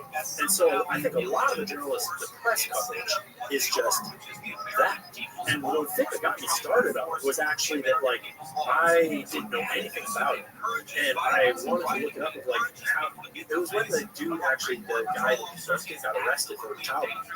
And I was like, that's weird. Like, let me look into this whole thing. And I found the first article I found was like a political article, one of these very basic mainstream news sources that was debunking Pizzagate. And they linked all their sources in the article. So I was like, good, we linked their sources, perfect. And I clicked on the link and it linked to another political article that was their source. about it. So it's like a political depot, links to a political depot. And I started doing it with every single link on the page, and it was all just this incestuous web of them writing a bunch of articles, linking between them all. Something smells here. I'm gonna look deeper. And that's when I started to look deeper and started to just realize that like there's something here. I don't know what it is. Here's the thing: people like me and you have the luxury of time to like research this stuff and really dig deep. Most people don't have that time. They're just scrolling through Instagram memes. And I think it's by design. Not by design by like some global cabal that's like works. It's just by design of like, if we don't have time to do anything except for like go to work, spend our money on our essentials and like on some drugs to party with tonight, and then go to work again tomorrow, that's like the most epic dream for like the whole corporate club of rich people that control our world. And you don't even need some like big conspiracy for that to be the most beneficial scenario. Right. So the more economic hardship, the better. The more, political strife that keeps us just arguing over bullshit, the better. The more culture wars, the better. Because that way we're not looking at what's really going on. And that's been sort of my take or goal from the start is like, I want to know because I realized that I didn't know shit about what I was talking about because everything was just me regurgitating. Like I saw one YouTube video about that. And it's like I should probably research these things and actually learn what is it. But then I started to realize that like, it's like no one has time for this shit. Like everyone's opinion is based upon these quick clips. And so like the more of us that are spending, at least trying our best to try to push the collective envelope towards more sources and skepticism and honest debate, because like we're all different things. We're all read the evidence differently and have a different. But as long as we're pushing like the core values of like evidence, respect for debate, difference of opinions, basic journalistic like kind of just like debate like the process of inquiry that has led to the Academy of Ideas that we've built our entire civilization on. Right. As long as we're generally got more of those people, and you're a great example of that, just kind of like working in the space collectively so that way the regular people who don't have time, more and more of their media sources are following these principles and ethics that hopefully lead us to a good information. The better everyone off will be, because if none of us do it, then it'll just be like the CIA, the mainstream corporate media that's paid for by the corporations. Like there's a lot of monetary incentive to control what we think about products, about politics, about everything. You can make money off of anything, and so it's and I guess that's I like. A lot of my followers have it wrong because I sort of like a conspiracy rabbit which is fair, that's cool. But I think that people don't have the time to realize how much money can be made off of so many things. And a lot of them are very controversial. And for one of the big ones I haven't really gone into a whole lot yet is the transgender thing, in the sense that like I think the debate is oversimplified on both sides. But one thing I know for sure is that no one is really talking about how much money is being made off of transgenders. Like that is a huge cash cow. Are you talking about with like the clinics where they can go and get the therapy? I'm talking about every aspect of transgender like care and treatment in every way is in full. Because so the reason, and vaccines are a controversial one, the reason why they're so beneficial for pharma to sell vaccines is because normally you only treat people that are sick, but a vaccine is suddenly a medication that you sell to everyone. And so you just went from selling your products to 2% of the population or 25% of the population to 100% of the population. And the economy of that is just insane.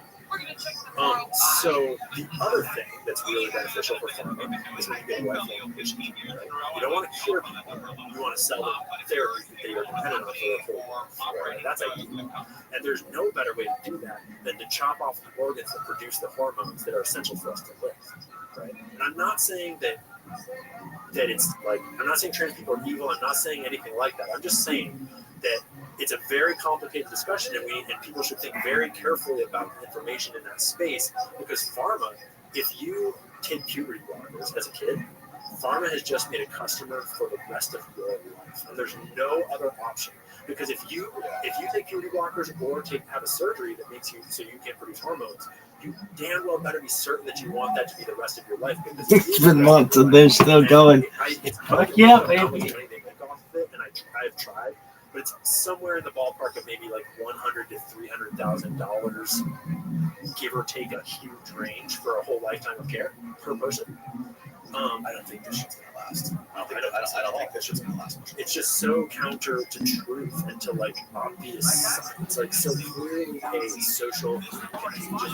Yes, it's very obvious. Like Megan Fox does not have 3 trans children. It's just not like you don't go from having like very very very few like people with gender dysphoria and trans like to today a woman can have 3 children from all just trans. And you're telling me that is not socially harder to them. And I raised by 2 teacher educators, and I spent. Your parents a teacher? Yeah, so they taught teachers.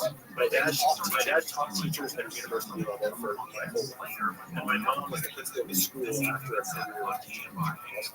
And so I started teaching when I was 14 as a volunteer, and I had my first teaching job when I was 16. Oh shit! And I taught from like 16 to like 28 or something like that, and I never had a degree. I was just like good at it, and like got in, and then got recommended, and got recommended. So I just like really cool.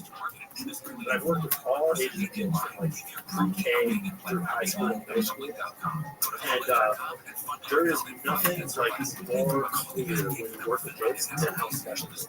Like kids don't know that's real, and if you teach kids that it's okay to bully people, then it's okay to bully. Right? If you teach kids that you always hold the door for people, then they always hold the door. Right? If you teach them there's 500 genders, then there are 500 genders. They don't know this stuff, and so when you pair teaching kids this like clearly like there are X and Y things. Sure, you can feel how you feel, but like there are X and Y things. By the way, you don't really teach young kids about sex in any way. No, not a chance. Not even close. It's so messed up, and it's like I can think of no more red line innocent for me. Like, and so here's the thing: is that I was like totally like I'm a liberal from the left from Washington State. Like I've only changed as the left has changed, and as I've learned. But I'm like a total ally. Like gay people are totally like a part of the universe, and I disagree with sort of like the right wing, like gay people are evil, and gay people like sure, even if you were right, I don't care. Gay people are part of the world. Did you see the girl with the name? She let the lesbian athlete. She had a great tweet about the Olympics ceremony. She was basically explaining how like she was like these people doing this kind of stuff and like pushing this, shoving this down people's throats. You're taking somebody who like maybe was like a really religious conservative type maybe 10 years ago, who's come around now, maybe they made some gay friends, or they understand it now. Then they get slammed in the face with this, and now they're taking a U-turn, going right back in the direction, and showing this like shoving this transgender, crazy, wacko and shit down people's throats is making people just do a U-turn. It's building a barrier. But people are like, I don't want anything to do with this anymore, and it's dragging normal gay and lesbian people through the mud. Yeah, it's beyond. I don't want to have anything to do with this anymore. It's, I have to fight this at any cost, and I'm kind of one of those people in the sense that I would never raise a child in a state where there are any laws on the books that in any way give anyone power to give my kids puberty blockers outside of my control 100, like not even a chance. And so, like, I see this. Aaron might be Aaron.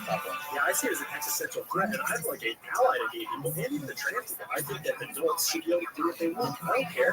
Just like once you start pushing it to children, that's where like people that were allies to the cause are suddenly like, I have to oppose it. Like, and I think that there's this weird, they're intentionally trying to keep the whole LGBTQ tribe as one tribe so they can take them all with them. But it's like, no, dude, your movement is being co-opted. Just like Black Lives Matter was co-opted. Like Black Lives Matter started out probably, I think, as like the real thing, and then clearly became something. Yes. And I think that happens to a lot of social movements these days. And I think that sometimes it is intelligence agencies. Yeah. I think sometimes it's other things. If you're the CIA, you would. I don't think you'd want. It's not the country's best interest to have everybody be reliant on medicine and reliant on doctors to survive for the rest of their lives. It's counterintuitive to have a strong country. You don't want I your don't think the CIA is incentivized for us to have a strong country. really. No, I don't think so. I don't think that the CIA is even incentivized to keep America strong, like healthy and strong anymore. In theory, In theory, the CIA's incentive is for America to remain the number one global superpower in the world. not necessarily. Do you know who runs the CIA right now? Yeah, I forget their name. His name is I'm forgetting his name. I know his face really well because I did a piece. Yeah, Is it Bill Burns? It's Bill Burns. Do you know that he is a friend of Epstein? I've probably heard that So somewhere. he was an ambassador for the U.S. He was an ambassador to Russia. He had a very long diplomatic career, very successful guy. Pull up Bill Burns' profile. Yeah, his Wikipedia page has it. And when he finished being the ambassador to Russia, I believe it was in 2009 or 2008, he needed a new job, and he went to Jeffrey Epstein for help getting a job. And Jeffrey Epstein helped him get a job at the Carnegie Endowment for International Peace, which he was at until he became the CIA director. The Carnegie Endowment for International Peace is one of these globalist think tanks, pretty similar to the Council of Foreign Relations. It's like very kind of sus. And so current uprising Bill Burns the one who was tied to the school that he went to, that school that he attended in New York that had all those crazy elites that went there. All the wealthy people in New York, all their kids went to the school that Epstein went to. Dalton School? The Dalton School. Yeah, Bill Burns was a Dalton School. Bill Burns is That would be crazy. I didn't know that. If he did, that's right. That's good. I might be thinking of somebody else.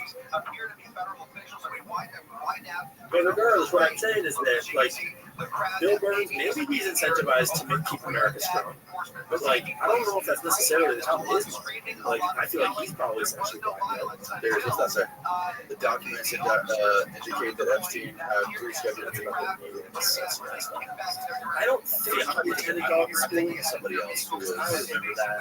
I don't think there was some other CIA big shot over there. So, Anthony Blinken, his stepdad was all up.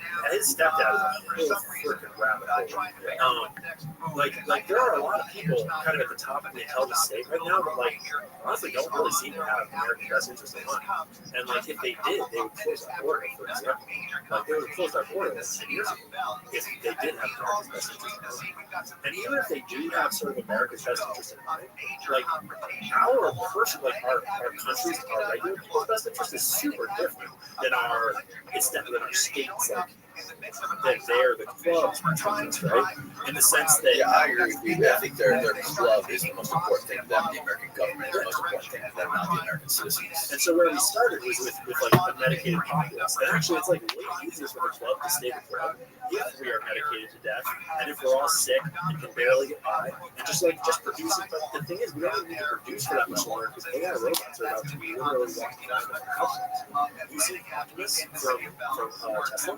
I think so, yeah. Dude, the robot that looks just like iRobot, and it's now it's walking upstairs and shit. Carrying. It's oh my god, we're literally within 5 years of iRobot in our homes, with full-on AI. Dude, I can't wait. Dude, I don't even know what to think. Also, what do you make about this whole narrative with Trump's beef with the CIA? I don't know how real that is. I think that's a pretended narrative because who's the girl that he made the head of the CIA? I don't know. She was the girl. She was the woman who burned all the torture documents. Oh, interesting. She was the White House, the White House chief of staff, basically. Gina Haspel. She was the one person that the White House workers did not destroy any of the documents. But the CIA director, I think it was Jose Rodriguez, destroy everything. She did it. So if there's any CIA officer or operative or anyone in that agency who's going to do what you say, it's Gina Haspel, who's got it. And Trump put her as the head of the agency. Trump put a lot of weird people as the head of a lot of weird places that don't line up with what the right and the Trumpers like they would all have us believe, but I just don't know what to make of it. And I'm not super optimistic. I want to like to be honest, the world would be so great if all the key people were right about everything. Like that'd be badass. Like most people I think don't even realize what they claim. But basically what they claim is that Trump is part of sort of like a deep intelligence agency, like anti-CIA sting operation that is like, And he wants to like take out all the traffickers. yeah, not even that he's necessarily in charge of it. He's just sort of like as an asset of essentially a secret global intelligence agency that is basically taking out the predators, Right. government officials, and the deep state and everything. And it's like, oh, that's so bad. It's like, yeah, but like, do I see evidence to support that? There's a lot of coincidences, but it's like that's not evidence. Like that's not enough for me. Like it's enough for me to watch and be like, that's funny and entertaining. And it's like, because that's the thing about conspiracy theories is I like to be aware of them all. Like, for example, I like to be aware of them so that as new stuff comes out, I know how to sort of like, what does this fit into and what does this debunk and prove and whatever. But like, I don't know if that's true. I don't see any evidence right now. And so that would be sweet. But today, Trump looks a lot more like, if I had to pick a side of the spectrum, he looks a lot more like a CIA than like some deep state, killer.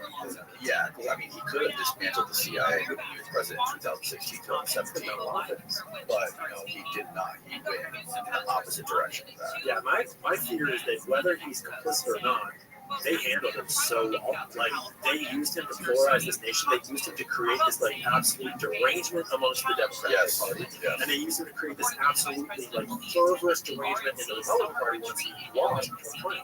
And like so, in a lot of ways, even if he wasn't complicit, he got played by the media, by the state, by just sort of like the establishment as it is, and they're doing just fine. And so I'm worried that regardless of whether he's literally in on it or not, they actually want to bring this around. And I'm worried. It looks like they did. Everything they did. The show trials, making him a martyr. Yeah, and like literally. I mean, assassination thing like that. I thought after that happened, I was like, "Holy, it's over." I'm like, "There's no way anybody could beat Trump after this." And now, like, it's like we're. And then we got all these fake polls that are showing that Kamala Harris has like 50% of the vote all of a sudden. Yeah. Going from like 3% of her party's vote, 4 or 6 years ago. What? Right. And it like at the very least, when it comes to like obviously there's a difference between when they become president and like their cabinet and they pick to run the White House versus their campaign, what they run on. But like if you just want to compare the campaigns of Kamala and Trump, okay, if he's a fucking liar and if he is only interested in himself, at the very, very least, he's pretending to be anti-war, and at least he's pretending to support the grassroots, and at least he's pretending to get behind Bitcoin. They're not even pretending. No, they're like openly pushing socialist policies. Yes. Like they're openly pushing like not just socialist policies, but they kind of like I don't even know how to get into how. I mean, my contention is not like I don't trust what either of them say, and so I tend to look behind like, who is supporting it, right? Peter Thiel. Exactly. And Trump does not talk in on that report. I was hoping we were going to talk about Peter Thiel. But Peter Thiel is like one of the darkest mofos on the planet. His recent Joe Rothschild that kind of felt like a humiliation with him. That kind of felt like, what's going on, Joe? What? Like, you're not believing this shit, are you? That felt so scripted. But Did you watch it? not all of it. No, just part of it. Did you see the New York Times article that came out about the CEO Palantir, Alex Karp? No, Karp was in. Pull up that article. Yeah. Karp is. I didn't even know that until I read that. Yeah. Both of them don't. I don't know a ton about it, but it was earlier on in all of this that I started to dig around in Palantir's dirty laundry, and Karp and Thiel obviously were at the top of that list. I saw the New York Times. Yeah, 3 days ago. I also tend to not even read New York Times articles because I don't have a paywall that one. And they learned how to beat the 12-foot deal of the viral. This one's not behind the paywall. So, I also tend to not even read New York Times articles because I don't have a paywall.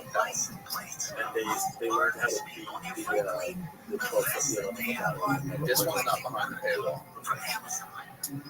So, yeah, man.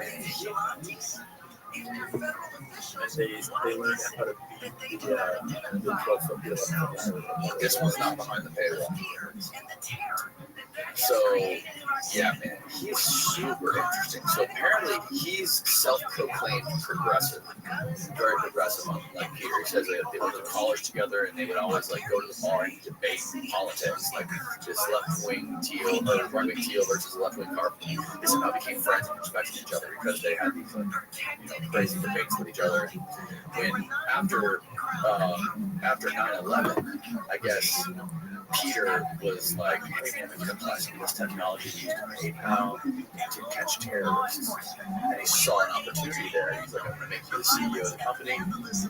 But like, Karpi's into like Kundalini yoga and Tai Chi and like, he's also like he's donating tons of money to Kamala Harris. He like openly says in this article he's supporting Kamala Harris, even though Peter Thiel supporting, not directly Trump, but he's supporting his vice president.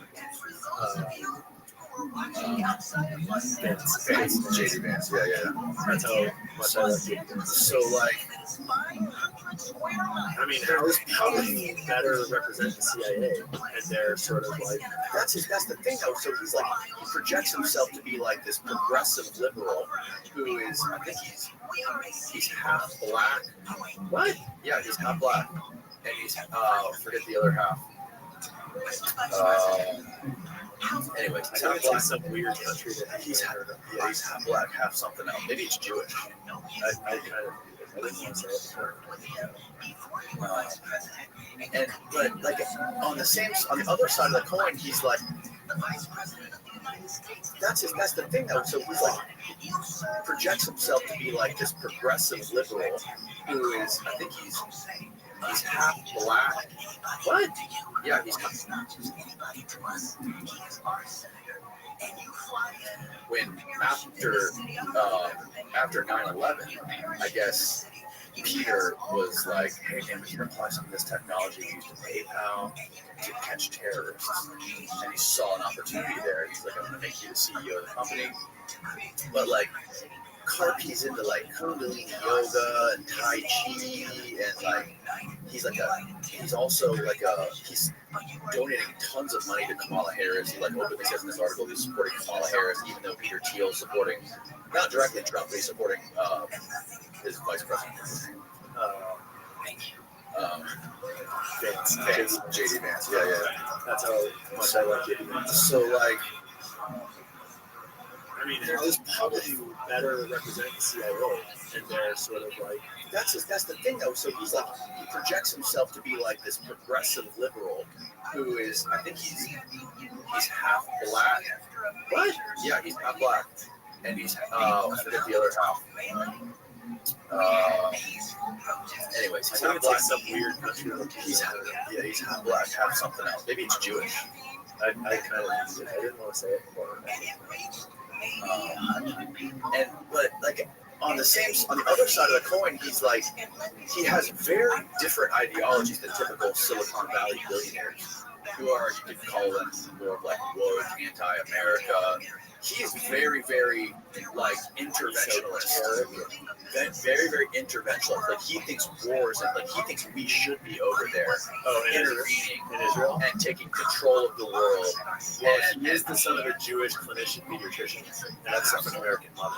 There you go. So he's super. One thing I do know about him is he's super tough.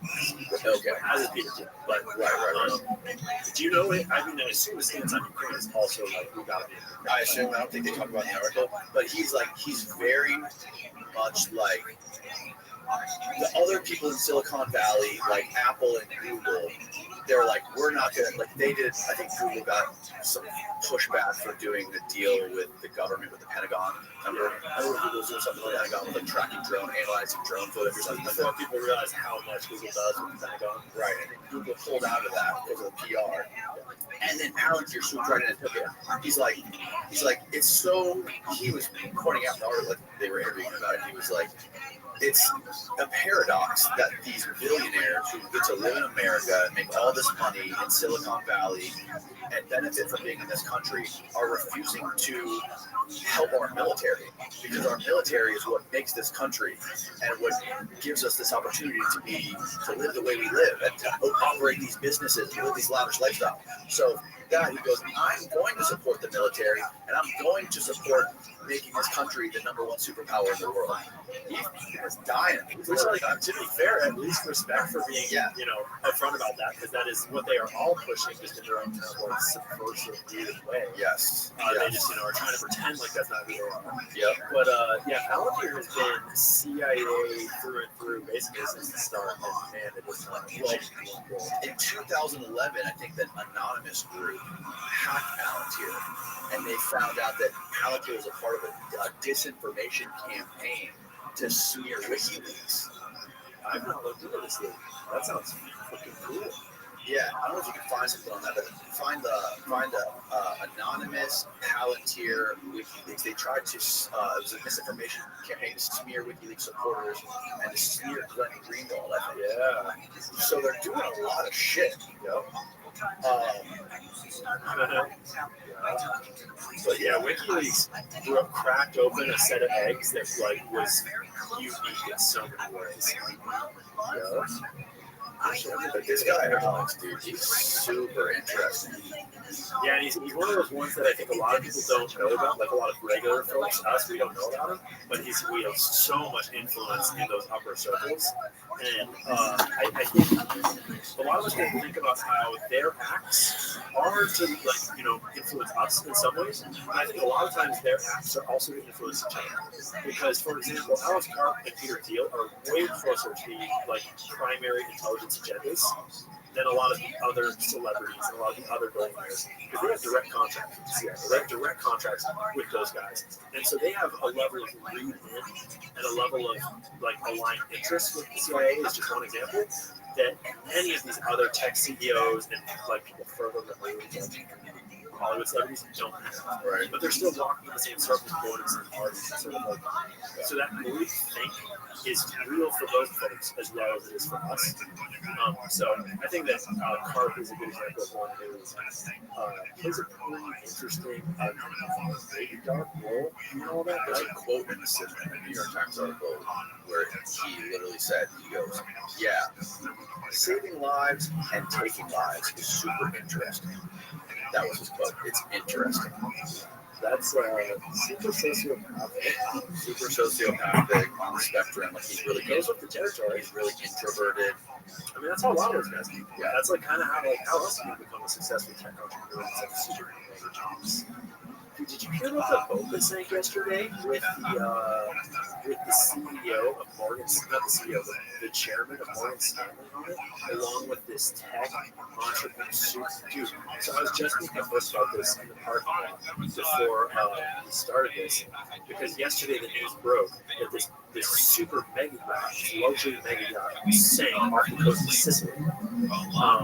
And aboard, so it was a party. It was a free, get out of jail party for this British tech entrepreneur who's the Bill Gates of the UK is what they call him. Because he just beat these charges that he'd been fighting since 2011. The US had extradited him from the UK to face these charges of corruption or fraud, because he had invented this company that he had sold to HP for $11 billion, and they said that he had totally cooked the books, and it was all fraudulent. It was actually only worth $3 billion, and so and years and years of legal battles, and he just beat the charges, which is a 0.5% chance of beating federal charges like that. So, hey, that's crazy. But he beats them. He goes out on this party, and then his yacht gets hit by a freak, tornado / water spout geyser that cracks the mast and sinks the ship in the middle of a freak storm. When there's it's anchored off the coast, a mile or so off the coast. There's other boats all around, and the first responders were actually a boat next door that's stabilized itself in its motor and realized that the ocean had boats. And they went to start rescuing them. But all of most of the crew got rescued, but basically all the important people died. And one of them was the CEO founder of this company. The other one was the guy from Morgan Stanley, along with like the lawyers and stuff. But it's weirder. The guy in the red shirt right there in that photo, that is one of the other founders of that company that was then in charge of this other company. And he was part of the lawsuit, this fraud lawsuit that they just beat. He gets hit by a car while he's out running 3 days ago, like last week. So they beat the case like 3 or 4 weeks ago, approximately. And then he gets hit by a car last week, and then his boat sinks in this crazy freak water spout just yesterday. And the company, so the technology that they developed, the original technology that the guy at the bottom developed, this famous Bill Gates like guy, it is like an AI software that is, and remember, it was invented back like 2008, 9, 10, 11, kind of, like it sold in 2001.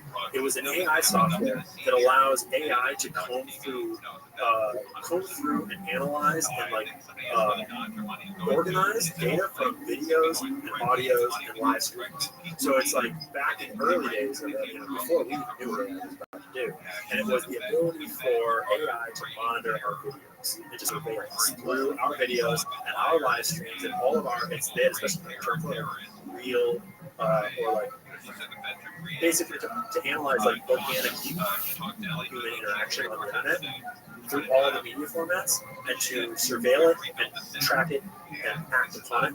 He invented that technology and then sold it for all these people. That's what this fraud is about. The dude that got killed running by the car in the red shirt there, he had left that company to run the spin-off company called Dark. It was like, it's like, okay, I gotta research that. It's like, what is this name? Why are you calling it that? And it's basically spinning off that technology to use AI to defend against cyber attacks. And the way that, and it's just basically right off the Wikipedia page in layman terms, but it's basically using AI to get the base state of any network. Like, how does this network normally operate? And I'll analyze it, and get the normal version of it. And so anytime there's an irregularity, I can sense that. And they would use that to defend against cyber attacks. And what they claim, their company claim, is that they could defend against zero-day exploits. And I don't know if you know about cyber attacks and cyber war, right? Like, if you could stop zero-day exploits, suddenly the entire NSA stockpile of 0 days is worthless. The entire Israeli stockpile is worthless. The Russian stockpile, everyone suddenly, and I'm sure that it's like it would help defend against all of them. But in theory, that technology opens the door to defending against them, right? So suddenly, billions and billions and billions of dollars of cyber weapons have just been made useless by that company. And he gets killed by a car. He gets killed in his boat. It's like, what's going on? And they're not clueless to this. They're like sending teams to investigate the boat crash. Obviously, because that's like super suspicious.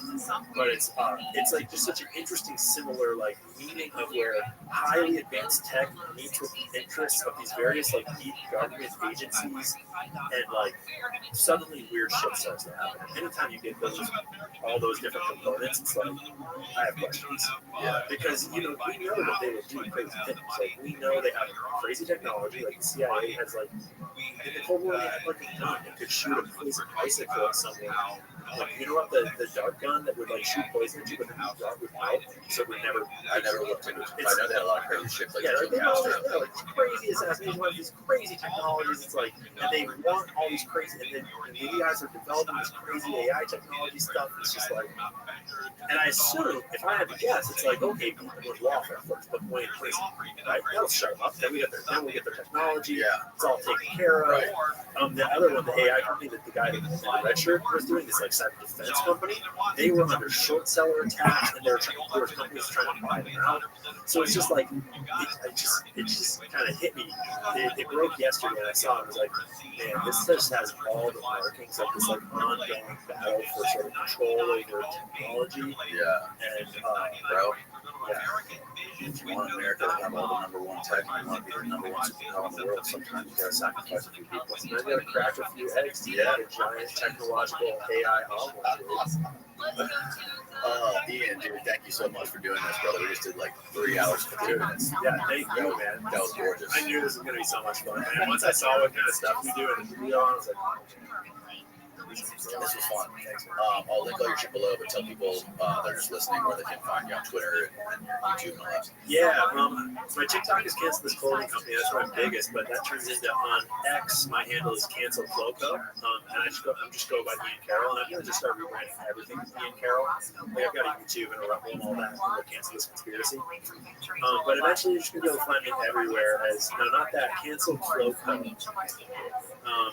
X or Ian Carroll or Cancel This Clothing Company.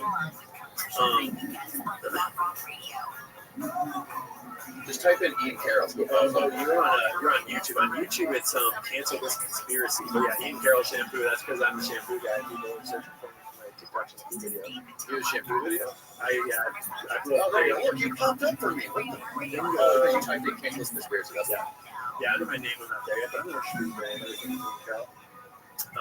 good move. Yeah, because it's the way. And then once I did that on X, it just makes so much more sense. Cool, bro. Yeah, I appreciate it, man. Yeah, I appreciate it. This was super fun. Yeah, I'm gonna start binge watching all of it so I can learn from all the cool people we talked to, man. That's cool. Yeah, we should definitely do this again. We're gonna get you back down to Florida. So, all right. Good night, everybody. A journey through the overlooked and the misunderstood. Revisionist history re-examines something from the past, an event, a person, an idea, even a song, and asks whether we got it right the first time. Because sometimes the past deserves a second chance. Revisionist history, tomorrow night at 9 on KFI PM 640 or Stereo Talk. You probably think your 401k is safe, that it's growing. That'll be enough for your retirement. Well, thank you for Yes. So, why don't you go ahead and give people a brief introduction into who you are and your background?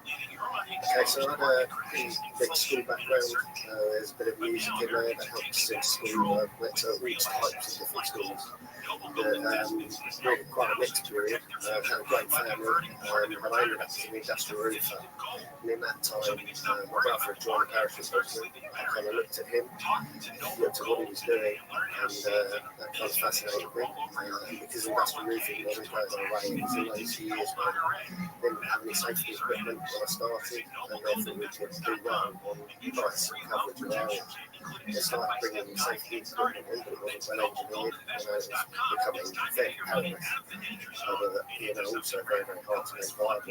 Very, very long days, playing a lot of sport, a lot of rugby. So, in that, I went effectively unemployed for a while, and then did what is a very routine story. I went into the recruiting office, asked for a parachute regiment. The sergeant who recruited me tried to persuade me I needed to be an engineer. I told her my mother's a paratrooper, I know what I'm asking for. And then, applied. It took, from what I remember, about 6 months to start basic training. Parachute regiment is an incredible unit for a foundation. As a career, I moved on. But, for me, it was my foundation. It was basically Marines in the parachute regiment, amongst the elite infantry units of the British Army. The parachute regiment itself is nicknamed the Blood Clot because they stay very tight-knit, and that's inculcated into you, that kind of loyalty and that duty to the unit. And essentially, they are the British Army's sort of elite attacking offensive force. So when you're doing that basic, the secondary phase training, a lot of it is about being out in the field, doing swim-ups, company level attacks on hills, and it's a tough process, but very, very good foundation to have. I ended up doing quite a lot of boxing for them as well, and that's not necessarily why I joined the army. And playing rugby, which sounds delightful. There was 2 more violent tours in there, but that was after the Good Friday Peace Accords, so they were very quiet. We spent a lot of time cooling off, things in roads that we then were identified as biscuit tins or whatever. So, but it was an interesting start to a military career, and the foundations as a soldier were, exceptional. We couldn't compete with them. But I put in for Special Forces selection, nominally the SAS. Went and started selection, passed first time, which is, a lot of people don't. But selection is a very, very tough process. And I've done two things in British military that have absolutely lived up to their name. Most things you take on have not been a bit of an anticlimax, but they weren't. That's B Company for Parachute Regiment, which is short and sharp, a series of tests, including nearly Trainasium is a test to see if you can jump out of that plane or jump off a scaffold into it. And other types of a very famous event, which is physically extremely demanding. You have to work with a team. And then selection itself is 6 months tested every day. They quickly lose the numbers. Roughly an average of 5 or 100% do end up passing. Some selections they have 0. 5%. It's one of the challenges of all these special forces units that have such an important purpose in the overall military, and it's getting people in to it. No one wants you to fail. They need these units populated. So selection is broken down. They test you physically to the point where you turn up an Olympian and get off and the weakest person on the course. That's what they're looking for. They're not even really interested in you as a person until they took you to the point where you can start seeing mental resilience. It's really useless to start wasting resources on so many people when actually, so once you've proven that you're mentally resilient, and so on endurance march, which is, I forget the actual distance, but it's huge distance. Once you've done the march, you go into the jungle and get tested. That's a very, very hard environment to be in. Very challenging. We train for every environment. And you need to be very, very disciplined in there. For what's where you go in the jungle, most of it's not very big. So it's very uncomfortable. You go to bed after dark and you get up before first light. It's very, very humid.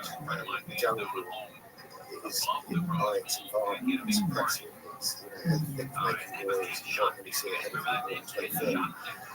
So it's a great environment in order to test individual's ability, not only individually how strong and professional, but also can you work with other team members. Key important part of selection is to identify those that can work with the team that can be brilliant, absolutely superb, better than everybody else. But if you can't make that work with everybody else, then you're not going to be much good to anybody. Welcome. How are you? Then you go on and learn all your skills. You can ask, take your names. Every day is a holiday. Every meal is a feast. What's good in your neck of the woods, Ratsuma?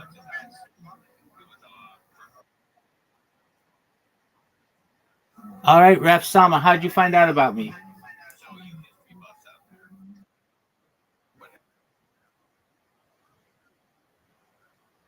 Very well. Do you mind if I tell you about myself? Excellent. I'm Rabbi Rothschild. I stream my life 24 hours a day, 7 days a week, 365 days a year for world peace. I've been doing so for more than 3.5 years. Going back to the pandemic, we've seen the death of a queen, the birth of AI, the coronation of a king, and everything in between. Have you seen the movie The Truman Show or the television show Big Brother? Excellent. Well, that's essentially what I do. Uh, The Economist magazine stated in 2018 that data was Earth's number one resource, and I have more data archived than any person in global history. Uh, Data overtook petroleum in 2018, and if data is what the Economist stated, that may make me a very influential person someday. And if that takes place, I'm going to make you, I'm going to make all your friends and family, not just independently wealthy if you're not already, but generationally wealthy, and then hopefully be able to give you all the money that you need to start charities and philanthropic organizations of your own. How's that sound? Excellent. Hey, welcome. We got Zerg in the house. Zerg, how you living, pimp? Kicking ass, taking names. Zerg, how'd you find out about me?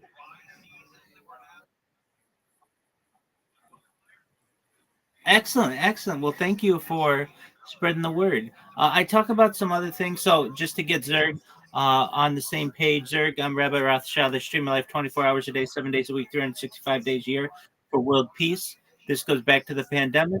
Essentially, data is very valuable according to the Economist magazine and just economists in general. And when this goes viral, I want to make you rich. How's that sound, Zerg? Excellent, excellent. Well, I stream my life for world peace. I don't want war anymore anywhere in the world. I additionally want to help end world hunger through the use of technology such as agricultural drones, floating greenhouses, saltwater greenhouses, hydroponics, vertical farming, cloud seeding. I want to help end world thirst. I'm sponsored by cryptocurrency known as Harry Potter Obama Sonic Tenino. I know that's a really long name. It's worth about $100 million. And one of the things that we do is we build wells in developing nations such as Nigeria. I want to continue with those types of positive projects. Additionally, I'm an advocate for the Lifestyle program, but most importantly, I'm an advocate for desalination technology, where we pump earth seawater onto land to make it drinkable. I talk about other things that generally are interesting to people, things like antimatter, anti gravity, faster than light communication, faster than light travel, quantum computing, artificial intelligence, including artificial general intelligence, artificial super intelligence, things like de extinction. People generally don't know this, but the successful de extinction took place in the year 2003 with the Pyrenean ibex, which was a goat located in northern Spain, southern France. Fast forward to the year 2021, a company out of Dallas, Texas, is founded known as Colossal Bioscientific. They've made it their goal that within the next 3 years, or by 2028, to reintroduce the woolly mammoth into the Arctic Circle using Asian elephant surrogates. I just think this is a really exciting opportunity. Recently made headlines with their dire wolf introduction. Those dire wolves are now like 11 months old, and they want after the woolly mammoth want to reintroduce the Tasmanian tiger, followed by the dodo bird. These are really exciting things, and I just want the world to talk about them more. Additionally, I want to help you both, and this is all with your consent. But essentially, I want to give you as much money as you need. But additionally, I want you to be able to use that money for something known as life extension technology. When you both were born, the average expectancy for you was probably about age 80. I want to increase that to age 100, life extension technology such as oxygen therapy, human growth hormone, things like cryonics, cryogenics, things like perhaps cold shock therapies and ambrosia therapy, nootropics. But eventually, you may get to be 100 years old, 120 years old, and you may say, Rabbi, it's been a really great run, but my body's starting to break down. What's the next plan? And again, this is with your consent. But the next idea is something known as mind uploading technology, where we scan your brain into a computer with your consent like a CAT scan or an MRI, knowing where every atom is in your central nervous system, your peripheral nervous system, for later download as an android, an avatar, a cyborg, a cybernetic being, a clone of yourself, a robot, an ethereal being, whatever you want to be. But essentially, what I'm saying to you both is that you may have an opportunity at digital mortality. What are your thoughts?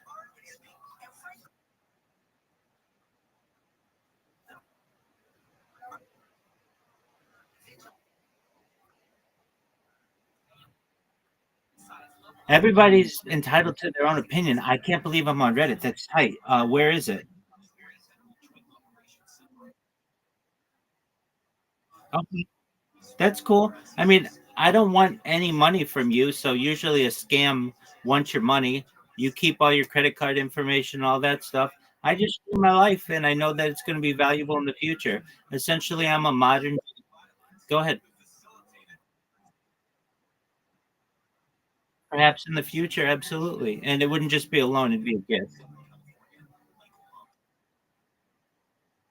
I am. I am.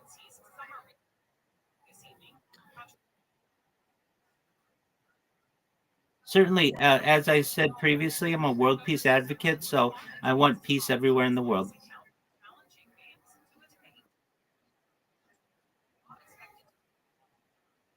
Well, I appreciate that. I am popular on some different platforms. I have over 100 YouTube accounts, over 200 Instagram accounts, over 500 accounts, over 1,000 TikTok accounts, over 2,000 Twitter accounts, over 5,000 Blue Sky accounts, and over 10,000 Kick. I have more social media than any person ever. When you have as much social media as I do, you're going to get haters out there.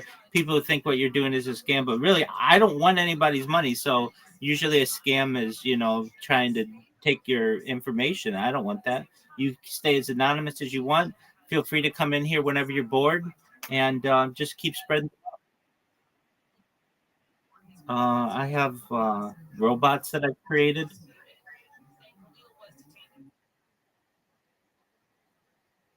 Okay, very well.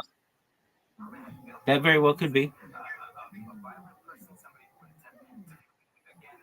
But that's what I do.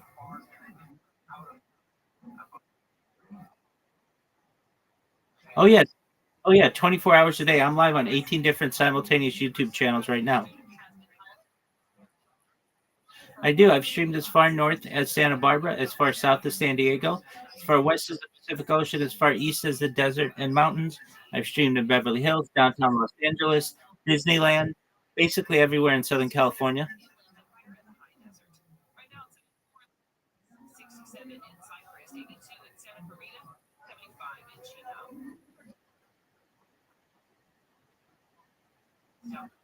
Sure. Well, I am currently creating robots on Blue Sky, which is like a Twitter alternative. I've just been watching some podcasts. That's generally what I like to do, and somebody's got to man the Discord, making sure to entertain people in here.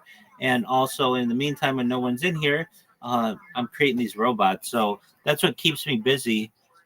When I say like creating robots, I have to do captchas, and so that's not a lot of fun. But as you might be able to see here, I've got like devices, and I just do the captcha, and then what it does, once I do the captcha, I hit a button, and it'll create an account for me.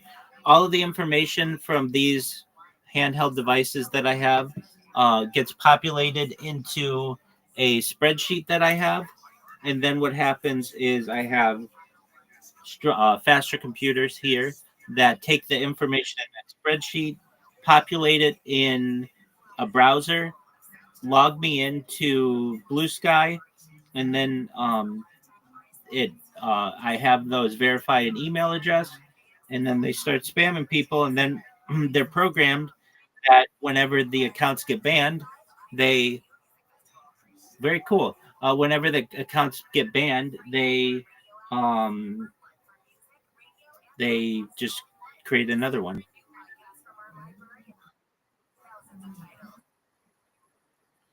Well, thank you. So, how about you guys? That's enough about me. What's good in your neck of the woods?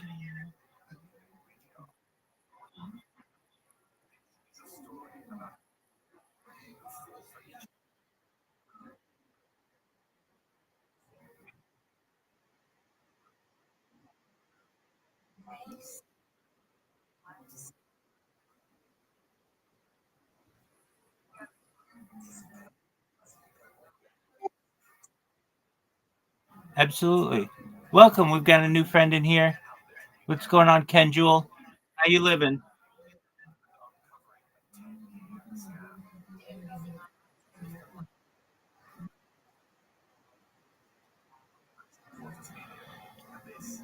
Is Ken Jewel a friend of you guys's? Well, welcome. Can you hear us, Ken Jewel?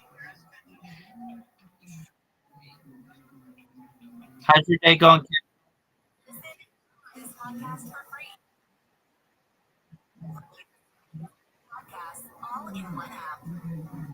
What's going on, Ken Jewel? How was your day today?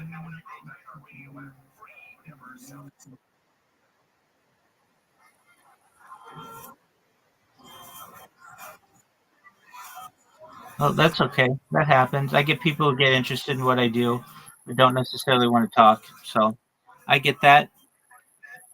What are your guys' hobbies?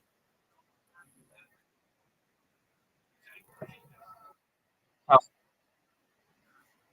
you call me Rabbi. California. I'm based out of California. Beautiful.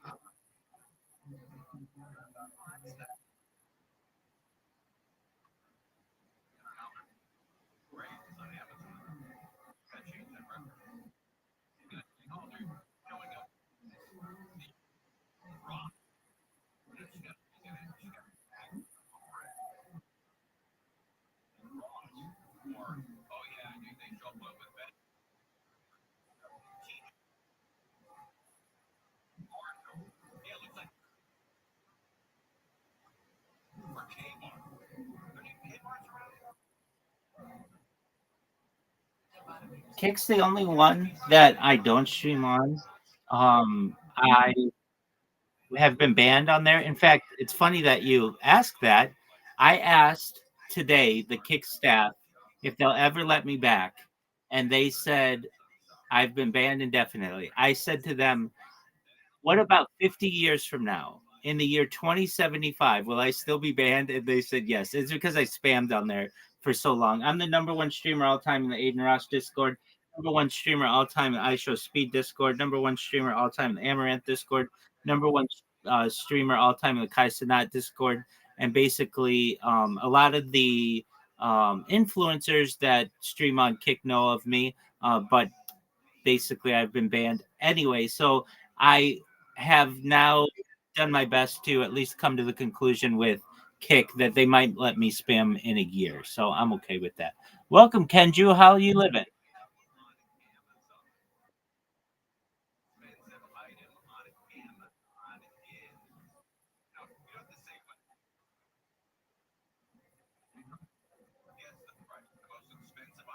What's good with you?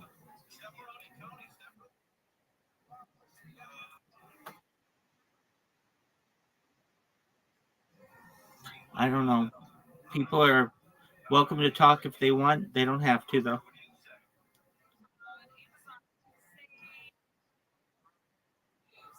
I love MILFs. I'm not saying I do that. I just love MILFs. Yeah, the best age to me is about 45. Though I like gilfs too. So that's getting into 55, 65, even 75. I like older women. Yeah, you don't have to. Yeah, I mean, you got to teach younger women everything. MILFs, you don't have to teach them anything. They're beautiful. I feel that women get more beautiful as they age. So um, that's what's attractive about a woman to me. What'd you say? Oh, today? Well, it depends on how mature a woman is, but probably about 30. Welcome. How are you, Isa Brew? What up, Isa Brew? How you living, pimp? What's good, Isa Brew? How's your day?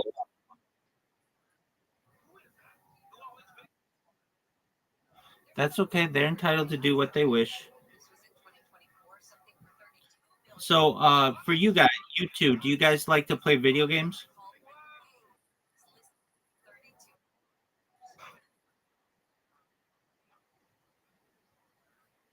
You don't play any Grand Theft Auto? All right. Do you know how long it is until Grand Theft Auto 6 launches? 339 days, 5 hours, 48 minutes, and 15 seconds. Word, dog. It's May 26th, 2026. 526. Hit me with it, baby.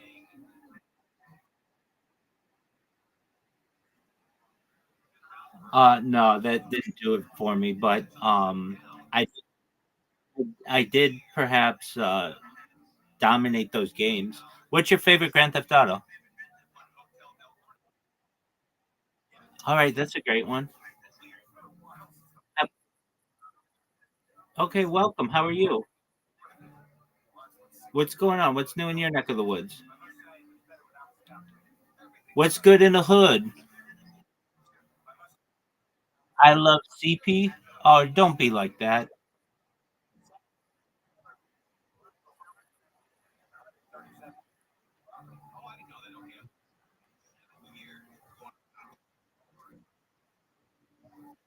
Is that cheese pizza?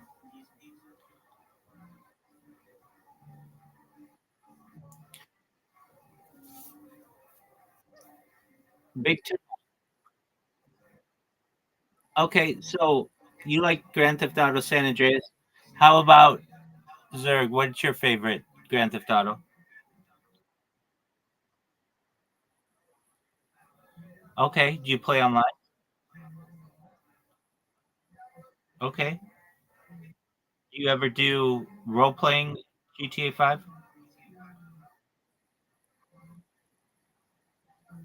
Okay. Very well. I got you. You excited for Grand Theft Auto 6? You want to play it on Xbox or PlayStation?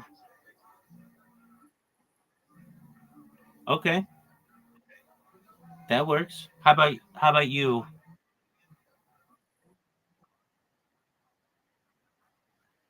Okay, what's the advantage of PlayStation over Xbox?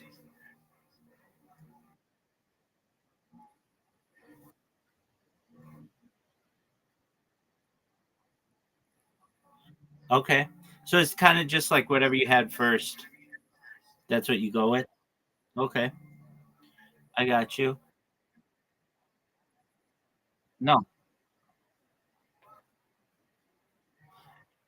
I haven't spoken to my parents in many years, so I don't even think they know. Um, just we had an issue that arose, and I didn't want to speak with them anymore.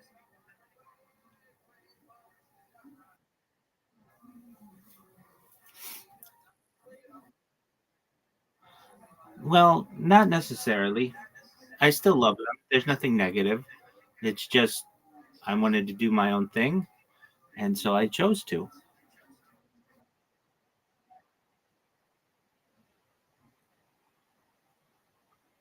100%.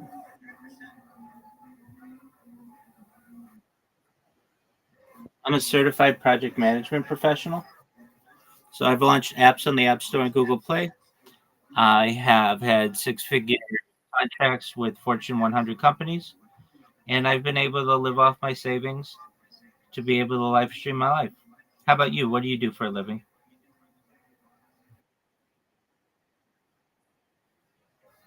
Okay. Well,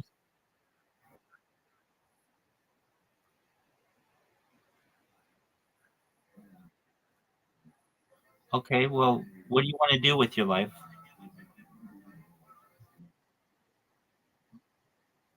Okay. Well, why don't you become a live streamer? I mean, you could just become a Fortnite player, right?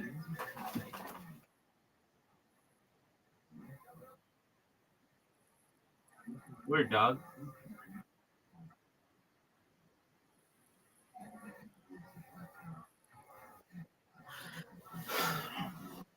All right. So, yep. Go hit me with it. Hell yeah. Fuck yeah. I love black women. Yeah. Fuck yeah. I have multiple. Word dog. Yeah, dude. Do you know who Keisha Knight Pulliam is? She played Rudy on the Cosby Show.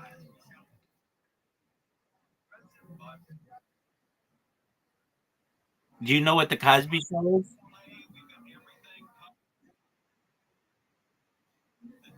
Dog,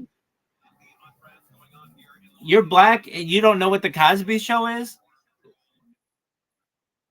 Oh, okay. I was gonna say like that. That's a huge red flag.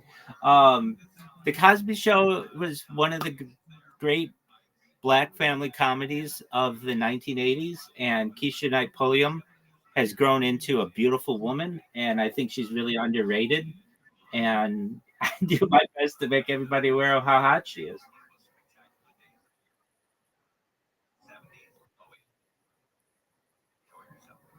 I don't necessarily like that word. I mean, it's fine if people want to.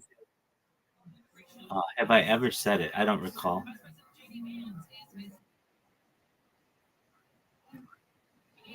That's okay. I mean, everybody's allowed to say whatever they want to say. I'm a free speech. I don't want to take anybody's power away to be able to say anything, but I've just not in my memory have ever thought that it was something that I needed to say.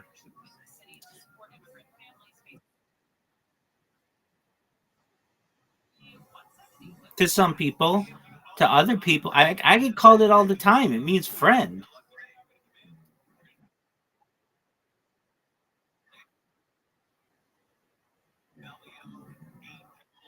I mean, yeah, I get what you're saying. I understand that, but that's that's like, I mean, let me think of an appropriate time that the end.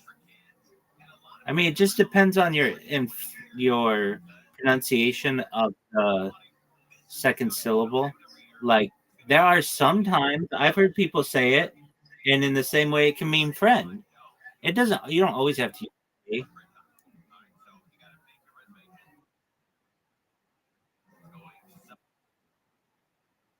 Yeah, it's right here.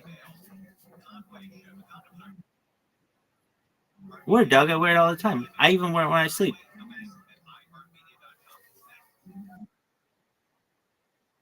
100%. I even wear it in the shower. Now, most Jews, in fact, no Jews do that, but I wear it in the shower sometimes.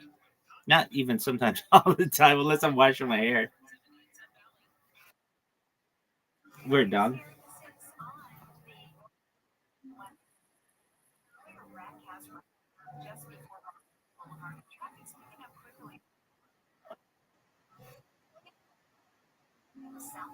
Yeah, what's your friend's problem? Is he eating pussy?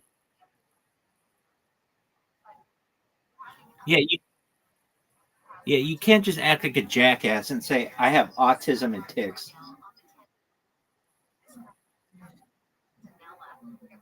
All right, dude, I don't like dick in my ass, man. I scratch my ass. Oh, yeah, man, I do everything that like a human does.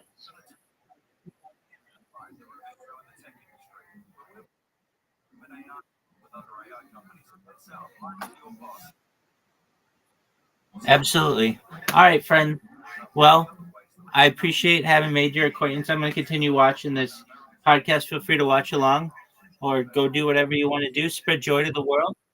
And yeah. And again, uh, I'm here to be a positive person in your life. I'm here to be an optimistic view on the world and just give people hope. So if there's ever anything that either of you guys need, just hit me up. Okay. Peace. various skills that you're then able to take on. It's like it was my university. Okay, I did say I was there, I didn't do anything else. How old were you when you first went into the nursery regiment? So I was quite, I was a bit older, which sounds not, I was 21, so that sounds young, but it wasn't. But you could join as early as 16, right? So you can join junior parent 16, so it's not, you can't get used to some thing where you can train and adopt to good culture and culture. And some people do, and some of my colleagues become through junior parent and they're known as 16. I would say that, I had an advantage because I worked in industrial roofing gangs and with life experience, came in, and it definitely made me look at the training in a different light. I was like, these people are trying to break me. It's like, everyone says that. They want you to pass, they're trying to identify the skills that you carry, and you've got the characteristics that they need you to have. And they're not succeeding in their job if there's no one left at the end, but you have to meet certain brackets and parameters. What specifically are they looking for? Like mentally? So mentally strong, the ability to take decisions, but also listen to others. So but when we need to make decisions, lead others, but also support others. That's very, very important what we do. We're given non-lead decisions to lead, and sometimes someone has to just step forward and do that. So they're looking for those characteristics, and they are looking for sobering skills and certain standing. We can't teach you from you. That doesn't mean you couldn't make it as a medic.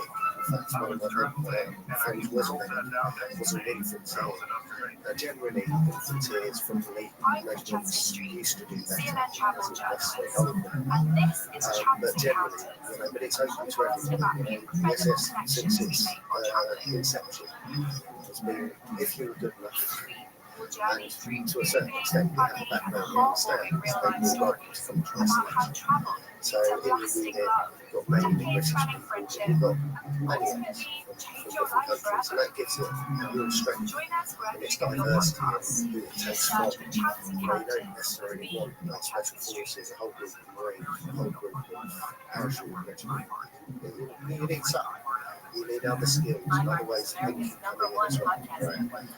So that's what gives it its strength, its ability to recruit widely, and its ability to, sort people out. If they started to drop the brackets and letting people into a job, that then is, limits of what you will have to do in your job can't be negotiated. They're set. So if you start dropping the standards of what people have to demonstrate and achieve, you're only going to put them at further risk. Right. Many won't manage to keep up with it. For people who may not be super familiar with the British military and the different tiers of military, what is like a comparison of the SAS, the British SAS, into like American forces? What would that be? So, first of all, the British military doesn't have tiers. The only way we mention tiers is to provide a comparative example. But our mission sets actually cover, because the tier represents a certain mission set that you're suitably trained to do and given. So our tiers would be the highest levels of special forces use open units. But we've worked with every single one. And especially with Rabbi in mind, we work side by side. And in many ways learn so much from them. We weren't necessarily a suitable special forces unit to take on some of the challenges that we were posed in some of the later Iraq tours. We learned a bit from each other. We certainly learned a huge amount. And adopted some of the TTP tactics that they use, which probably protected us in a way that we wouldn't have known how to. So it acted as a catalyst, to be able to work so closely together. And we don't share it, we work alongside each other as partners. And certainly from my perspective, the British military, that's been invaluable in our evolution as such, into an improvement for us in the present day. But we're good at various, we're very, very strong factors. So I think it's a good one. So is it similar to like SEAL Team 6 or something like that? Yeah, similar to SEAL Team 6. Okay. So when you joined a parachute regiment and then you applied to go join the SAS, and that is, you said 5% of people get through that? In general, so the figures and the statistics, but in general they expect 5% in pass rate. And if you get 10%, that's really marvellous. But it's very much, the more important figure is how many people can you get onto that course in the first place that are suitable. No point getting a whole load of people who are going to make it. And to be honest, the selection is very tough. Right? You should only get 2 goes at doing it. There's waiting for hip joints. And we're doing that sort of it's very, very arduous. You want to test your mind and your brain and suitability. Take levels that you shouldn't be doing. So Mark, can you walk me through what it was like during that process? And from the first time you went in, I'm sure there was a bunch of guys that were in there for this trial period. And how many guys were there? And then can you explain what that was like? It's well organised chaos. You go down to a Welsh area with lovely mountains that seem to have bad weather all the time, so it's ferociously hot and you can't see fog. You stay in bunk beds, stand around each other, you don't know each other, quickly make friends, but it's that sort of attitude that you don't know who's going to be there in a week. You make friends to the people who share bunks next to you. I had certain friends from parachute regiment, selection regiment, so we got to hang out together every day. We started doing tests, physical tests, schools, long marches. How many guys were there? So I think mine 240. 240, yes. 240 is what they started with. That quickly goes down to roughly 70 in the first one, which is not surprising because that's when the physical tests. That's what they do. It leads to a test launch, and fan dance. We see a high failure rate in that. It's time, everything's timed launch. You have to keep up an average speed, carrying weight. And that's really the text. There's no sort of real, very complex things you're asked to do. Right. They're all pretty simple, but they take a lot of physical exertion and mental work. At what year are we talking when you did this? So I did Section 02. Was that 2000? This is in 2002. Yeah, so I did parachute racing in So 98. right after 9/11. Yes, I remember 9/11 happening. I was in parachute racing doing my drills. I remember seeing it and thinking, this is going to change everything. And remembering how I joined the army, I would join people who were wearing the army and wanted to do it for a lifetime career. Right. So I joined it because that's roofing, but I went out and looked at it and noticed, the opportunities in the army. And you just thought your brother did it, so. Yeah, so I had enough keys to say, hey, this looks really interesting, very good. And the army is a great place to be. There's a lot of challenges involved in serving there, in particular through certain periods. We have very, very intensive operation period. From my career, I've done loads of operation tours and varying lengths. There's been a heavy rate on Iraq, 8 Iraq tours, but a number of Afghanistan tours, a number of classified others operate in areas where people are fully aware of what it's not public knowledge, and operate against extremist groups at national level, and in particular in northern Iraq.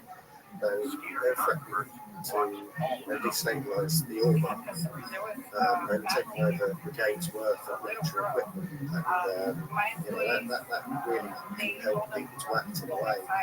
It's still to be decided whether it was genocide against the Yazidis, but certainly pretty severe levels. So that drove an intervention into there to support forces that were around there to help stop that progress. That's a tremendously interesting thing to have taken part in. And in fact, that particular period of operations were all down the front line. People think helicopters, you're moving without very mobile action. You're just given an area to preserve over. It was one of the most connected areas. An area where they're just trying to break through the front line all the time, constantly analysing what they're going to do, where they're going to try to control back from the front line, just to protect the ground that we want back from. So all of these operations have different types, and all complex. They definitely teach you how to be a human being. Because when you're sitting in dugouts, cows come in, you're not going to get the answer. The all goes dark. You can't really, wonder what everyone's up to, where the next threat's going to come from. So, it's one of the ways that we're on tremendously supported missions. Sometimes we're supporting others and trying to keep just manage what they're doing. A lot of these forces are experienced determined soldiers.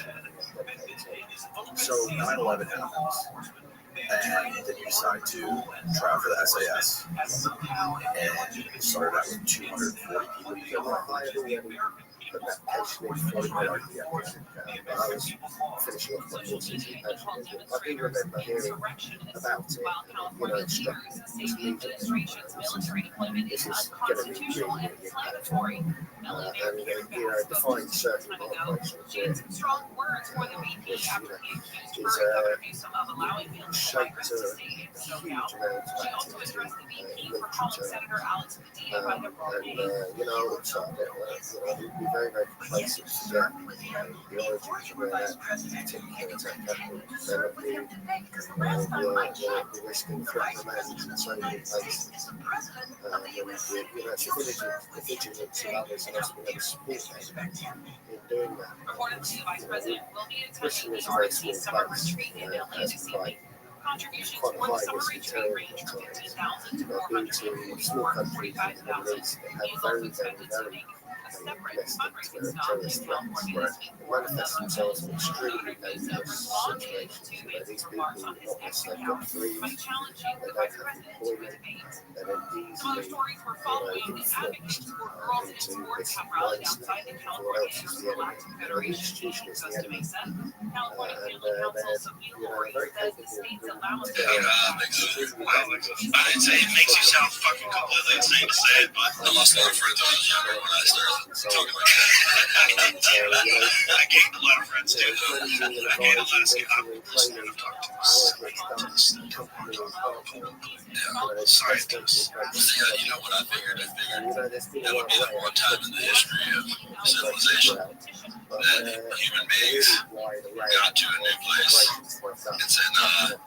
So let's go back to around. Exactly. I don't want to look around there. Well, Martin Sorrell, he's this researcher that's been doing these documentaries on the moon landing. He's been saying it's fake since like I met him sometime in the early 2000s. And he put out this documentary called Funny Thing Happened on the Way to the Moon. And he's got a great quote where it says there's not a single thing that's not easier, faster, and cheaper to reproduce today from 1969 except the moon. It's the one thing. And everybody go, oh, but they spend so much money. Why would they spend money on that? Why would they spend money on all the things they spend money on? What are you talking about? It doesn't make any sense. The moon has trillions of dollars for your minerals on it. There's all sorts of shit on the moon that would be very beneficial to society. And it was always going to be that we're going to have a base on the moon. They were going to use that to go to other places.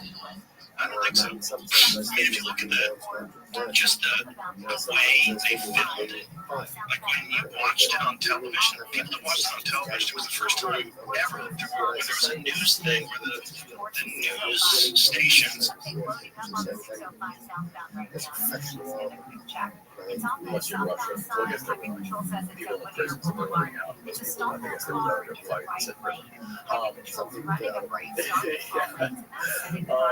So once it got down to 12 people, what were they kind of like trying to figure out about you? What sort of tests were they doing on you then? So when it comes down to roughly about 35 or 30 or just below 30, then we start getting into the real techniques that you're going to need to be able to deliver.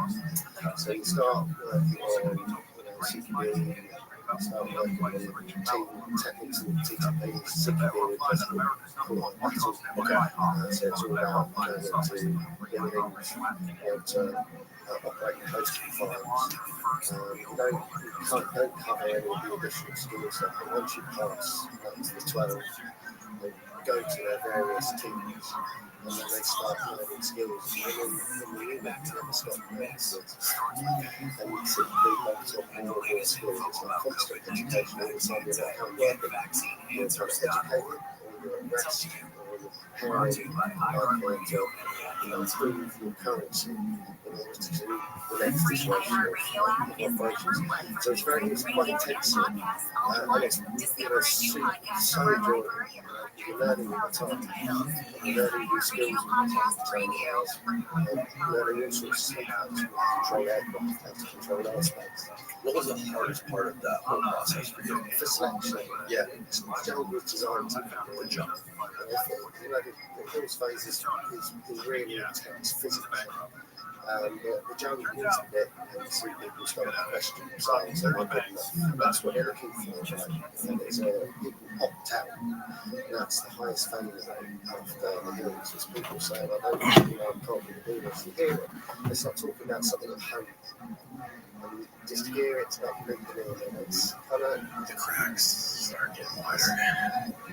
it's not an excuse, but it's kind of an explanation to others, and then they'll choose. And what they're looking for, that's a key sort of attribute they're looking for in each individual is, at certain points, do you come to question yourself too much? Do you doubt your ability to find a way forward? And almost all those people that opt out, they probably regret it. Did you express to yourself at all during that process? I say, I had a sort of fairly simple approach to it, which is just like, I might get injured, but I'll be able to carry it off, but it's up to your family. Right. Families are not good enough. I think if you take all the self-choice out, you just get on with what you have to do.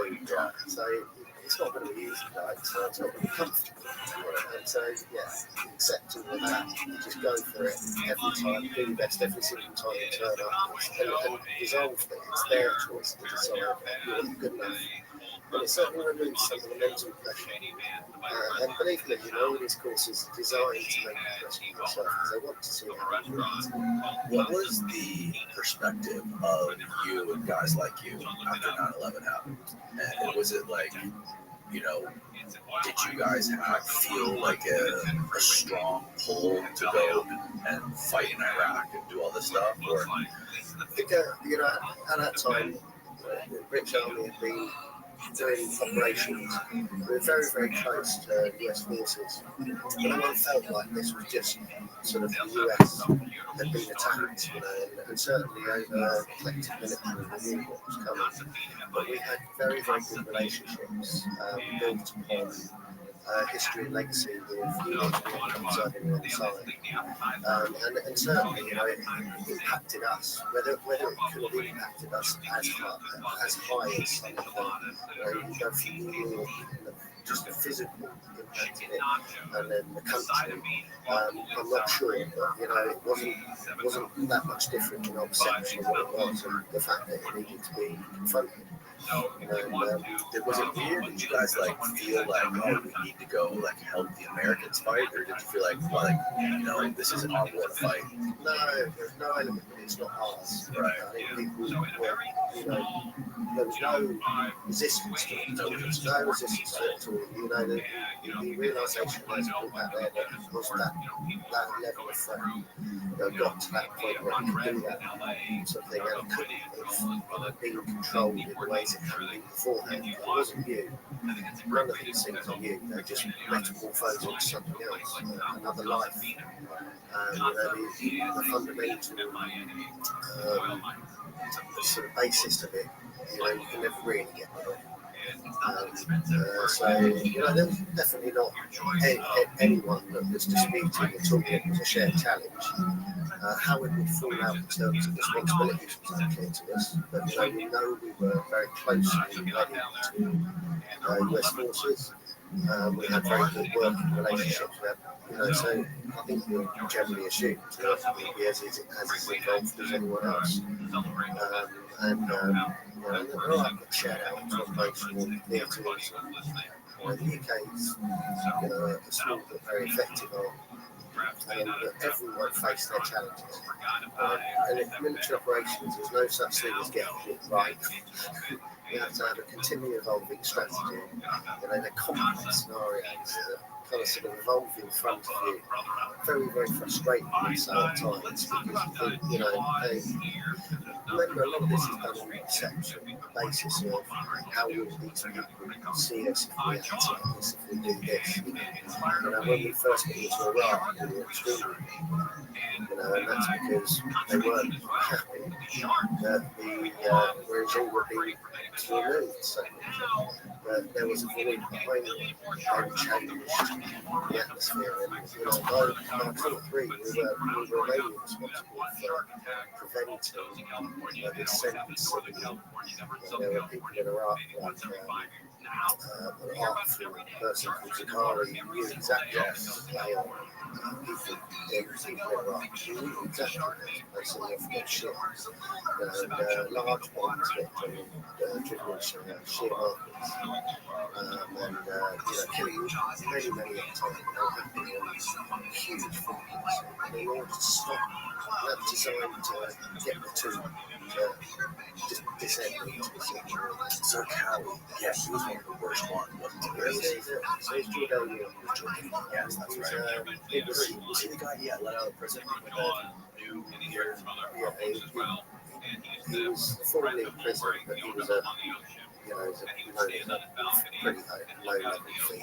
Right. I'm not sure what his background into prison was.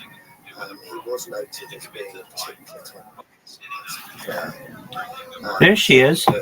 How you living, girl? And this is why they're real intentional. Is everything okay? Good. Are you in the? What are you up to?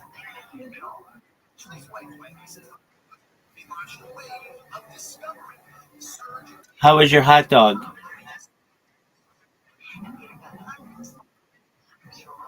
And how was it?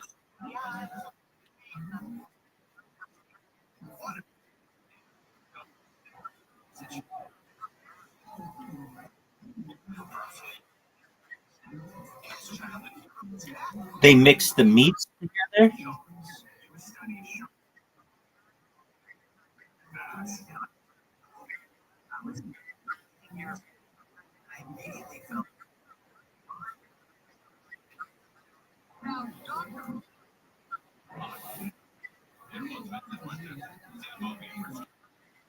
Yeah, that's disgusting. All right, I gotcha. Now I understand. All right, are you still hungry?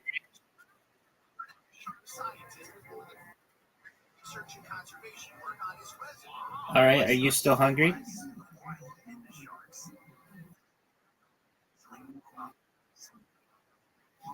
All right. How's your vape cartridge? How are your vape cartridges?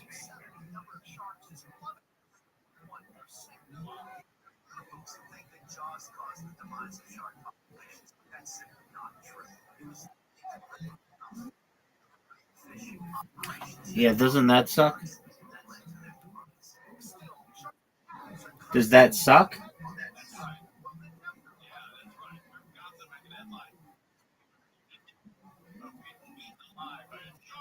All right.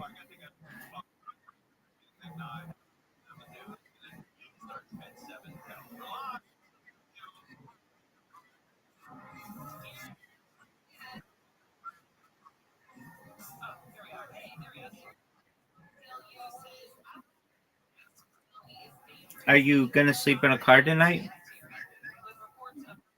Is there any way they can let you in the house?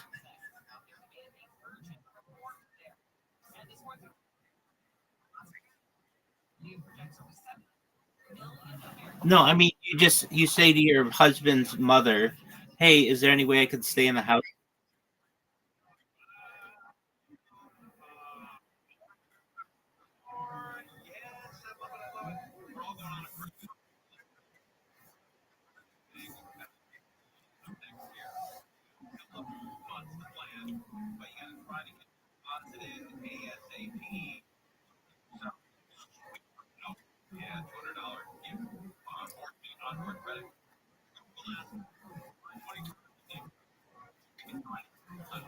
There's no way she would let you stay in the house. You're the you're the mother of her grandson, right?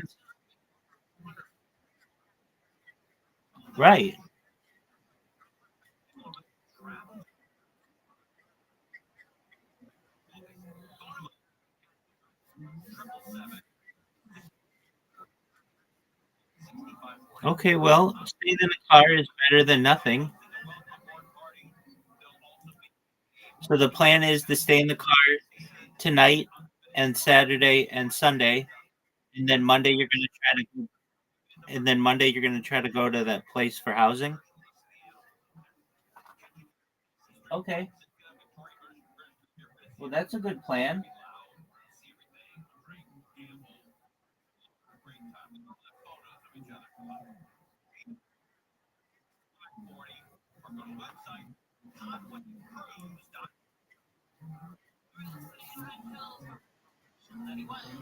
I mean, it's better than being on the street. It's better than being on the right.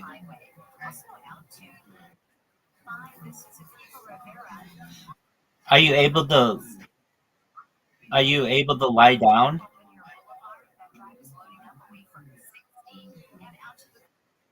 Yeah.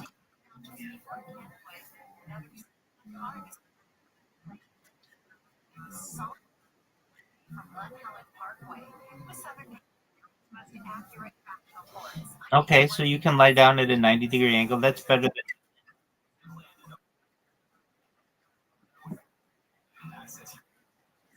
I mean, do you just go in the back seat?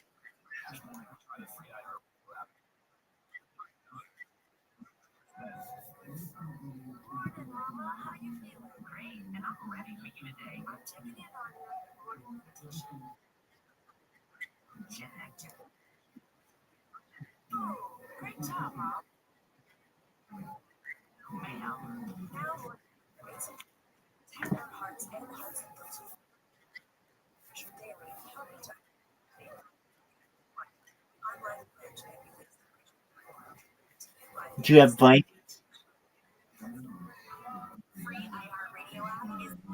Do you have blankets? All right. So it's like camping. Oh, okay. Do you have the windows down?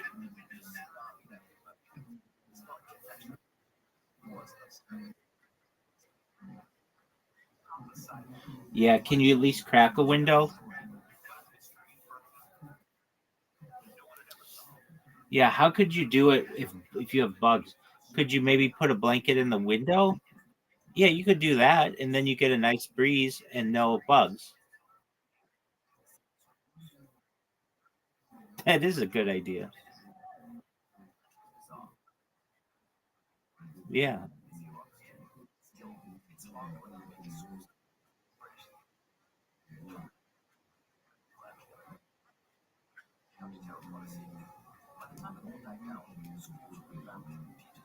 What are the bugs that worry you? Mosquitoes?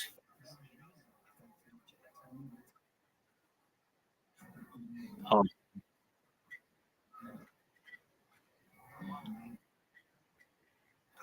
yeah, I can't stand them. All right. And do you have power in the car? Well, then you've got everything you want. And you're going to be in there with your husband? Well, it's cool. Then it's like camping.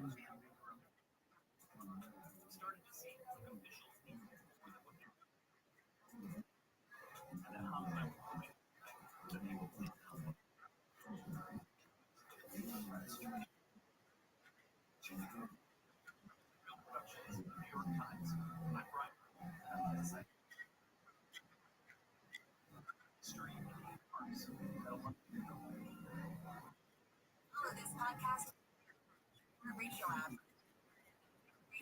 podcast, all in one app. The blockbuster movie Jaws, filmed this day, 1975, and the location to the fictional What'd you say? celebrating the iconic film. Uh, it's been good. I've gotten some random people in here, and they just left. They had like 5 people in here, and I've just been working on these bots, making sure they're spamming away. And I get people who talk about me on Blue Sky a couple times an hour, so that's cool. And just been watching it. I've just been watching podcasts, like enjoying life. And I'm about to maybe eat pretty soon, so that'll be, you know, sustenance. And I'll get Miss Aquarius. She and I played games earlier today, and we'll play again probably in the next hour or so. So that's cool. Just enjoying things.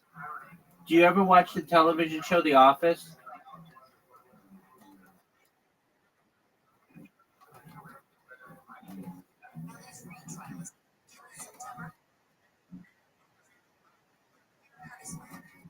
Oh,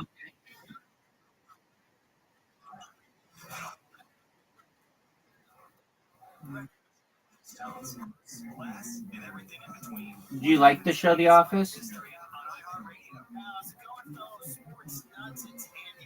Let's take a look back on this day in sports history, June 20th. We'll start off today in 1980. Roberto Duran won the welterweight boxing title with a 15-round decision over Montreal Olympic Stadium.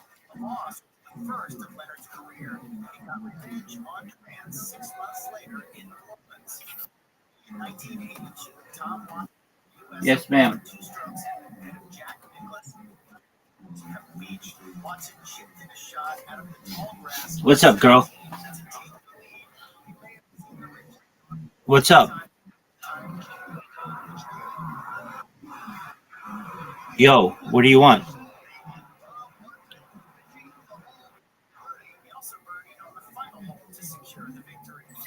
How far are you from the car?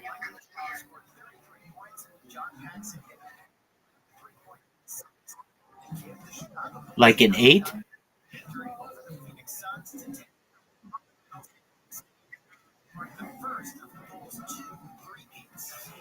No, in walking time. How much longer till you get to the car?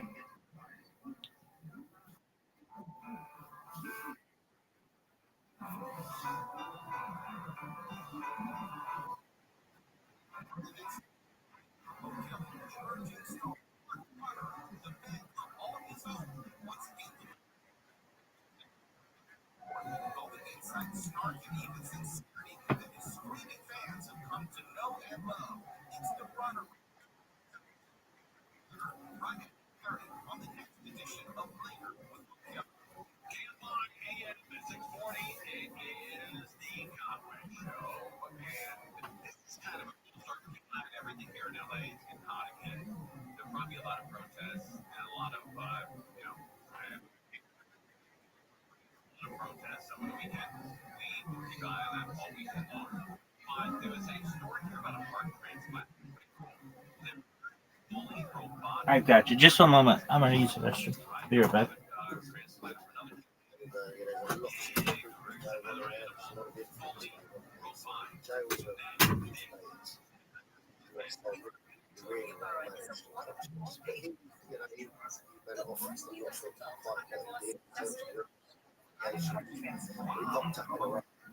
Because of the type of person he was.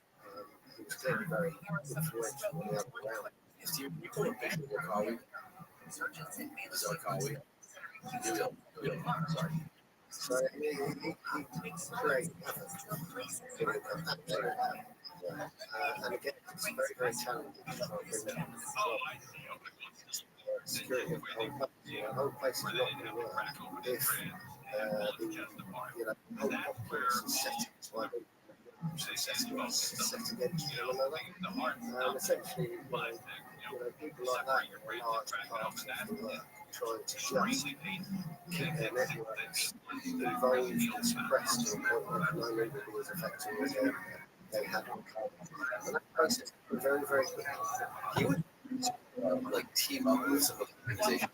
Yeah, so that's well, they're very good at running association with each other, living off each other. In fact, it became so, so the Al Qaeda made HQ communicated that they didn't support because of what she was doing. And they're saying we're setting off bombs against the population regardless of who you say they do not support.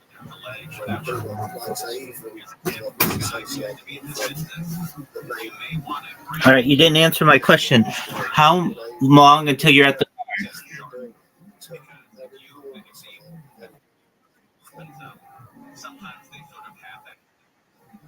How long?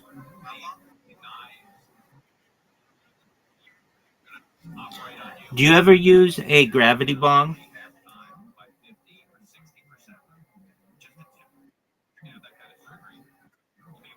Good on you. Good on you.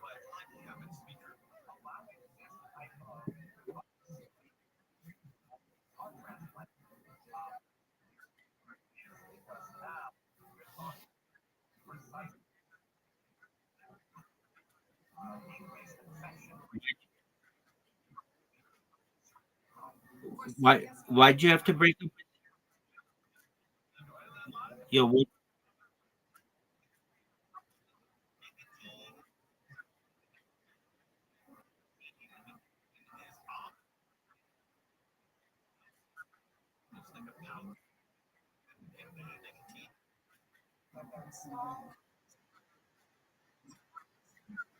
Yo, can you put the phone closer to your mouth?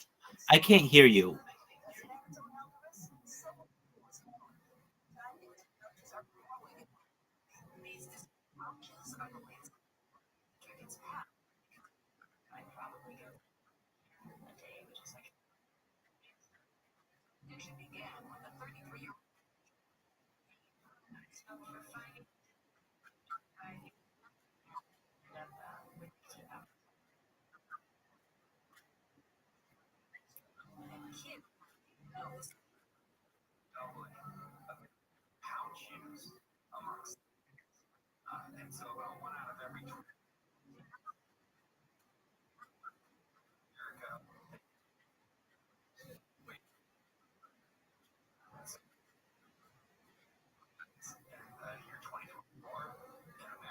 It's a good question.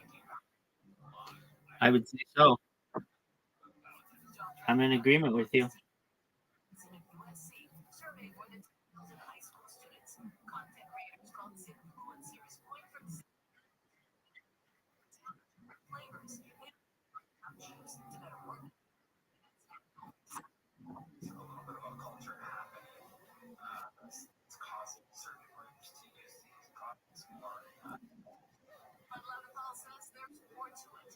Do you have enough water for the night?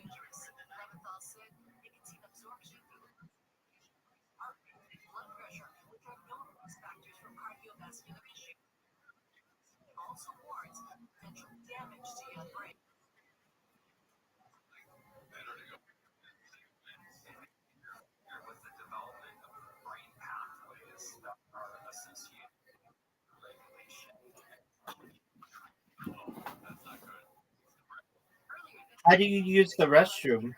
Like, where do you go? Oh, okay, that's cool. Are you like in a car park or is it just like on the street?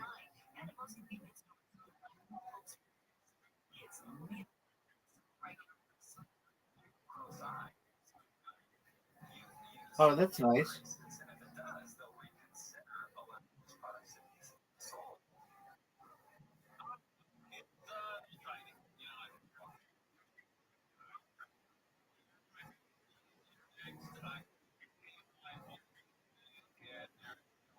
I thought you weren't allowed there.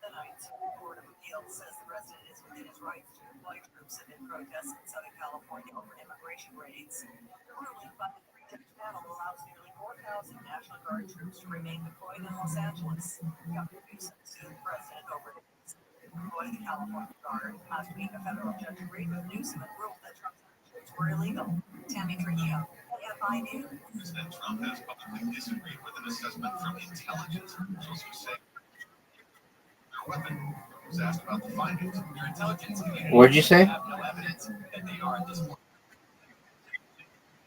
Uh, yeah, she should be here in the next hour or so.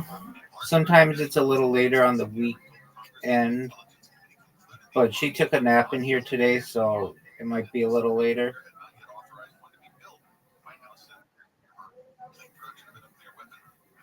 She's getting good at bowling.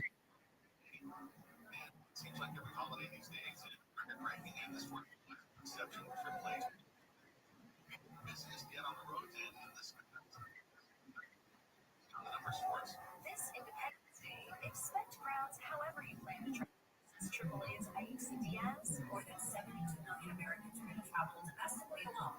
85% of people will drive. More than 61 million people are taking road trips. The airports will be packed as well. Air Travel AAA is projecting 5.84 million people. And this may be easier said than done, but don't be late to the airport. Claire McMichael, ABC News. So flat weather from KFI. Look at some patchy fog tonight. Lows in the lower 60s. We're talking tomorrow. Highs in the mid 70s. Around 80 in the IE, 70 at the beaches. And sunny and a couple degrees warmer on Sunday. Right now it's 69 at Seal Beach, 70 in Fullerton, 74 in Malibu, 73 in North Beach. The KFI financial report. After a day off, the Dow closed up 35. S&P 500 down 13. Nasdaq down 99. And got a crash on the 10 in West LA. That's heading eastbound just before the 405. It looks like it's at the center divider, adding to the busy ride back up from Cloverfield. As you travel on the 101 southbound in Hollywood, seeing some traffic building up approaching Normandy. Your drive stays busy there to downtown. There's a right before Alameda. And as you travel on the 5, heading southbound in Commerce just after the 710, it's a slow ride there that'll start to clear up as you come across the 605. A bit of slowing on the 5 northbound, that's in Irvine, just after. Things are looking up for you now. You're on the 10, that's heading westbound in Ontario. Right at 4th Street, a crash has been moved out of the carpool lane. Traffic has recovered there. So traffic on the 10 heading eastbound in Ontario. Once you get to 4th Street, you're seeing a slow crawl there until you get past the 15. Then the 15 northbound heading into the Government Pass, traffic building up at the 215. It stays busy as you kind of feel it starts to clear up approaching 138. With Southern California's most accurate traffic reports, I'm Pedro Marino. Our iHeartRadio Music Festival Presented by Capital One. is coming back to Las Vegas. September 19th and 20th. Streaming live on Hulu. For a weekend full of superstar performances, never before seen collaborations, and once-in-a-lifetime artist moments you'll have to see to believe. Tickets are on sale now at AXS.com. Get your tickets today at AXS.com. And we'll see you at our 2025 iHeartRadio Music Festival. Presented by Capital One. Here's some good info from you guys. It's called that being. So spin towards my direction. All the stereotypes that we worked so hard to break are just going to be reversed. I won't let that happen. We all have to play our part. Then donate my plasma. I'm the big boss. We deserve respect as much as everybody else. I'm a nurse. I'm a delivery woman, chef, a neighbor artist. Bus driver. I'm a doctor. My class. My class. Stop the spread of anti-Asian racism by visiting iHeartRadio.com/fightthebias. Brought to you by Love Has No Labels, the Ad Council, and iHeartRadio. The free iHeartRadio app is #1 for music, radio, and podcasts all in one. Discover a new podcast from our library of hundreds of thousands of titles. Here's an iHeartRadio podcast preview. I call, that's just about like, I think they maybe planning to be about to do. On April 4th, 1960, Dr. Martin Luther King was shot and killed in Memphis. King James Earl Ray was arrested. He pled guilty to the crime and spent the rest of his life in prison. Case closed.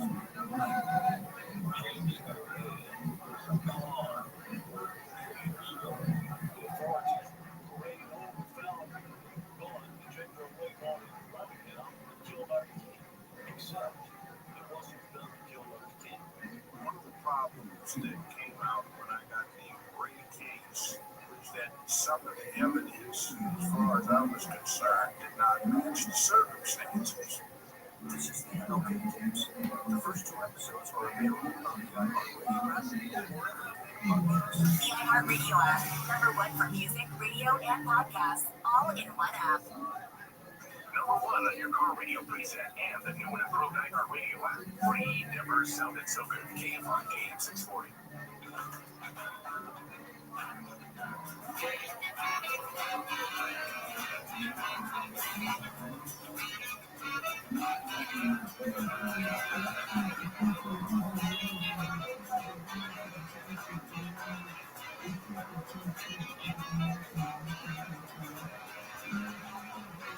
It's Friday.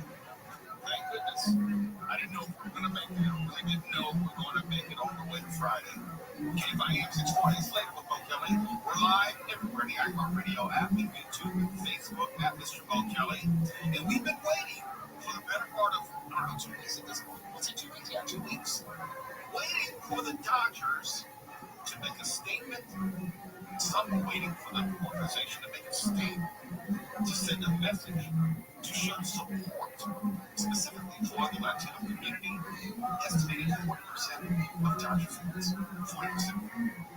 I've been a Dodgers fan my whole life, as long as I can remember. And I was perplexed that there wasn't some sort of definitive statement of support for the community or some definitive stance.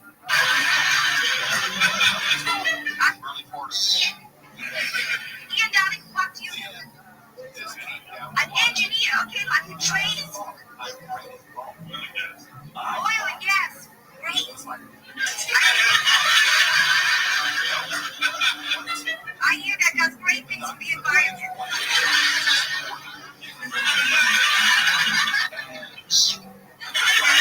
What's your favorite color?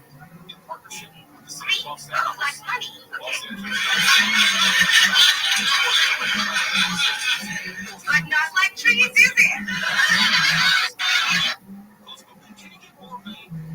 Can you avoid saying ice? Can you do more? I mean, it's almost like they don't really even want to put it near a refrigerator. So you want to think about ice. You don't want to even misleading thinking that the Dodgers care about ice. No cups of any drink of anything on any stadium that are hosted. They're done. After all these weeks, yes, I didn't mean to step on your there. After all these weeks, this was the worst, best idea that someone in the marketing department came up with. And I have a sneaking suspicion that it probably was like 500,000. And then he said, no. It's got to be at least $1 million. And just make a man. Yeah, right. You make a man. You don't make a man with $1 million. Because the Dodgers, and thank you, 12 for one, it sounds good for the show. The Dodgers were sold in 2012 for a price of $2.15 billion. And yes, there's a Lakers tie-in because the group which purchased the Dodgers in 2012, Mark Walter, Guggenheim, is the same group which just bought the Lakers for $10 billion. I'm not really good at that. But if you could afford the Dodgers in 2012, $2.15 billion, you can afford some sort of magical deal with the Lakers for $10 billion in a 12, 13 year period. I'm guessing the petty cash fund has more than $1 million. Has to. I'm guessing the crisis PR department has money set aside for moments just like these. And after 2+ weeks, $1 million to nobody for a ticket was the idea that the brain trust came up with. I don't know how the $1 million is going to be doled out. I don't know in what way or to whom it's going to be given. I have no specifics. I just know, and I'm not even Latino. I got Spanish people and family members, but I'm not Latino. I was mad. I was so mad. I saw that I was heated. I looked at that and I said, no, Blake, you didn't. This was your best foot forward. That's not even like a weekly operating cost. No, that may be what it costs to open up the park on an average game night. I would have rather, me personally, this is just me, I'm not speaking for 12, I'm not speaking for our team. I personally would have rather a strongly worded letter that was very clear in its stance than $1 million, which says to me, we don't think anything of you, Latino community or your support. I look at it as a cheap ass bribe, and it wasn't even one which someone should even take any pride in. If it wasn't like the only type of comparison I can make is the late Kobe Bryant. He had that issue, cheating on his wife, and the sexual assault case. He brought his wife after the fact a $4 million rent. It's almost like it feels like the Dodgers know, yeah, we know we're wrong, but we're going to give you this in return. That's not even $4 million. I know. I know. It's almost like they're treating the Latino community like a cheap ass team. After all the time that protect the community, to continue the metaphor, has indeed been faithful to the Dodgers organization. The one time, in effect, they're asking, hey, can you show us some respect? Hey, can you tell the world how much you care about us? Hey, can you demonstrate to everyone that we're your group? Okay, this is one time, and you couldn't do it. Couldn't do it. In fact, they gave me a little candy ring out of the vending machine. They said, here, you go. I think the Dodgers organization does not want to in any way offend the Trump administration, because this is what it comes down to. It goes back to visiting the White House. It goes back to making no public statement about anything that they may disagree with previously or presently with the Trump administration. This is all about business. And today, they cut a check to nobody in particular. They announced a check to nobody in particular. And that is supposed to make anyone feel better, feel more comfortable, more confident that the Dodgers believe in the Latino community or has the Latino community's back. I was offended. I cannot speak for anyone else. But I was actually mad when I saw that was supposedly the best foot forward of an organization that I love dearly. After all these days, and I see all these meetings, strategized PR crisis meetings, this was the best foot forward question mark. You know what's interesting when you think about it? This growing Latino coalition of activists, organizers, and individuals who are looking to potentially boycott Los Doyers and really make a stance because they felt disrespected because the Dodgers would not publicly speak out against what was happening to their faithful fans. That's what they were asking for. They were asking for a name. Dodgers, our beloved team, were showing up to ICE protests wearing Dodger hats. Yep. We want you to let the world know you've got our back. Not once did I hear anyone from any of those organizations say, Dodgers, we need your financial support. No one has asked for that. That wasn't even a point. That wasn't even on the table. They said, show us some love. Let me go back to the statement. And look how carefully, intentionally, and purposefully this statement is written to not offend the federal government and in no way cast aspersion on the Trump administration. Not in any way. It's reality. We don't know if this is after a hurricane, an earthquake, the school fights. We don't know what this is in reference to. Listen, it says, quote, what's happening in Los Angeles has reverberated among thousands of people. What the hell does that mean? And we have heard the calls for us to take a leading role on behalf of those affected. What the hell are you talking about? You can't even say the word. You can't even say what we call a thing. Ice rains. I mean, are they talking about the wildfires? I don't know right now. I don't know. They're probably getting wildfires, and I'm being serious. Yeah. Nobody asked for your money. They asked for your support. We'll have more on this in just a moment. It's later on Kelly K5 45 over on YouTube, Instagram, Facebook, iHeartRadio app, Apple, Jermark Monitor, and K5 24-hour news. Here's the latest. The latest facing more backlash from the arrest of a U.S. citizen Nico Rivera.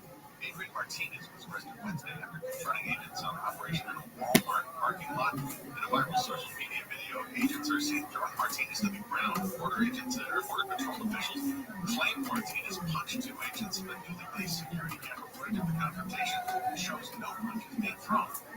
The federal judge has blocked the Trump administration from revoking Harvard University's ability to enroll international students.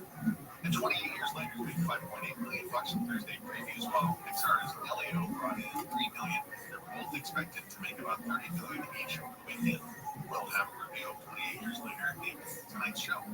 So now from the ONU.com Weather Center. ONU, the only business software you need. Patchy fog later, lows in the lower 60s. Partly cloudy tomorrow with highs from 70 in the beaches to around 80 in the IE. This report brought to you by OPOLaw.com. And from the Southern California Toyota dealers, traffic centers, they've warned about the Toyota's full lineup of fuel-efficient vehicles are going to a crash on the 55 in Santa Ana. That's heading northbound just after Dyer Road. It looks like CHP is on scene. They're about to move this out of the two middle lanes, so causing a heavy ride back up from the 405. As you make your way on the 91 eastbound in Anaheim Hills, just after Imperial Highway, some slowing there. It's going to stay busy until you come across Gypsum Canyon Road. And the 5 heading northbound in the Alicia Park just before Riverside Drive. There's a stall there that's stuck in the second lane to the left, causing some traffic backed up on the 10. With Southern California's most accurate traffic reports, I'm Pedro Marino. OpenAI is a financial abomination, a thing that should not be. An aberration, simply fraud at the heart of Silicon Valley.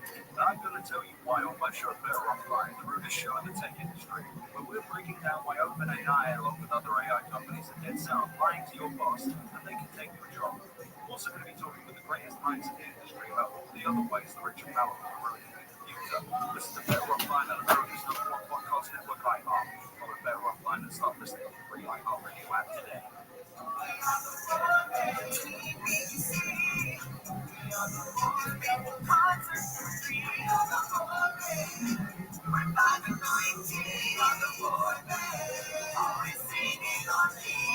You love your kids enough to take them to see their favorite band. Love them enough to make sure they're buckled up in the back seat. Show me love them. Keep them safe. Visit nhtsa.gov/the-right-seat. Brought to you by the National Highway Traffic Safety Administration and the Ad Council. Hey everybody, it's me, Kate. Here to talk to you about a new podcast called Casuals, starting January 21st. It's a sports podcast, but for people who don't necessarily consider themselves as listeners of sports podcasts. It's just regular people laughing about sports, not scream. I mean, we might scream, but it's going to be about something very silly, not about something as serious. We're just not going to take it seriously. Is this making sense? You guys kind of get the vibe. Tuesdays and Thursdays, if you're feeling froggy, go and click that follow button. Because listen, it's unclickable. You can always unclick it if you feel like that was a bad decision. It's on and get a notification when you do that. But if you click it now, you'll never miss an episode. And that's ideal. Because it's going to be good. Oh, it's going to be good. Listen on America's #1 podcast network, iHeart. Open your free iHeart app and listen now. iHeart is America's #1 podcast network. Open the free iHeart app and support podcasts like this. When was the last time you took chats? I was traveling, and a cute girl sat down next to me. That was enough for me. I'm Francesca Streams, CNN travel journalist, and this is Chance Encounters, a podcast about the incredible connections we make while traveling. Each week, we'll journey through moving, funny, and heartwarming real-life stories about how travel can lead to lasting love, decades-spanning friendship, and ultimately change your life forever. Join us wherever you get your podcasts. Just search for Chance Encounters with me, Francesca Streams. Listen to America's #1 podcast network, iHeart. Open your free iHeart app and listen now. iHeart is America's #1 podcast network.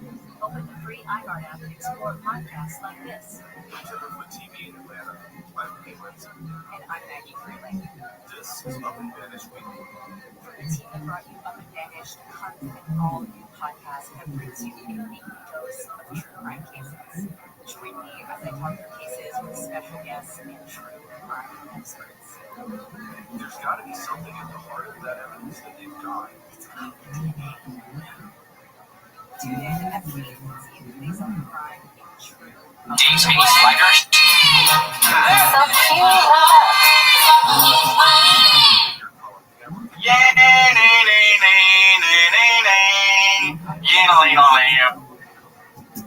Listen on America's #1 podcast network, iHeart. Intelligence gathering, reactive operations in order to keep that under control. I mean, it's not just Carly there, it's a whole network. Right. Who's driving bombs, who's training them, who's equipping them, who's also one of their key methodologies is that, of course, things are much more complex than just once in a while, finance, all sorts of stuff around. What we was your?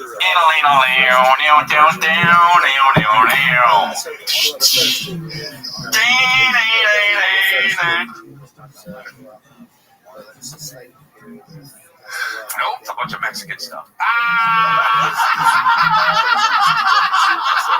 Friends that laugh, friends that shout. Sometimes we don't know what we're talking about, but that won't stop us. Nothing can stop us. I show you use the love.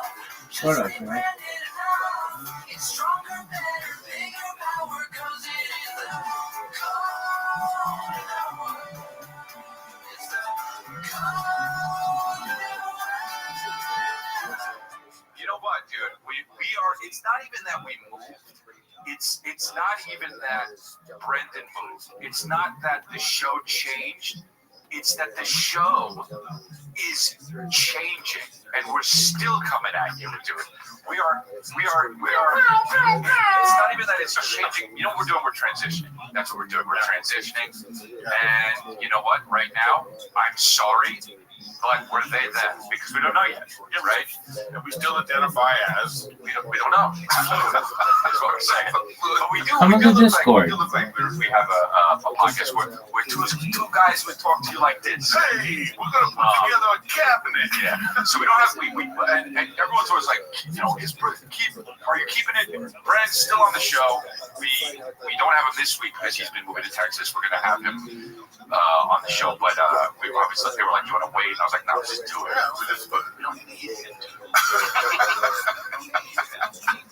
You know what I'm saying?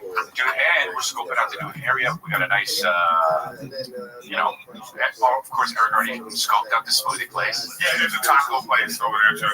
Yeah. So Eric will have tried every thing by tomorrow. And I was that joke's in honor of Brendan, right? Right. So, but yeah, so we don't know what we're doing with this background yet, but we will. We got a plan. We do have a kind of a plan, but it is cool because we consolidated studios, and fucking Lifeline's going to be here too. So live it up, dude. Live it up if you're in the podcast ecosystem, or like you do watch podcasts, I guess. I don't know. Hey, does Kristen ever travel by herself? She has. Sometimes. So Rachel just went to a wedding. She did like a few months ago. Yeah. So she went to a wedding and she's like, you know, you check her in and say, you know, she just, oh no, she just handles everything. Well, no, I'll get the flight. But yeah, that's what I'm saying. I'm doing all that. Yeah. But anyways, she's on the flight home, and she says to me on my text, she goes, "Why are they tracking my bag?" Because on the app it says, she goes, "Why are they tracking my bag? Is my bag on a different flight?" When's the last time she flew? Is it by herself? I've been doing it forever. I don't know when the last time. That's the thing. You know what? I think that like sometimes they just turn everything off when they're, yeah, sure, yeah. You do everything, so they don't have to deal with it. But I'm just like looking at the thing, and I'm just like, what do you mean? Is your bag on a different flight? Wow. It's literally for her. No, yeah, that's hilarious. We're tracking it back for you, asshole. Dude, we did it. Yeah, no, I guess sometimes I get the alerts, like she'll go to visit friends or something, and I'll get the alerts, like, because I'll set up someone pick her up, someone take her, someone the flight, so I'll get the alerts, so I know where she is. But also, you can do this cool thing, you can do this thing where you can just type it in, you just text, like, UA 150, and then just click it. That's the best. Yeah, I don't know, but they snuffed that on us. Yeah, they did. That was so crucial. Let us know when that happens. And when you find out, you probably found out the same way I found out. Someone texted. I'm like, what's this? Yeah. I'm in the middle of the air. So, yeah. But see, I'm that guy, though. I track flights. Like, if I'm gonna pick you, like, if you say, hey, this is a day and age of Uber and all that stuff, sure, let me tell you something. You sure are that guy. And I'm that guy. You never pick me up or anything with flights, but I should. But you know you could. No. If you don't want to deal with stuff, you say, here, can you pick me up? I'm going to be at. I know that. I know you, and I know you're a flight tracking motherfucker. Yeah, I've tracked flights. I picked Matt Rife up from the airport one time. Why? He's rich. No, it's because he was dealing with some stuff, and he was coming in. You know what I mean? And he was like, "Yeah," I said, "I'll meet you." I said, "Don't worry about it." He told me this. You know, and then I wrote. I even put his name on the thing, and I was standing there like this. But I had a different word. People were like, Montez is a Matt Wright fan. Right? No, but what we just talking about going to the airport? Oh yeah, I don't pick anybody to the airport. That's not no. If you're over 35, you don't do that. You don't do that. You don't ask for it. That's more the thing. You can do it because you do it. You want to be there for somebody, okay? If somebody asks you to pick them up, dude, we're not friends anymore. And I'm Uber to you. I charge you. I charge you for it. When somebody asks me for flight to the airport, you know what I do? Turn it down. That's what I do.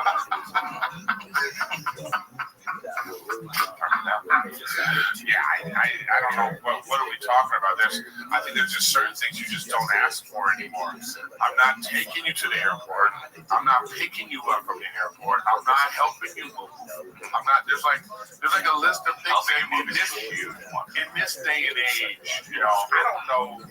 Can you name? There's like maybe 4 people on your list. If they said, "I really need you to help me move," who would you help? And how would you help them? You would probably you get a mover and you hire a mover.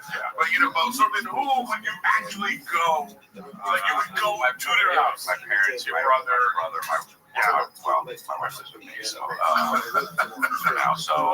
no, that's I wouldn't, my kids when they get older, I guess. Even then, it's such what a short list. If you asked me to help you move, I would text you back, "Fuck you," because I want you to understand the severity.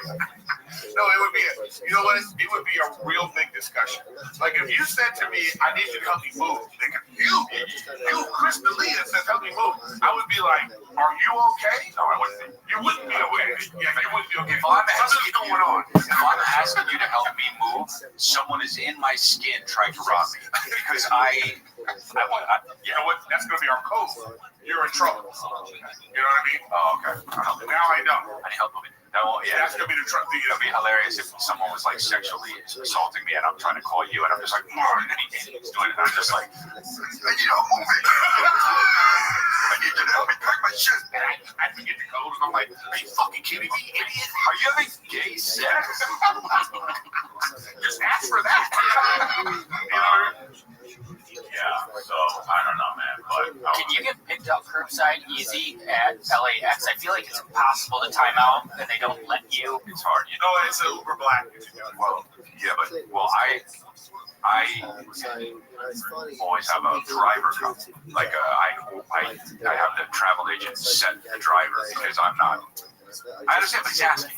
No, I get it. Okay. I just want to throw something at you. I don't know how much that is. I didn't either until recently. What would you say? Can you give me an estimate? I think it's probably $400 or $500. Okay. Do you understand? I park my car at LAX. Yeah, that's great. Not at the economy lot. You don't have to scream at me, okay? No, you need to be screaming because this is ridiculous that you spend that kind of money. Drive your car to the airport and get a ticket. Why are you so fucking invested in me? Because it's ridiculous that you're saying. All right. Because listen, I know you think it's like fancy, and you're like, because there's part of it. That's not even. Yes, it is. I don't think it's fancy. As a matter of fact, to be honest, most of the time that I'm doing that, I'm feeling like embarrassed because I'm like, I don't want people to think I think I'm fucking cool. But you do think you're fucking cool. Well, not because of that. Yeah, but I can sing, I put an outfit together. No, on a list of things that make somebody cool. Yeah. Right? You know that on that list is have somebody pick you up from the airport. It's not above. Really, bro. It's not above dress cool. Have your hair right. 6'2", tall drink of water. I've got something about me. All that stuff is up ahead of, but also crazy talented. Also on the list is you should be having somebody pick you from the airport. It's on there. It's on. I guess Maybe it's not the top 20, but it's there. it's a good conversation. I will spend time thinking about this later. No, but bro, but I'm trying to tell you this. There's a site. It's called LAX Park. Yeah. You go to it. I'm already out. You pre-do then have your guy do it. You pre-do it. I can hire another guy? You got it. Yeah, right. Let me have another guy. You already have a guy doing stuff. Have him do this. I just tell you this. I don't want to wait for shit. Yeah, I know. I get my bag, and then I just walk right over to the terminal, and there's my car. That's great. That's okay. So there is a pro to that because you don't have to be like, where's the guy? Yeah, that is annoying. Also, this too. You're trying not to be cool, right? So you're like, I'll get my bag. You know, he's like, no, I'm gonna get your bag. So you're having this kind of like, no, I can get my own bag, but at the same time, that's his fucking job. So why would you get the bag if the guy? Right, my car there. That's what I'm saying. Especially if it's $500, it's never gonna be $500 because you're going your 2 days top. Right. No, it's never gonna be that. Even if you don't go to this site, I'm telling you, it's still $60 a day. Think about that. But it might be even better to do it because then I have my car too, right? And then you're driving home and you're like, you know what? I want to stop at such and such coffee place. You know what? Stop and get a lap dance. 3. My wife won't be home till. You don't gotta fucking convince this guy that you feel weird about what you're asking him for. Does it cost extra if you stop at Coffee Bean and Tea Leaf? Right. See? Yeah, all right. I'm gonna try that once, but it's not about because it's not about being cheap. No, I know. Yeah, no, I understand that. Okay, good. I understand. It's not spending. If you're cheap, that's not a reason why. Right. Okay. So, interesting. I couldn't believe when I was at the 7-Eleven here before I got in. So I wanted to like scope out the area, so I actually got a Starbucks, which is crazy. I don't drink Starbucks, but I got the Starbucks. It was a fucking welcome Starbucks. No, yeah, like no seating. Walk up like you're a fucking Jehovah's Witness. Hi, you know what I mean? And I literally knock. I go like, I didn't know what to do. And I'm like, there's a car pull up here? I'm like, is this a drive-thru? So I go, knock, knock, knock. And the guy usually does it. Yeah. The guy opens up the window and he's like, hey, what's up? And I'm like, is this for cars? Or I said, can I order a coffee? And he says, yeah, I know it's a weird store. And I'm like, wow, all right, yeah. So let me get this. He's like, people often don't know what to do here. And I'm like, he's like, I've never seen another Starbucks like this. I'm like, this is crazy. Starbucks, and I went to see. There he is. How you living, Pim? I was there. Yo, what kind of inventions are we going to develop today?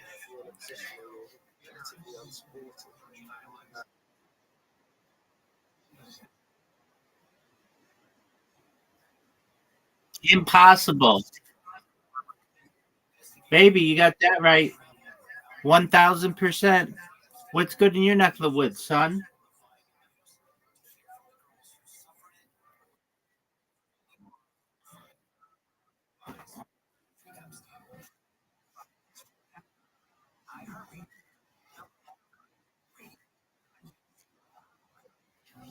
Tight, Doug.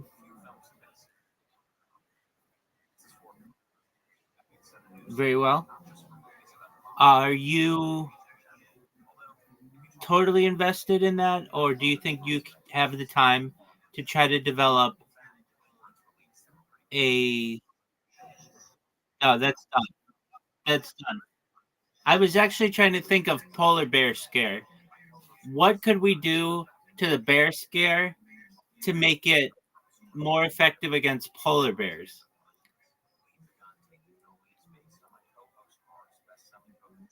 And if you say salmon cannon, you can get the fuck out right now.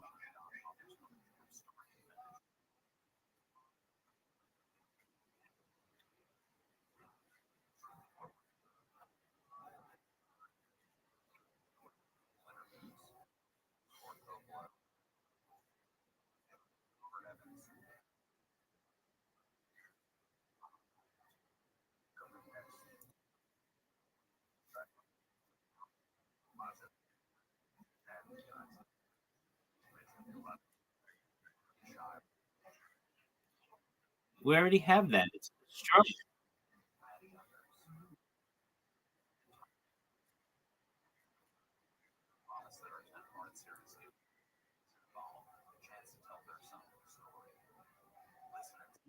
Is it white? You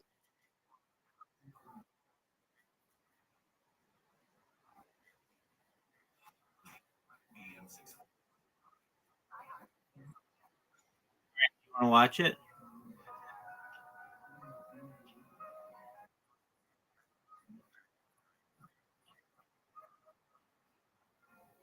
All right. Yeah, I haven't seen it. I know of the guy. Shoot.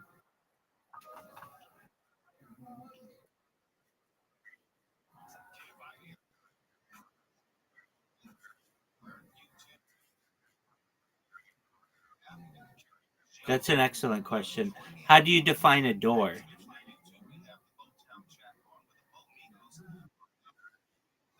Does a door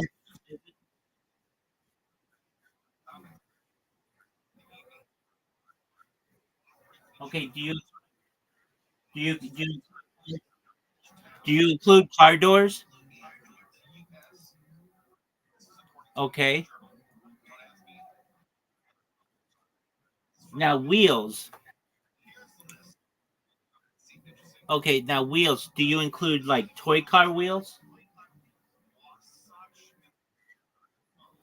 So just anything that's circular and spins? Okay, would you include a top in this description?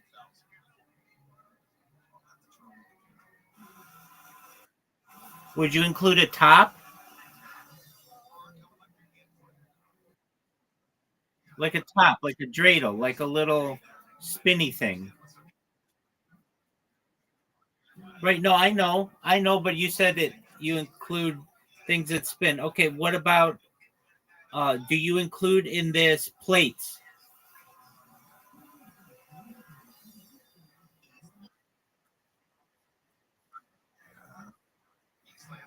It's circular and like there are those plate spinners that spin plates that's kind of like a wheel.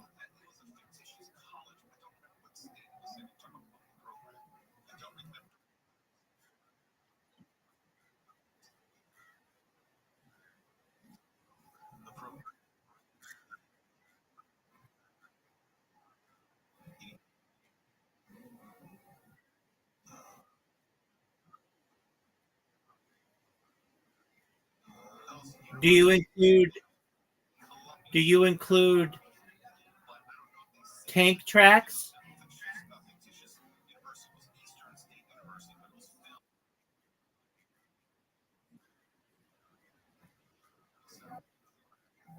Okay, do you include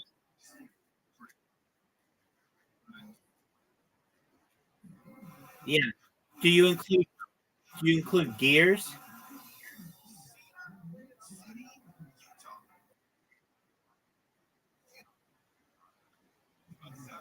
I usually define a wheel in the way that you're saying it as being on the mode of transportation. Do you include?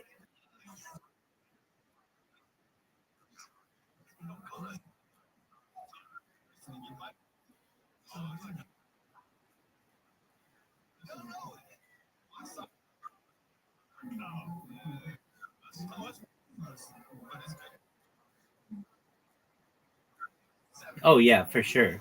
Okay, back to doors. Do you include door frames?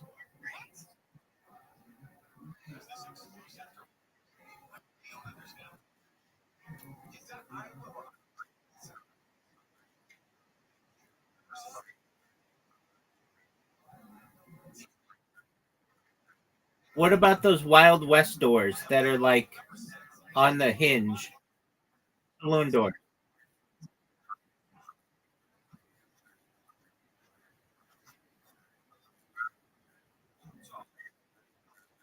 Do you include a stall door, like to a bathroom?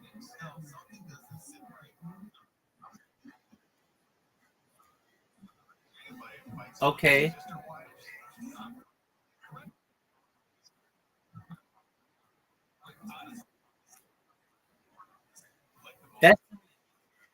That's not a door. That's a curtain.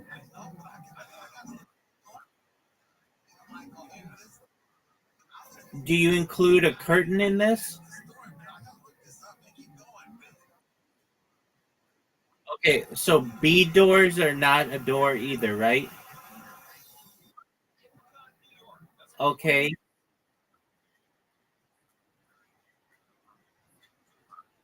All right. Do you include windows of any kind?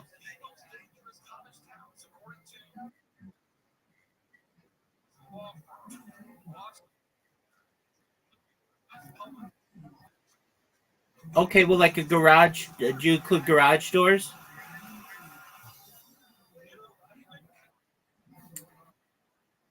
Okay, car doors count.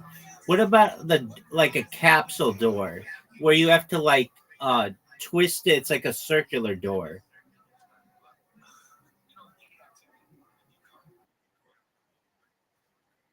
like the Apollo spacecraft.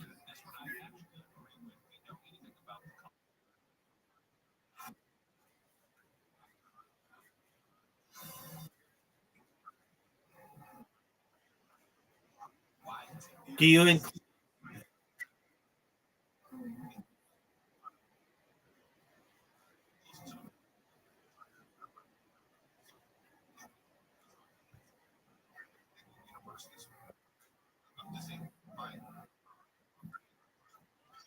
So I think you count the wheels on the Hot Wheels, but you don't count the doors because the doors don't open on those cars, right?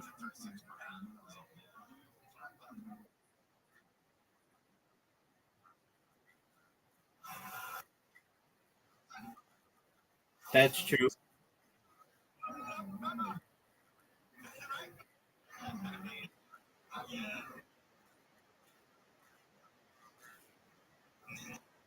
Hold on, hold on. I think they would. I think they. Yes, I think all of those count as doors. I even think cabinet door counts as a door. If you're going to include gears for wheels, then cabinet door should definitely count.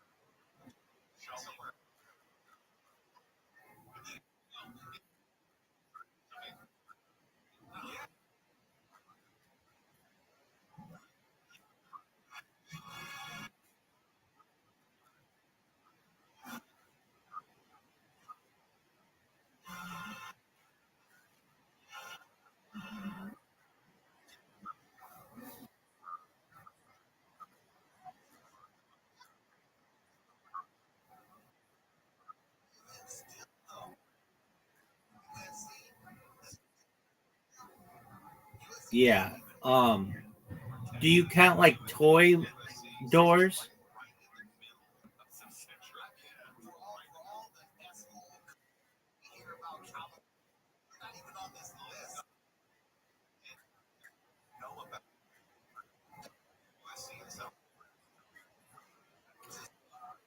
Okay. Now back to wheel. Do you include a pottery wheel?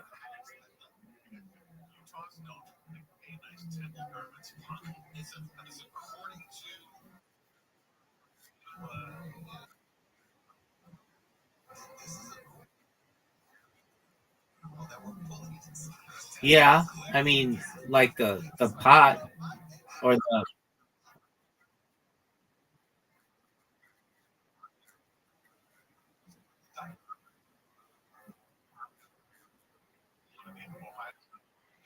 It has to move over the ground.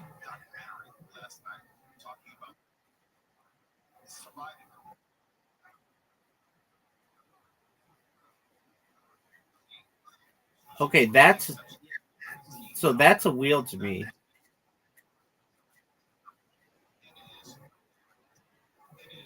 Okay, and then gears count as well.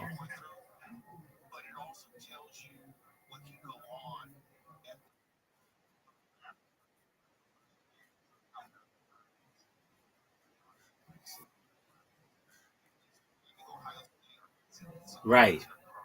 And then like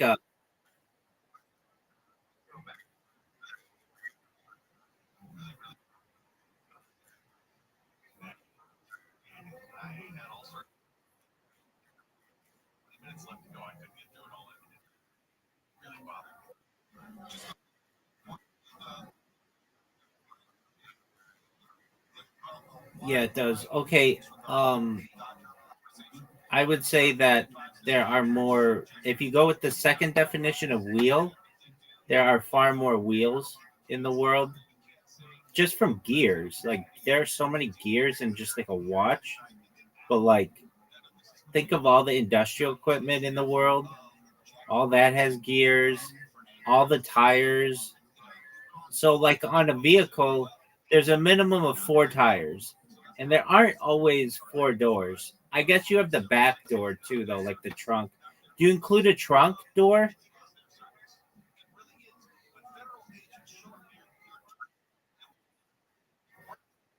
It depends on the vehicle. Like a normal trunk, I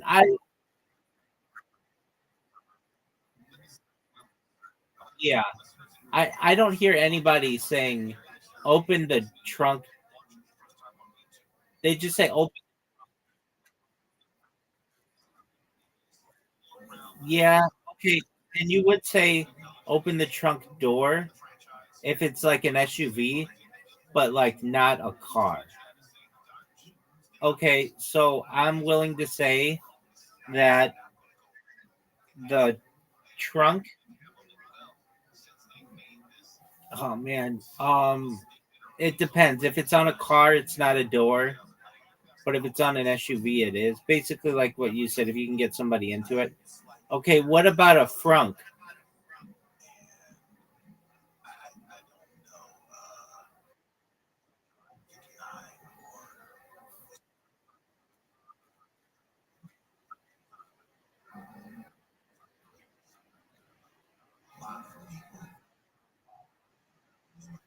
Okay, um, for the definition of a wheel, do you include in that a helicopter rotating blades?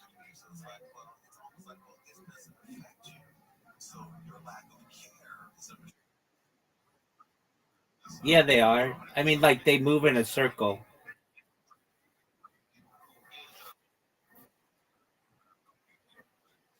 Okay, I guess we were thinking it's blades.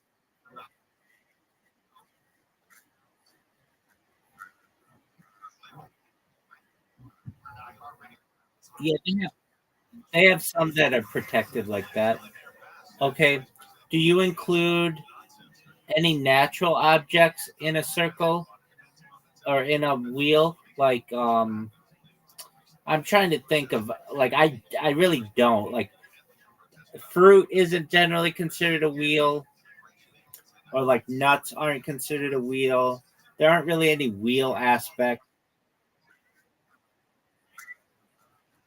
No, that's a ball. Now, here's a question. Do you ever see like old people who have like walkers and they put tennis balls on the bottom? Now, that's not a wheel, but it's getting close to it. Um,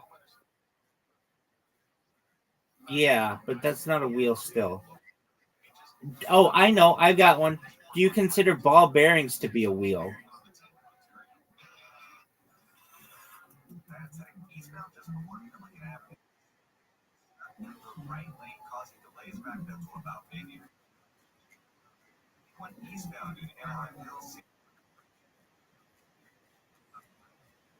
Which we are.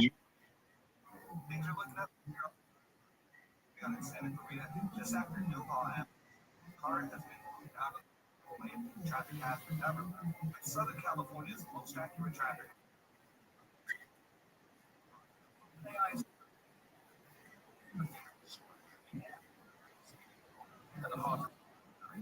going to tell you why I'm through the show in the tech industry, but we're breaking down why OpenAI along with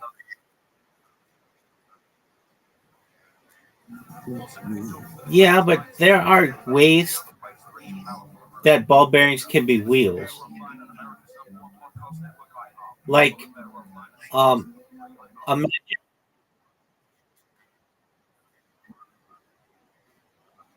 exactly. I was thinking like a chair. Exactly.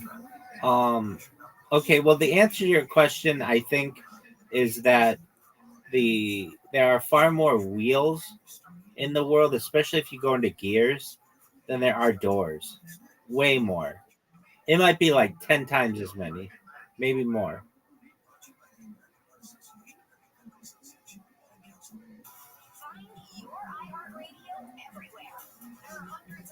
What does ChatGPT say?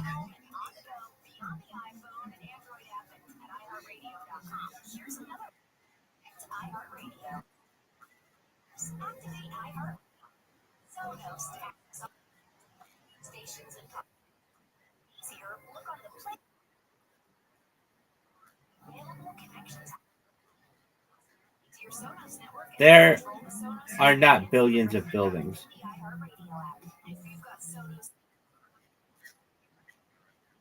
Probably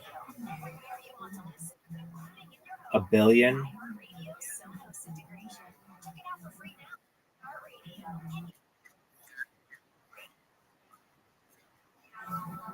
It depends what you consider a building, though. Do you consider a tent a building?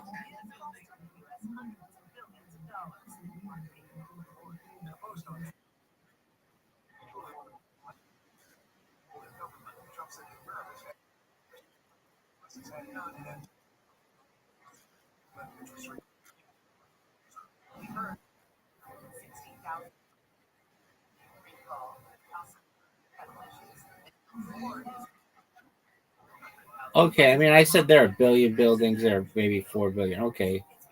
Uh, there are far more wheels. There are far more wheels and gears. There are over probably.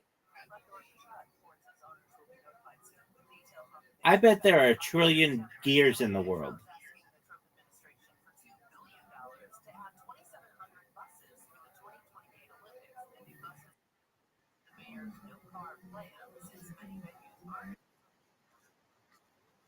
Oh, big time.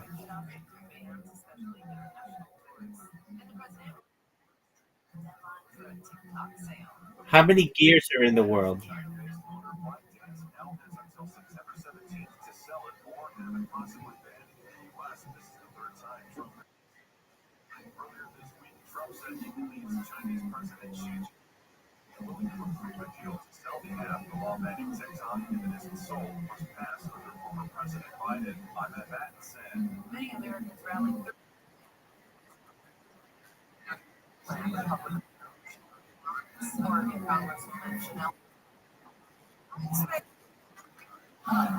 Because if you are asleep right now, your fundamental freedoms are being violated. Let's provide help. Around 71 billion low-income disabled people across the country, unmarked and Welcome. How are you? I'm amazing. How's your day going? Amazingly. Jocelyn, you're the one who sent me the invitation to join your server, right? Excellent. You just start your server recently? Amazing. Well, as I previously, I wish I could. I just don't have enough to. How's your day going, Jocelyn? Kicking ass, taking names. Every day is a holiday. Every meal is a feast. Do you mind if I tell you about myself, Jocelyn? Excellent. I'm Rabbi Rothschild. I stream my life 24 hours a day, 7 days a week, 365 days a year for world peace. I've been doing so for more than 3.5 years. This stream goes back to the pandemic. We've seen the death of a queen, the birth of AI, the coronation of a king, and everything in between. Jocelyn, have you ever seen the movie The Truman Show or the television show Big Brother? Excellent. Well, that's essentially what I do. You can see every aspect of my life. I do so for world peace. I also want to help end world hunger through the use of technology such as agricultural drones, floating greenhouses, saltwater greenhouses, hydroponics, vertical farming, cloud seeding. I want to help end world thirst. I'm sponsored by a cryptocurrency. It's a big name. It's called Harry Potter Abomasonic 10 Inu. It's worth about $100 billion. And one of the things that we do is we build wells in developing nations such as Nigeria to help the less fortunate there. I'm an advocate for the LifeStar program and most importantly, desalination technology, where we pump Earth's seawater onto land. The Economist magazine stated in 2018 that data was Earth's number one resource, and I have more data archived than any person in global history, which may make me an influential person someday. And if that happens, I want to help you. I want to help your friends and family become financially independent if you're not already. I want to help you to create generational wealth and eventually be able to start charities and philanthropic organizations of your own. How does that sound? Excellent. I talk about some other things that are interesting to people, things like anti-gravity, antimatter, faster than light travel, faster than light communication, things like quantum computing. That's cool. Take care, Jocelyn. Anyway, back to how many gears are in the world, dog?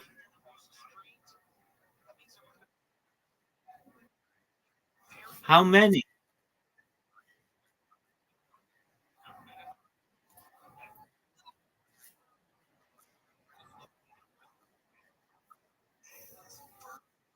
Okay, I said a trillion.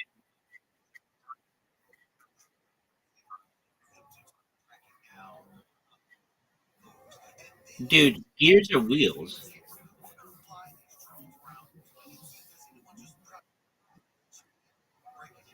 Yeah, well, that's the one that we're using.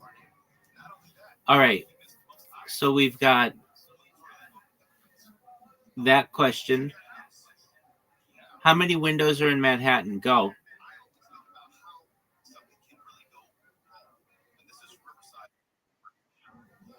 Yeah, how many?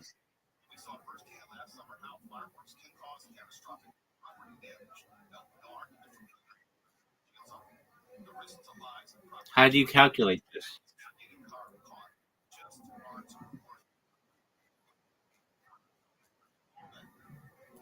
That,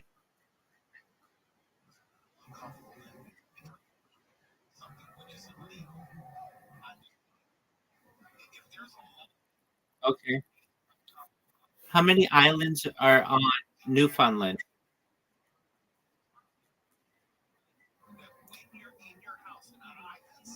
I don't know.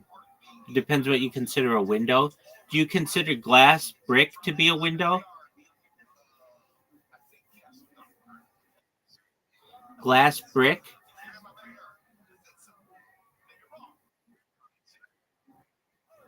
It's like an architectural material that is like really, it's like really hard glass.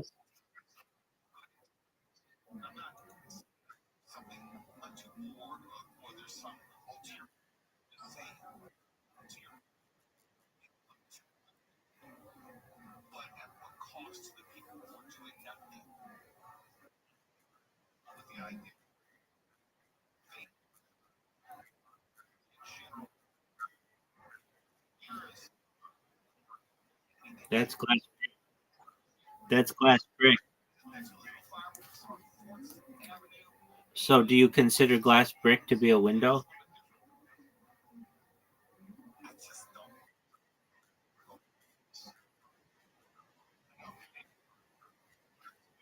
Yeah, I think it's cool though.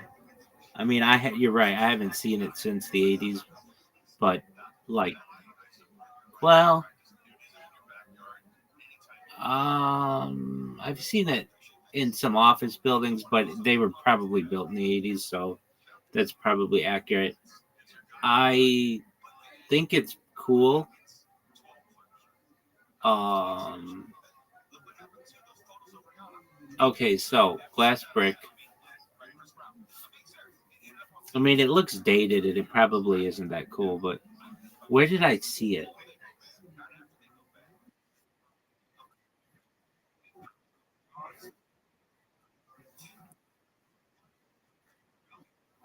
Well, and if it does, do you count every brick as being an individual window? Um, so this is a question that's asked in interviews occasionally, and it just they want to see how you think. It's not really about the answer. So they want somebody who asks those questions, qualifying questions like, okay, do you count car windows? Yeah. Okay. You count just like plain windows? Okay. Glass floor, does that count? Does an aquarium count? Um, does an aquarium count? Do you consider an aquarium to have a glass window?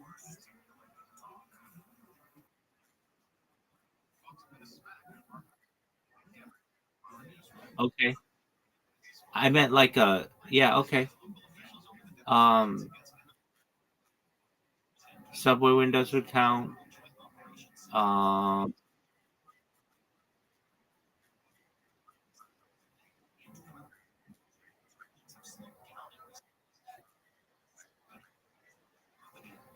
yeah, I mean, you're just like, do you consider the glass like on your dashboard, like your you know that little piece of plastic that like over your driver over like your speedometer?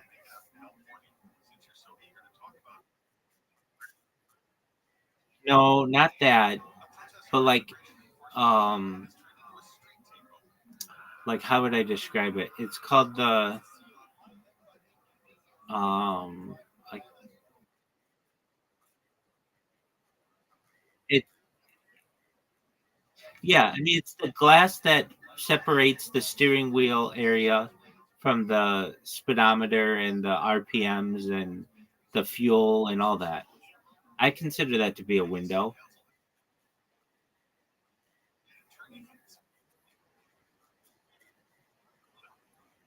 Yeah, it does. Yeah, yes, it does. Yes, it does. It allows you to see.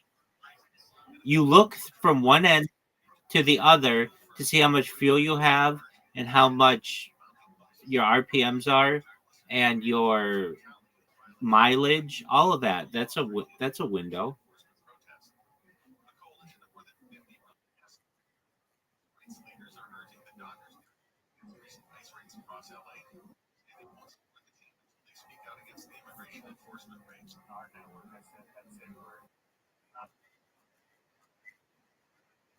Yes.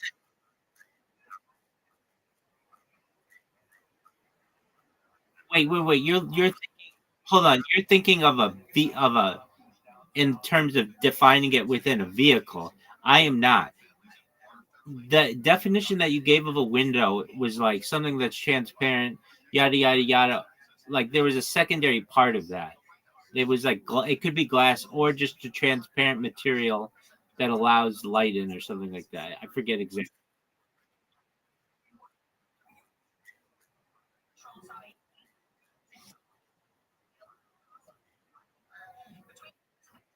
Yeah, but like an aquarium tank, you don't see out, and you just see in.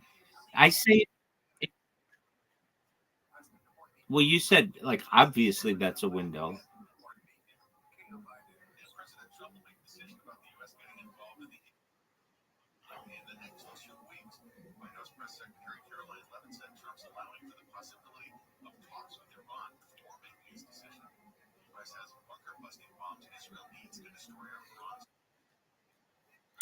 Yeah, I would include it as a window. I'm ba-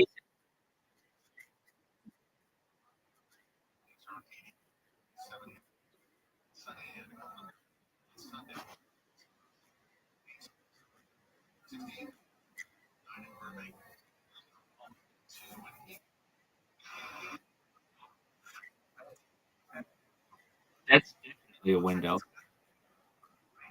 right? All right. Do you include the glass on a computer screen like a CRT as a window?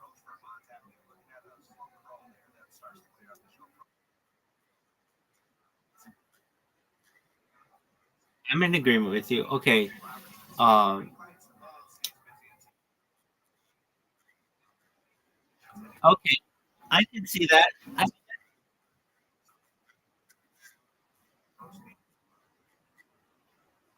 right. Right. Right. I get it. I get it.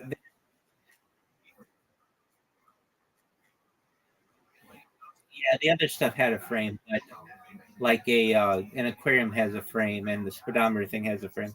Okay. Um. So the way that they want you to calculate this is, all right. Yeah.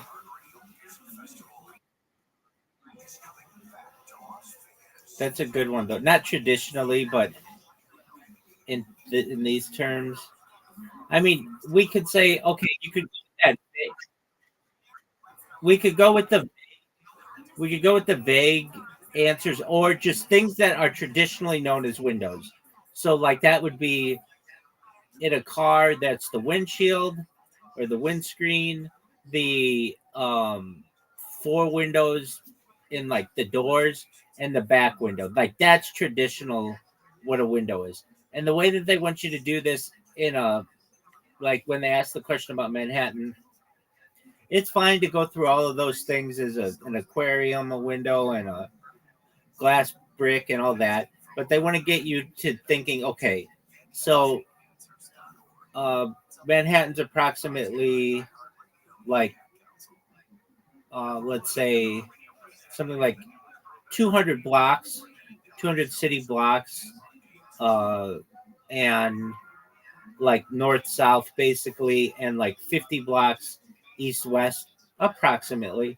Um, and so per city block, you've got how many windows are on each building or set of buildings, and so they want you to just calculate it like, all right, so how many windows are on like a single building, and it'd be like, all right, well maybe on the outside, um, you would calculate it. Well, there's probably like uh, at least one window every 10 feet or something like that.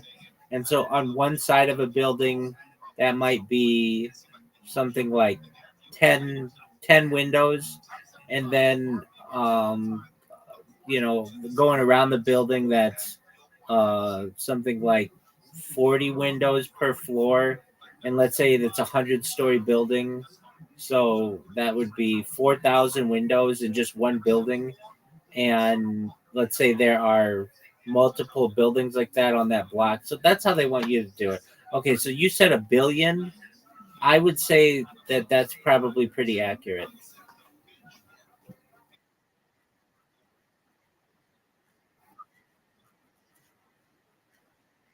I'm going with a billion.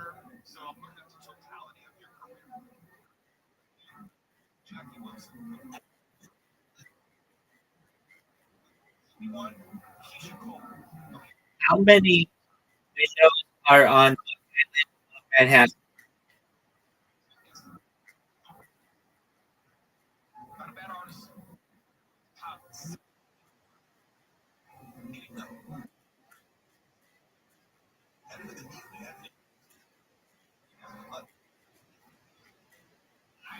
Hold on, but they're not including car windows.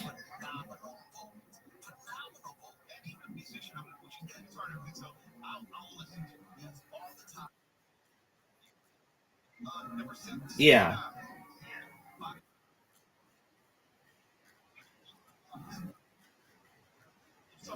Well, yeah. I mean, you would say that's a car window. Like those are obvious windows. Somebody, yeah, that's definitely a window. What about car windows and all the other kinds of windows? Like the windows of a hotel that have glass, or like a bank window or a teller is? Okay, so like, building windows. So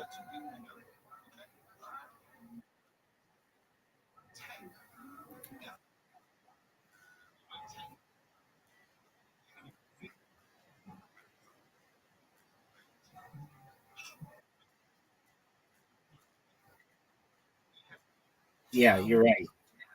Okay, and then hold on. What about like aren't some of the windows double pane glass? Uh,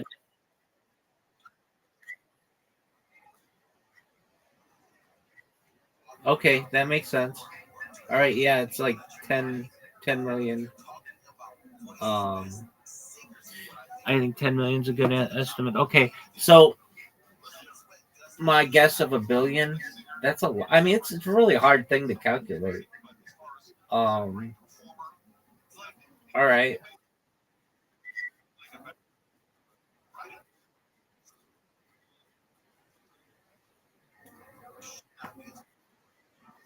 right. And so when they ask that question in an interview, they don't care what the answer is, so long as it's not like something stupid like 50.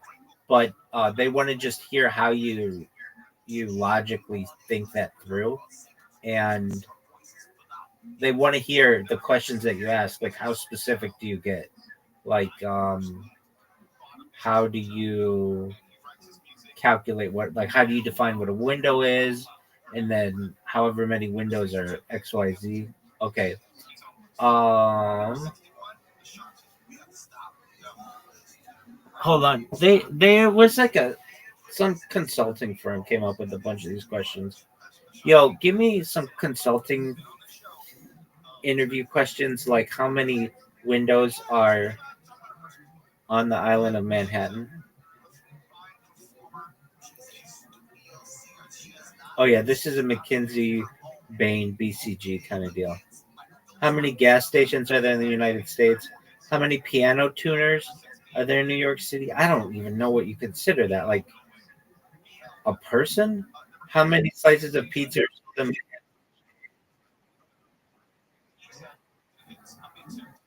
Do you consider that the equipment that you use to tune the piano or the person?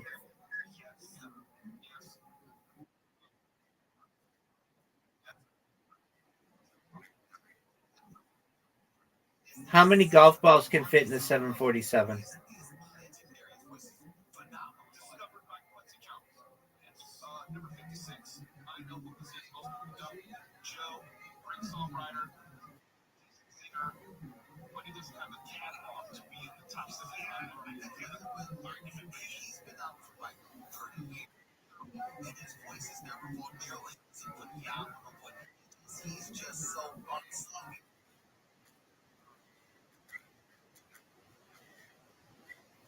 Wherever you can fit wherever you can fit a golf ball, you could even fit them in the engine.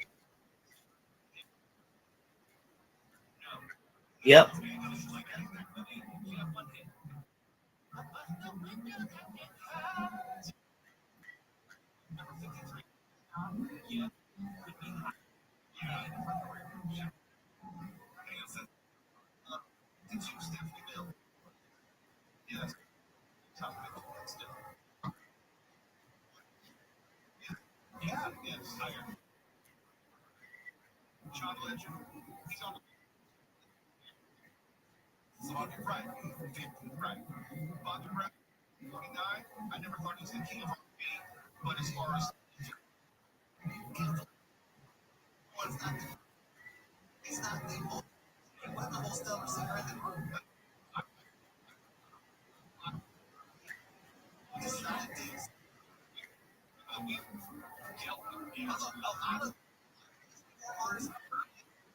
Okay, I got it.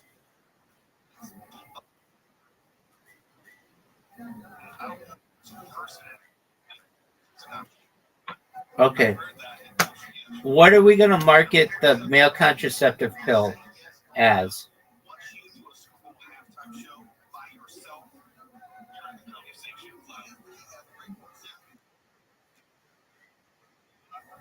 That's good. That's good.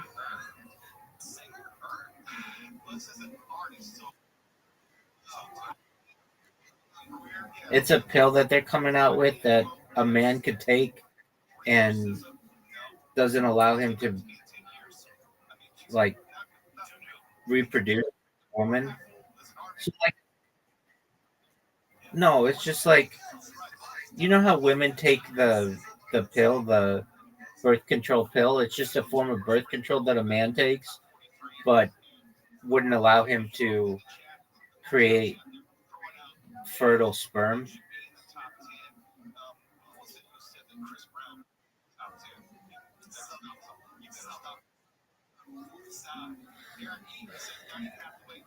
And you want to call it the infertilizer?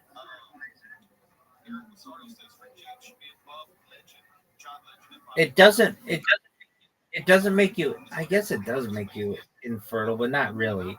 Like when I hear infertilizer, I think that I'll never be able to have children again, and it's not like that. It's just like exactly.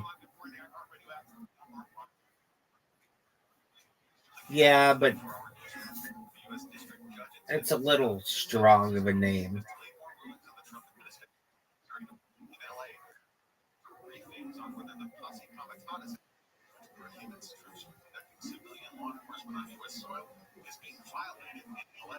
It needs no. I don't know, baby.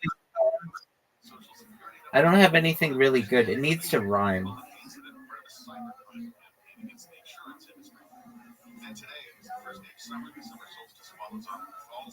Kill pill. That's not very good. Yeah, I mean that's worse than the infertilizer. Infertilizer is actually a good name. Um, Baby Be Gone, but that's more of like a abortion drug. Um,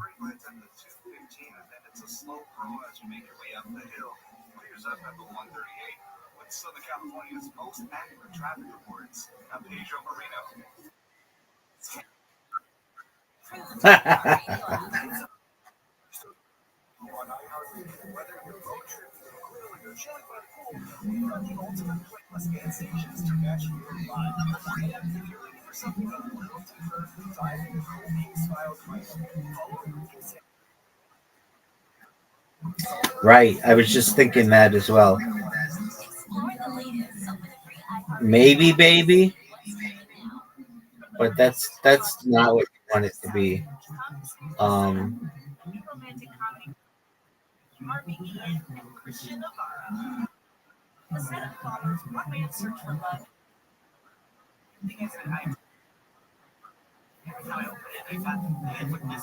um,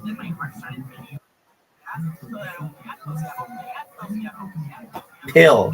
Pill's another. A lot of things rhyme with pill, but they're not like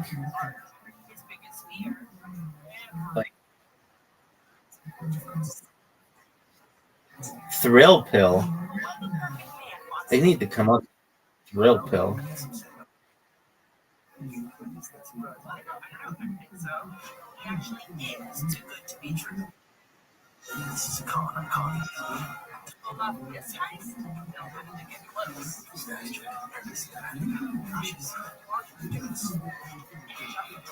Isn't it interesting that the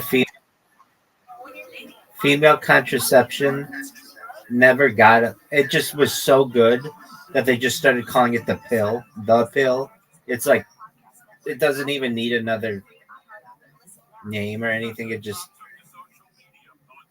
the pill. If I say like, oh, she's on the pill, you know what I mean.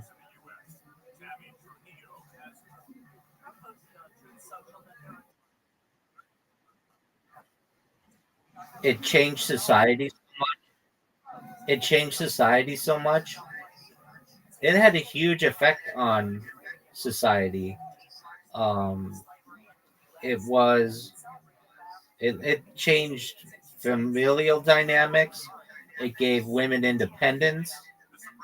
It was a game changer. It stopped. I shouldn't say stop, but it reduced abortions,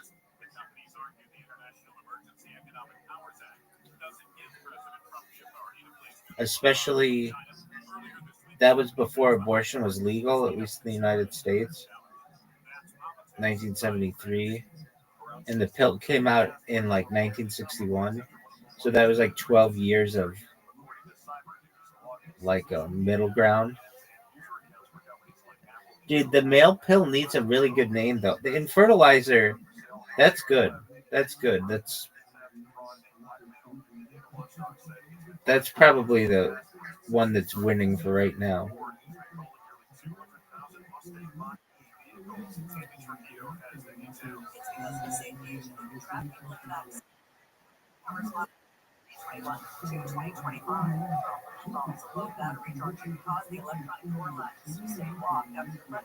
Oh, I've got one. This is a different product though.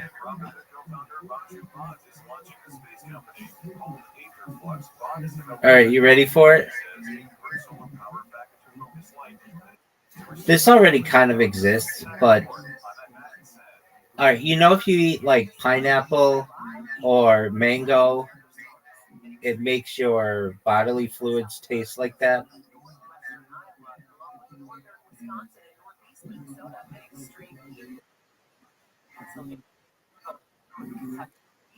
Yeah, it makes your coom taste like pineapple. If you're not aware, this is a true thing.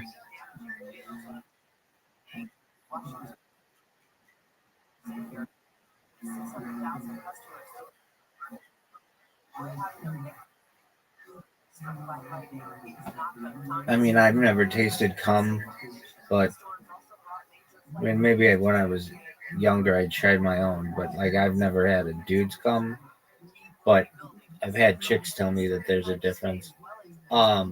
Okay, and I like pineapple juice a lot anyway, so it's never been an issue. Mango is an interesting one because mango has some kind of like something in it that makes it a natural birth control.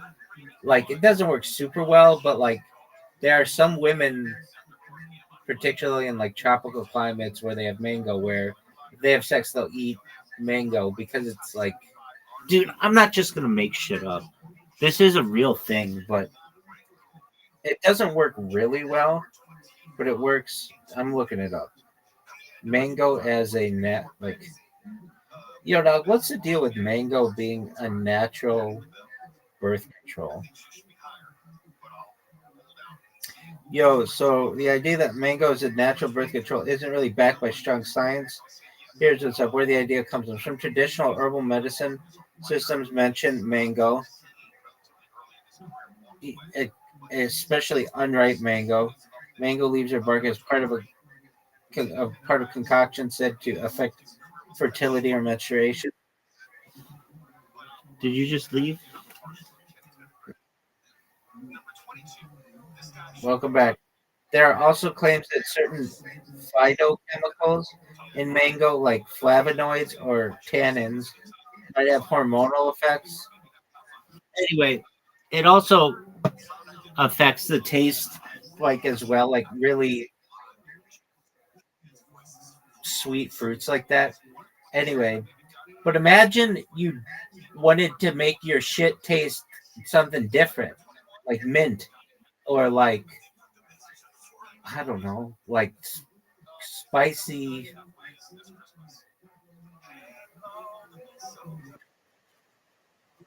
Yeah, exactly. What's the name of a product that could change the taste of your bodily fluids? And I was thinking you could call it taste paste.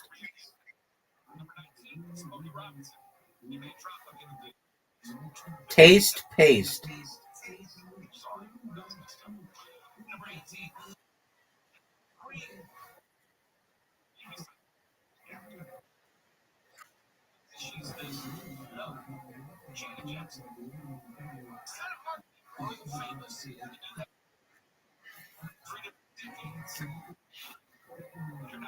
Have I ever told you my like? I'm sure I haven't. I only talk to girls about this, but um, I came up with a word. It's actually on Urban Dictionary. Have I know I haven't told you about this word. You want to hear it?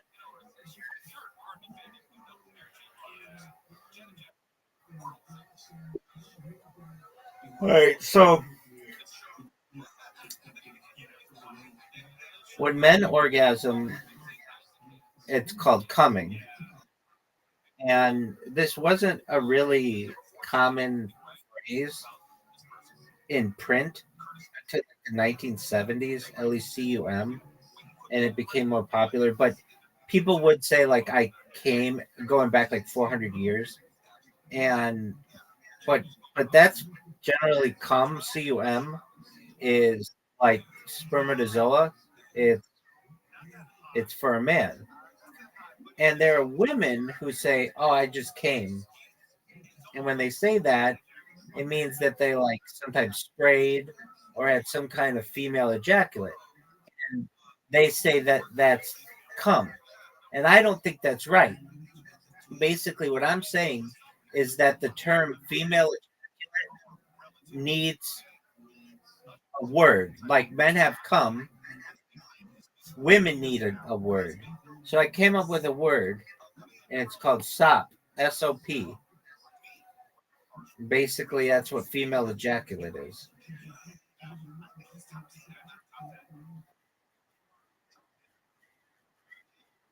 Oh, okay. And then I put it on Urban Dictionary, so that solidifies it. All right.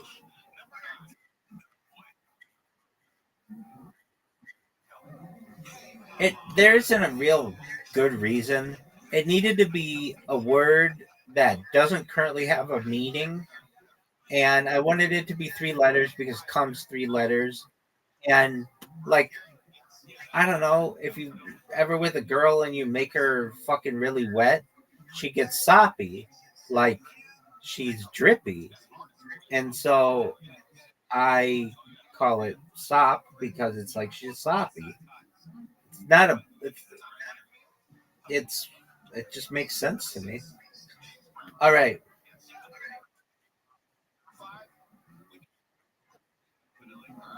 Um, I looked this up. The etymology, basically, like originally it was like coming to a climax, like it, and then it was spelled COME, but then I believe once it started getting put in print in like pornographic magazines, they needed a way to describe it to not confuse the reader as like COME.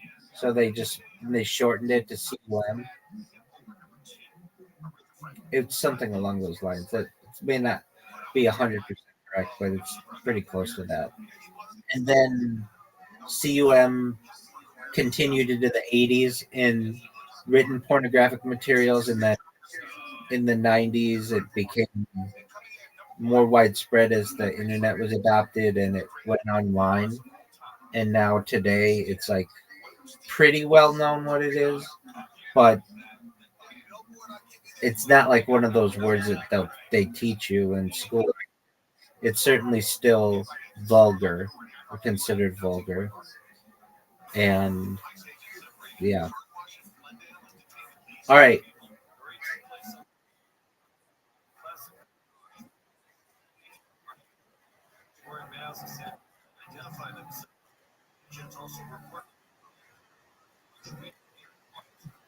That's absolutely disgusting.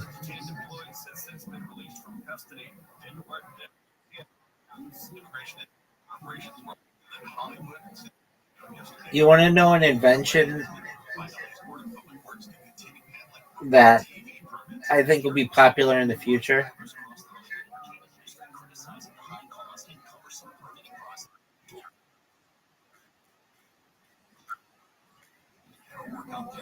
No, but that's good. It's to get rid of bugs. So there's a thing that they make. They're not very good right now, but they'll be better in the future. So, you know, like bugs aren't something generally that bothersome to people because they'll just kill them. But if you get bugs in mass, like termites or ants or things like that, they can really cause issues. And so there's a certain, I think we might have talked about this a little bit, but there's a certain wavelength that, and rats too, mice and all that shit, rodent, cheetah, all that. There's a certain wavelength that you can turn on, like basically with a machine that makes all that shit not want to be around it. It's like subconscious, not subconscious, but it's subliminal. Um, and it's like a wavelength that humans can't perceive. It basically drives all that shit nuts. And so they make these things, they just don't work super well yet, that you put around your house, and it creates like a fortification and doesn't let like bugs don't come in and rats don't come in. The big issue with that is like, is it safe around humans? And apparently it is, though I'll believe it when I see it. What are your thoughts on that bug rodent pest?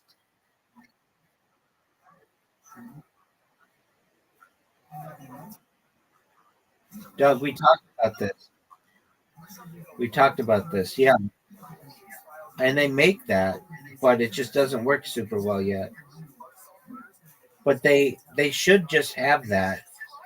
And as we talked about, the automotive industry doesn't have a motivation to do that because all of the different animals damaging cars.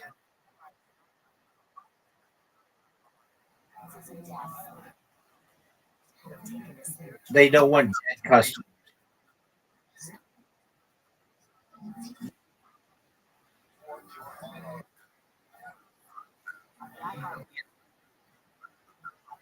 They're gonna get the car.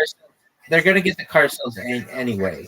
It's about having all of the money they make from those cars being totaled when they hit an animal. And even if the car doesn't get totaled, an animal does major damage to a vehicle. So I think there should be.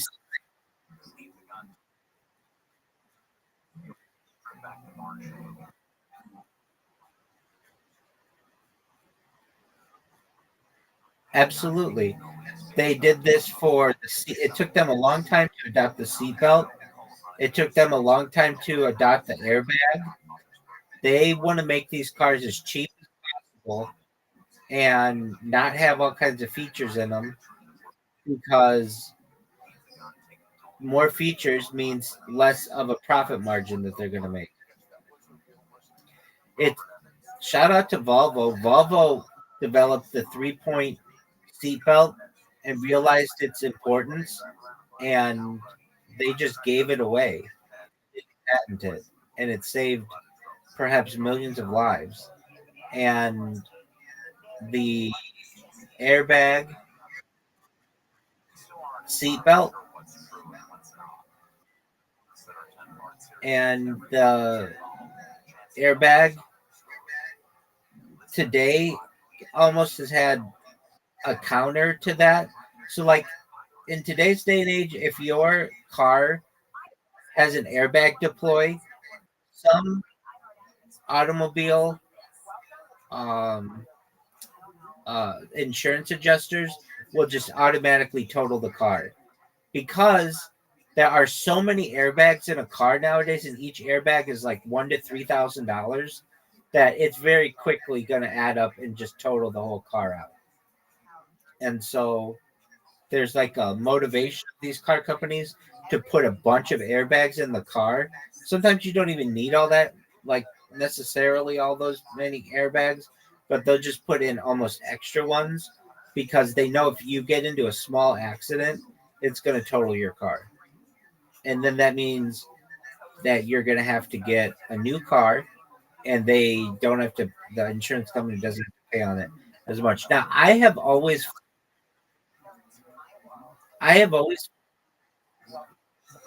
I've always felt that if you have insurance, this isn't how it works, but it's how I thought it worked as a little kid. But let's say you buy a car and I don't know, it's $100,000 car. It's a nice car, and you get into a car accident. The insurance company will pay you whatever your car was worth. So let's say because of depreciation or whatever, it was only worth $75,000.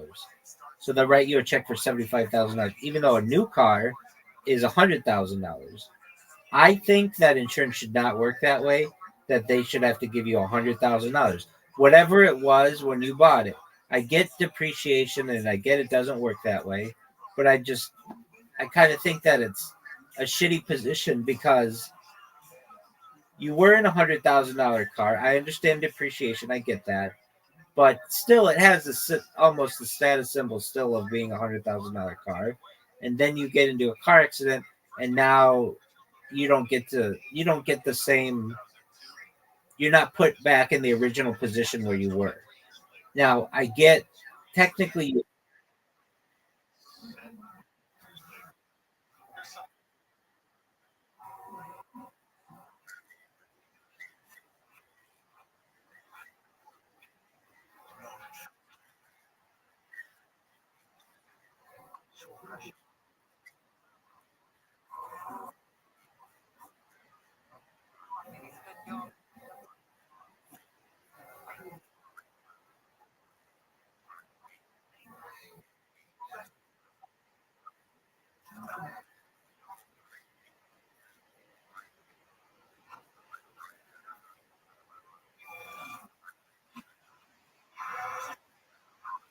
right,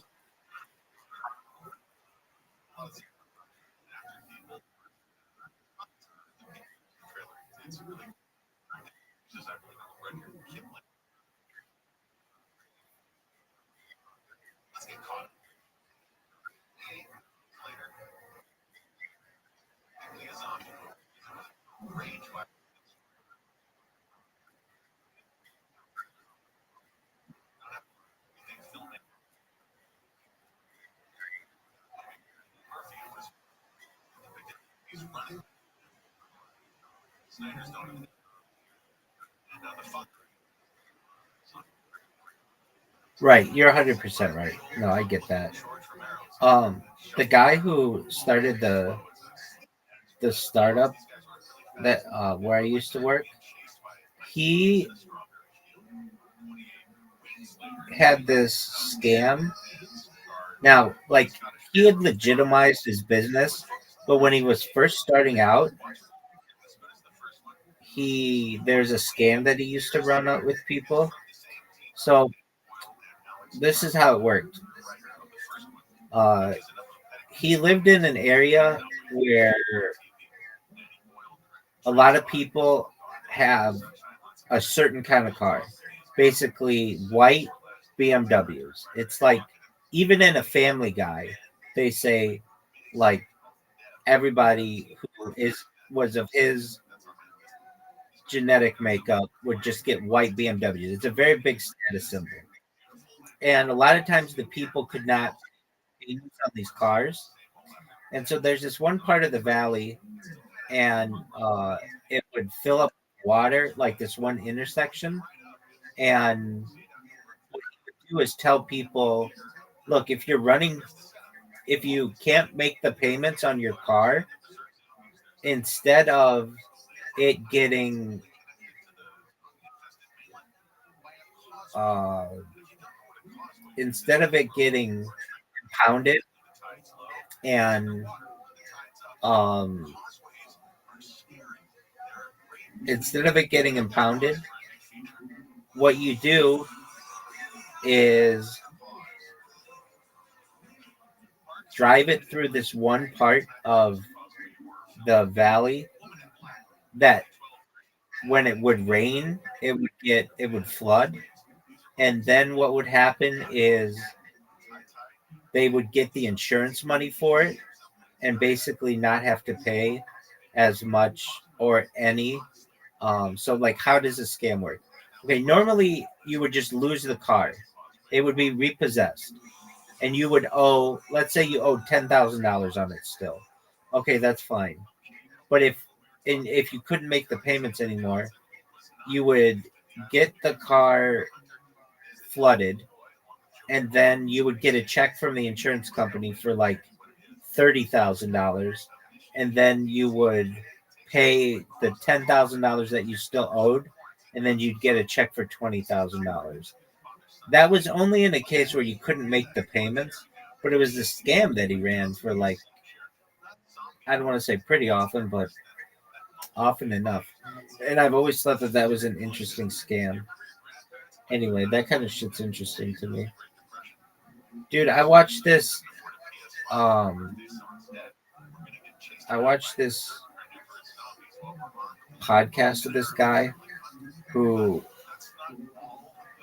he was have you ever, I'm sure you've seen this movie. Have you seen Catch Me If You Can with Tom Hanks and Leonardo DiCaprio? Dog, that's one of my favorite movies. Um and how the guy who did that movie, Frank Abagnale, or the guy whose story it's based on, was like, um, he like basically revolutionized the checking industry. Like they didn't have anybody who did check kiting and all that other stuff before this guy, and then he worked for the government and um, basically taught him, all the ins and outs. That uh, there was a guy who did that, the same kind of guy. So ran a lot of similar things, but he did it in the mortgage industry, and he went to jail for like 13 years or something, and he was out, and he was on some podcast. I forget what it was. It might have been the Lex Friedman podcast, might have been something else. It was Lex Friedman, and his story, and it's just fascinating how this guy would like buy. He would like create people's. He would create like fake profiles on people and get driver's licenses on them, and then get them credit, and then buy houses under these like, he called them phantom buyers, but they're called synthetic buyers now. And he just basically bought like a bunch of properties, and these people never existed. That kind of shit is interesting. Anyway, I was talking about scams. I always thought that was like,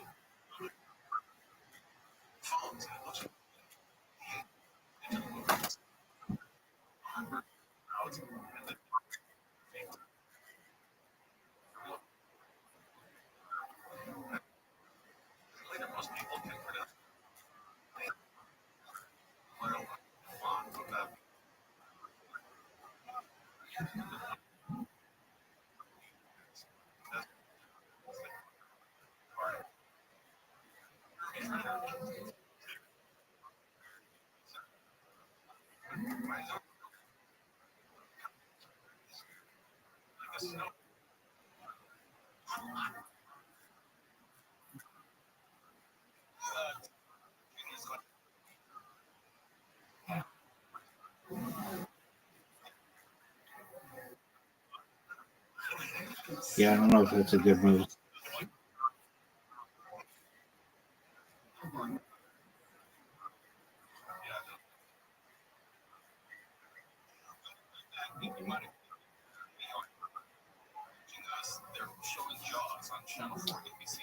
Very interesting.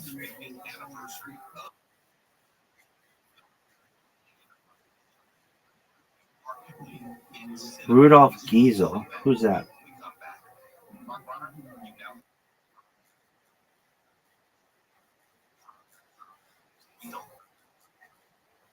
Oh, Diesel. I, I misheard you. Okay.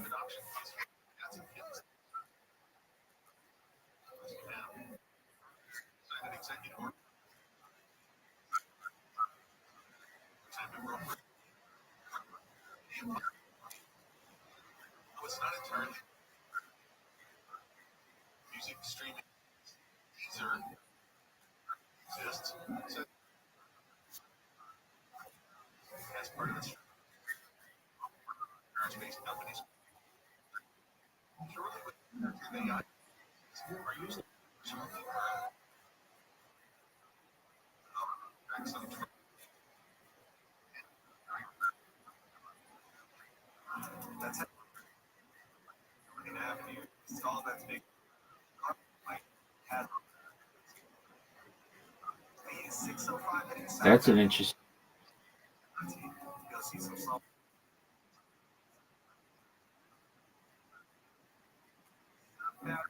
Right, his name's Stanley Meyer. Right, his name's Stanley Meyer.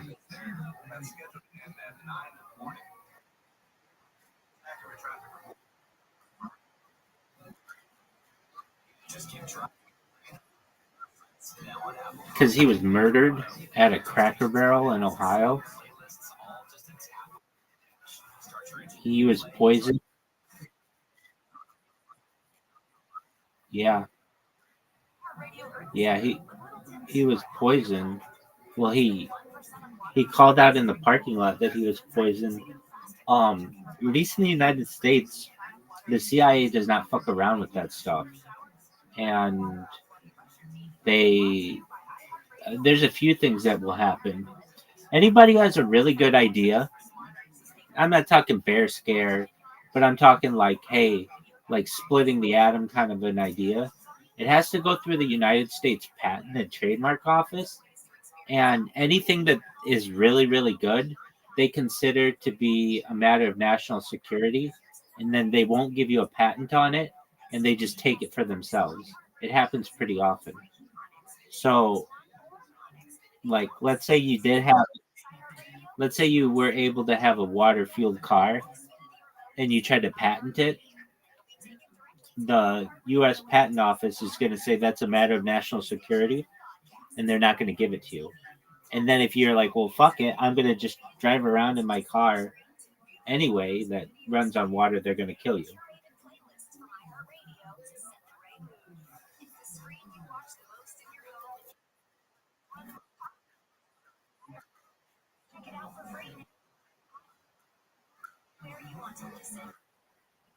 Yeah, it's a matter of national security. So then they'd say that you're giving away national security secrets. You're not allowed to do that.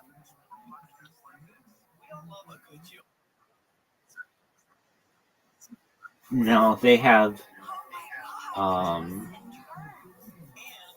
what's the word? They have immunity. Thank you.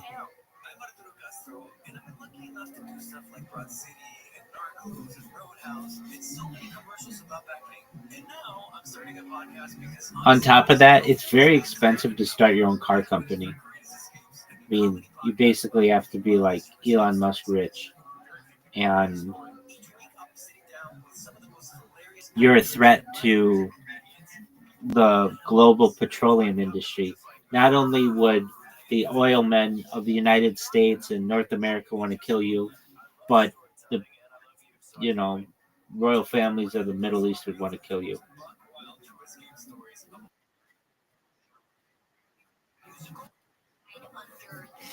It's a good question. Um, I think that he's just used as a person who is a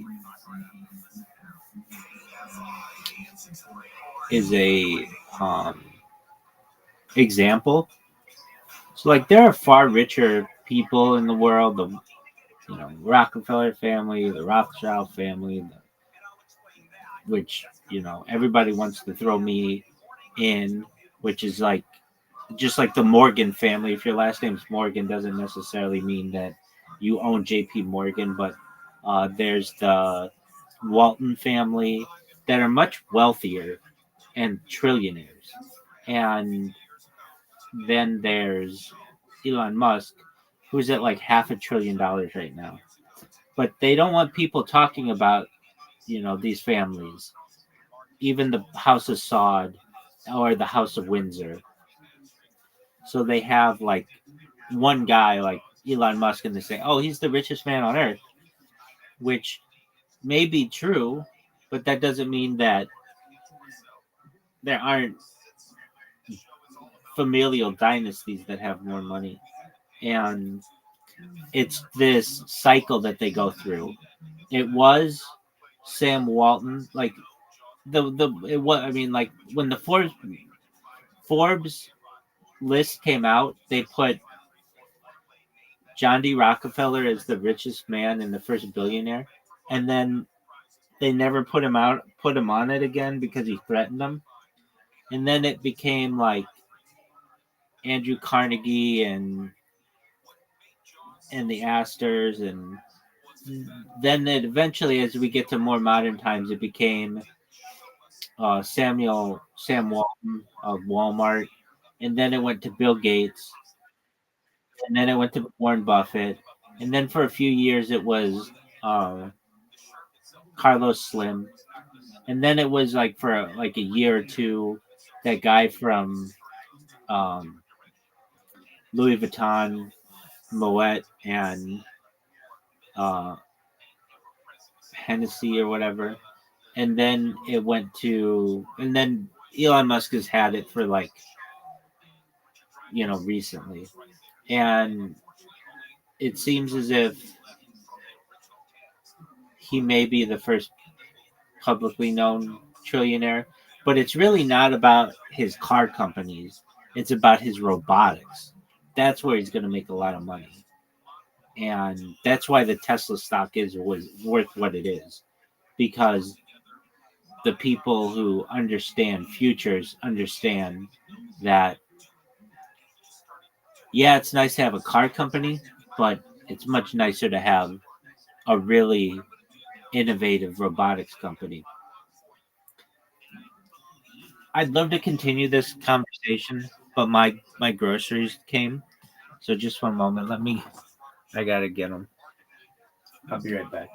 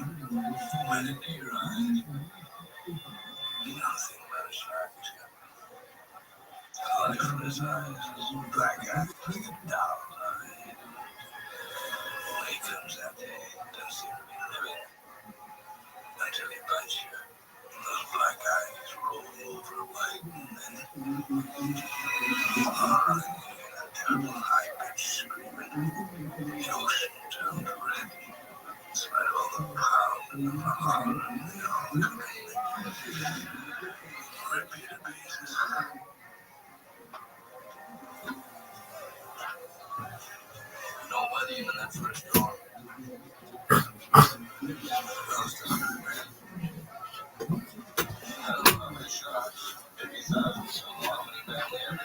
All right, thank you for your patience. All right, what's another global issue that we could solve?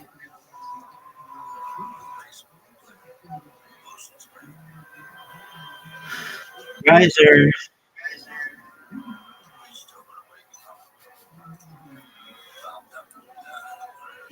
right.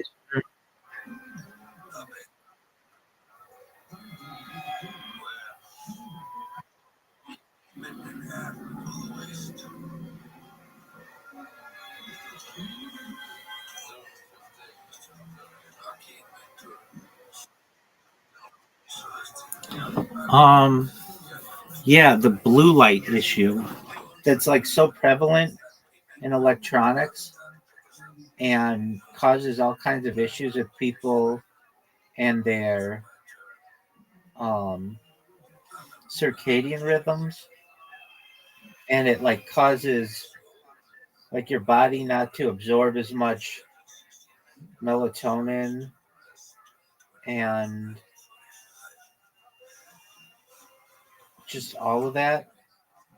Um, yeah, but I mean, nobody wants to wear glasses, and it even has an effect on the human. It has an effect on the human body that it doesn't absorb. Like, I'm trying to think exactly what it was. I saw this interview of this guy the other day who talked about it. Um, it had something to do with like red light therapy and how it. Oh yeah, that's what it was. Okay, so blue light, or wait, was it red light or blue light? I don't want to say it causes cancer, but it accelerates cancer, at least in the skin. And so it doesn't always have to do with having your eyes open, like absorbing it. So, I mean, I think really the answer is just make it so that this stuff doesn't, these electronics don't emit blue light or whatever.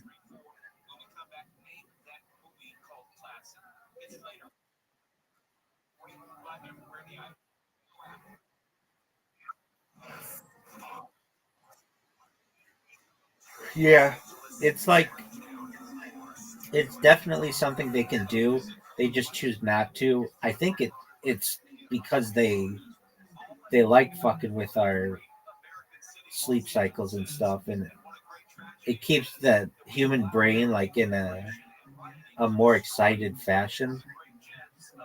But um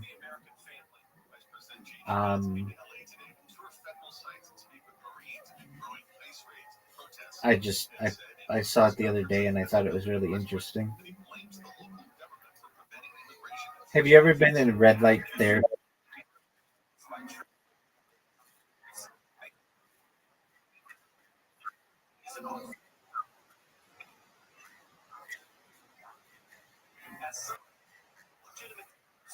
Yeah, the sleep mask is very important to me. That's why I always have it.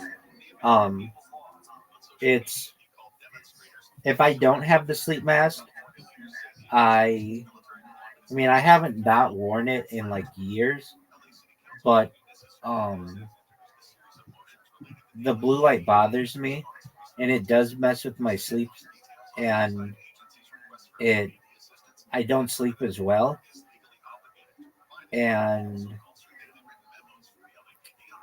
I mean I don't think that even all of the electronics that I see on a daily basis, like they bother me, and because it's just been like increased, the amount of blue light that I get is multiplied. But at least at night or whenever I sleep, having a sleep mask prevents a lot of that from seeping in and uh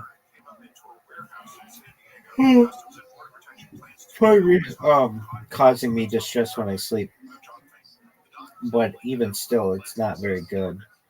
Um, and like they have the thing on your phone that you can like turn down the blue light or whatever. And I used to not use it, but as my eyes have gotten older, I use it more, and I find that it's helpful, like using the dimmer or whatever. I know some people use it like around the clock.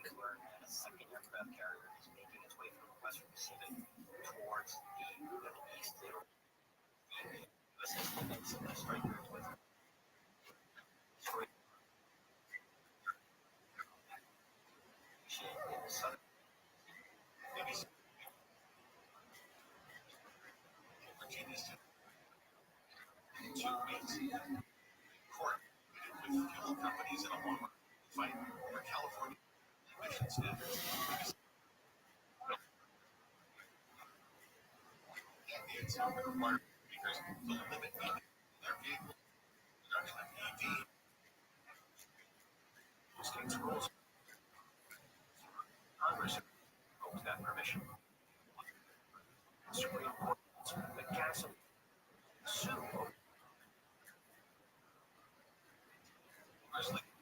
authority. Thoughts tonight close up. Further clouding tomorrow. 70s, 80s, 70s. Still 164. Germany.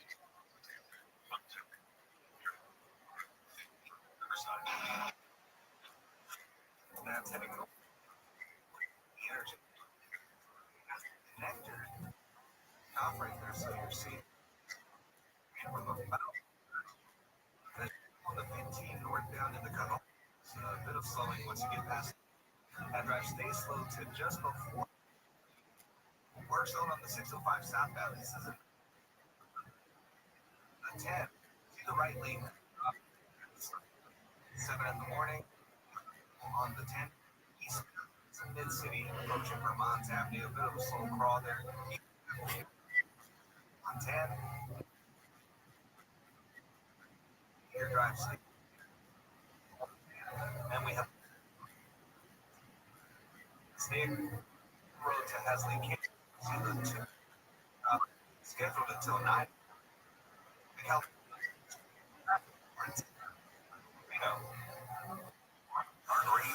Festival is coming to Las Vegas.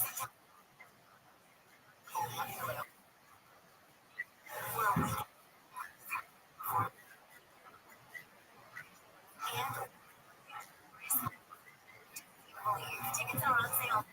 AXS.com. Um, Your tickets today at AXS.com. And we'll see you on the way to the restroom, there are windows, and there's a window in there as well.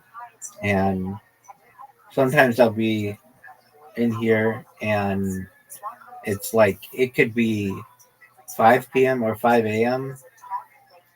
But the thing that keeps my clock like normalized is just being around the windows, and so I see them like once or like maybe once every hour, once every 2 hours or whatever. And but I could imagine if like you did not see the outside at all, it would really mess with you. There's a study I heard about, or maybe it's not a study, but this guy, he yo dog, what's that story of that cave diver guy who like got caught in a cave where there wasn't any light, and he actually figured out like the human body doesn't run on a 24-hour clock, but it was like a 48-hour clock or something. Yo, you're probably thinking of Michael Siffre, the French scientist and speleologist cave explorer. Dude was wild. He basically locked himself in a cave without any access to natural light, clocks, or external cues to study how human time perception and biological rhythms work. The basics of the story. In 1962, he did his first major experiment in a glacier cave in the Alps for 2 months. He had no way of knowing what time it was, no clocks, no sunlight, no natural light cycles at all. He recorded his sleep, wake times, and activities, and a team on the surface kept track of the actual time. What he discovered, he ended up living a kind of longer internal day, not 24-hour cycle, but more like a 48-hour cycle in some stretches. Sometimes he'd be awake for 20 hours and then sleep for 10 or more. I'm just going to chime in here. I could totally see that. He lost track of time so badly that when he thought only a month had passed, it had actually been two. Why it matters? His work showed that the human body has a natural circadian rhythm, but it can stretch out without external cues like light and social schedules. Later experiments refined this to show humans naturally operate on closer to a 24.2 to 25-hour internal clock, which your body keeps synced to 24 hours through daylight and routine. Sifre also did more of these experiments, even going into the cave at age 60 for 6 months to study aging and internal time perception. So it seems like I don't know. I feel like if I was in a cave that long, I just out of sheer boredom, I would sleep a lot more than normal. And if I were,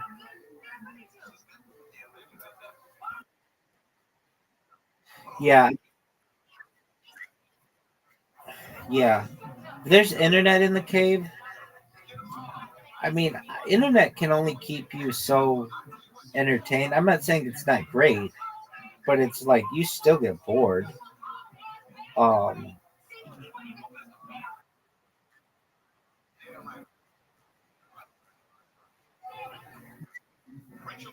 yeah, but I get people who come in here all the time, and that kind of changes things up.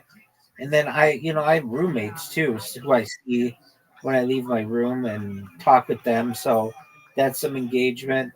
So I get like real human interaction with them. And I mean, we don't talk all that long, but we just say hey to each other or whatever, what's new. And then we've got, I get people who come in here. But I would say if I didn't have that, um, it does get boring. I mean, like when my roommates are asleep and it's the middle of the night and nobody comes in here, it's actually my favorite time. So I shouldn't say that I dislike it. It's kind of the time I like the most. In the wee small hours of the morning when the whole wide world is fast asleep. It's like I feel like I'm, you know, like programming bots, and that's exciting to me. Um, but so I do like it, but I could see how other people would not like it a lot. And um,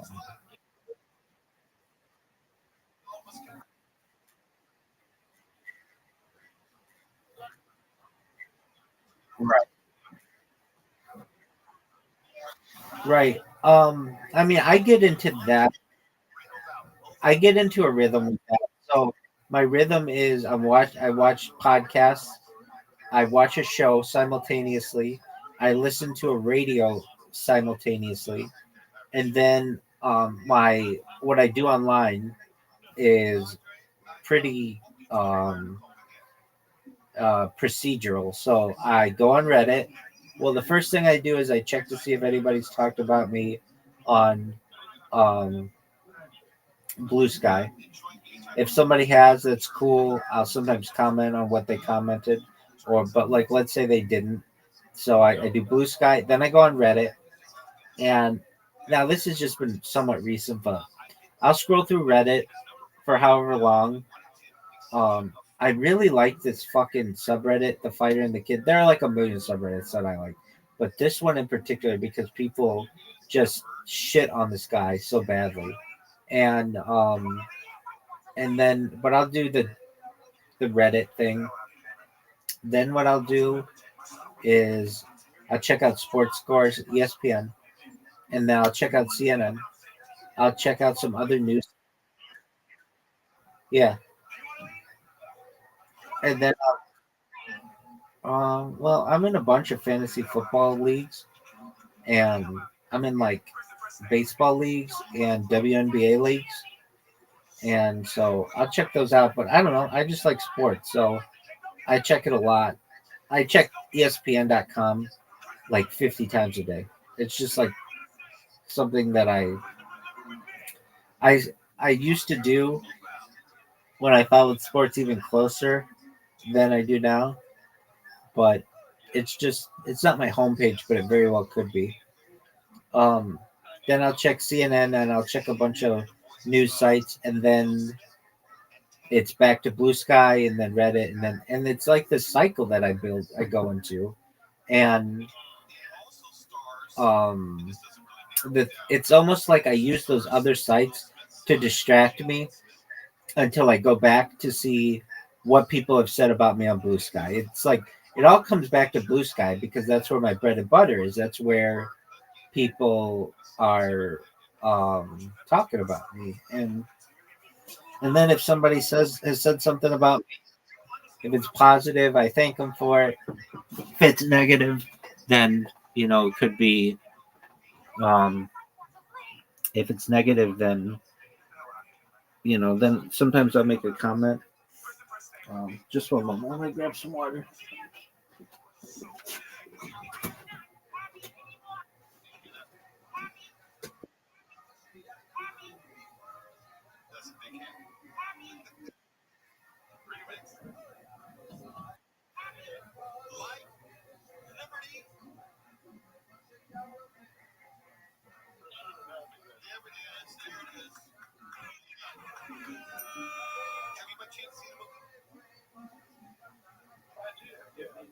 It's actually, I think, one of Will Smith's best performances because he's the least like the guy Will Smith that we commonly see in his movies. He's not cracking jokes in the same way. It's a straight drama, and it's about a father's love for his son and reinventing himself. I actually think this is one of his best performances. Do you have a routine when you're online?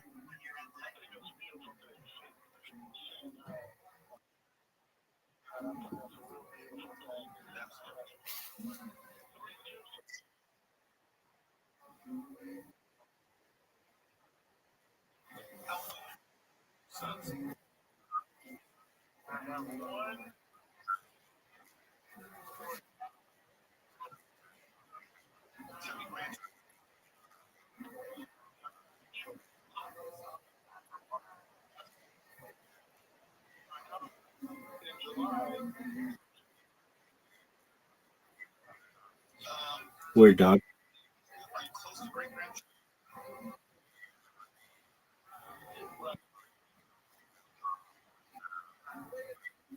That is a because I'm an older. My parents were only children, so it's always been a curiosity.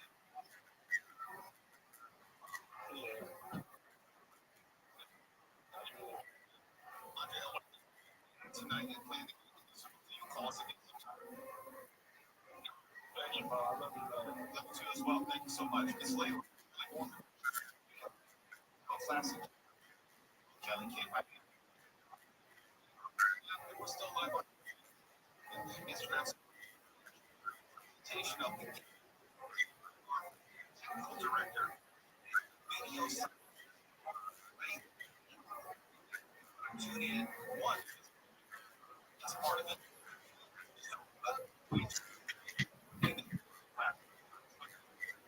Came by.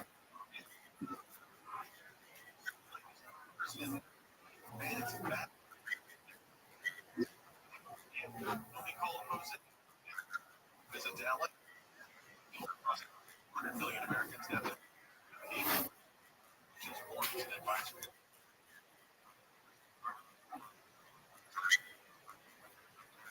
In Nebraska, Dakota, and Iowa. Humidity on the Gulf Coast. Now they show Freeland.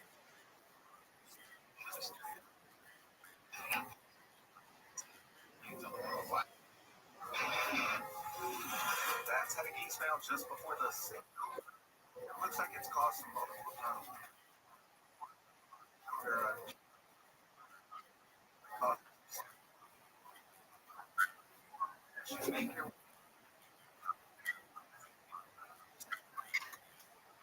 Silver card has off limit. Tell us. And that's heading north. Do you think your clock is at 25 hours? Right lane code up until 8 in the morning. Southern California's most accurate traffic reports. Your favorite artist. Your favorite in your playlist.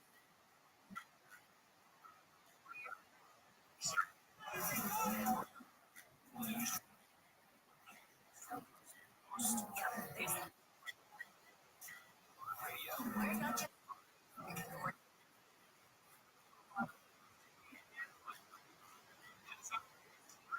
line up now. Download the app for radio. Free iHeartRadio app.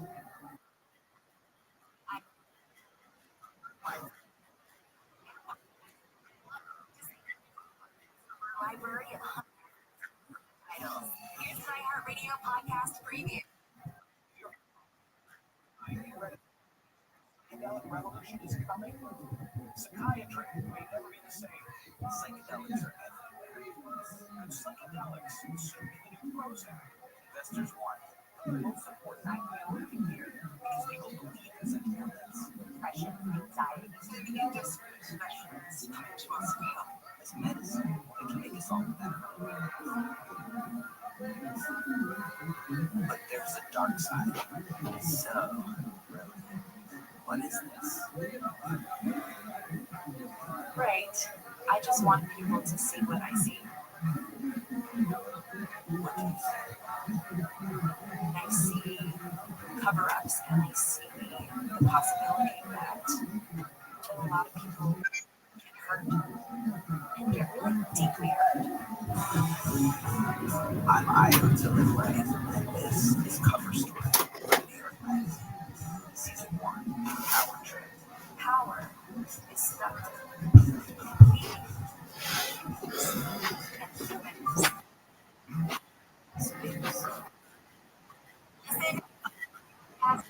On the iHeartRadio app. What's that, big guy?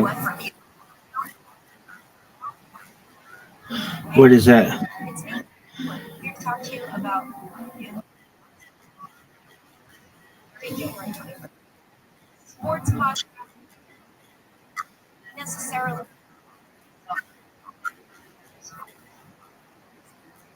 about sports. Yeah, mine are too. Because of, Very silly. yep. No, but I have cataract, so I get halo effect at night very badly.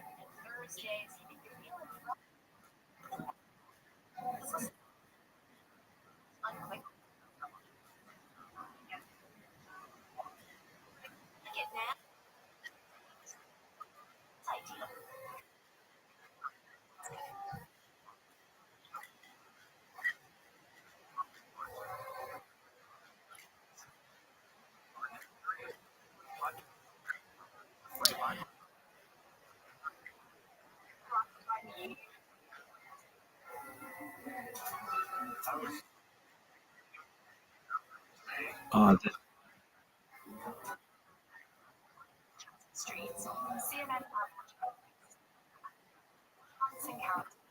a podcast about the incredible connections we make traveling.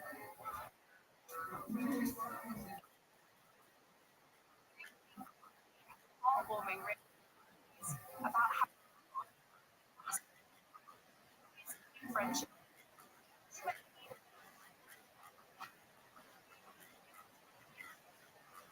Just couches.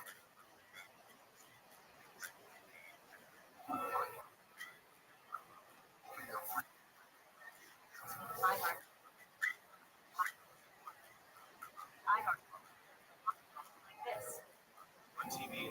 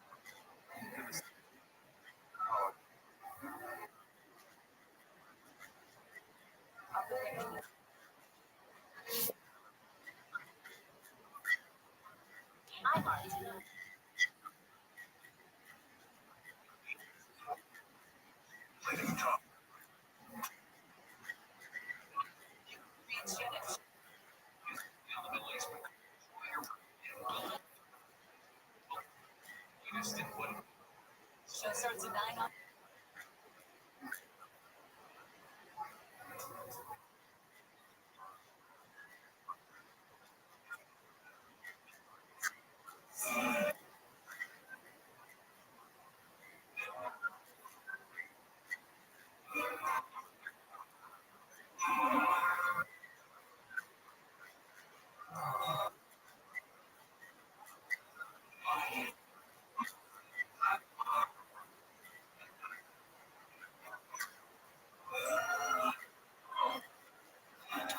Yeah, I think that's a big future.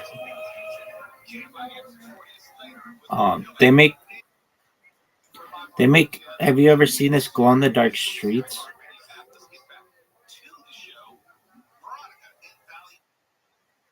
So it's a paint that you hold 100% the whole road. It's just like a fluorescent paint that you put on the road, but then it means you don't need street lamps anymore, or you still need headlights, but they don't have to be as bright, and the whole street lights up. It looks really cool. You would just look up, just glow in the dark street.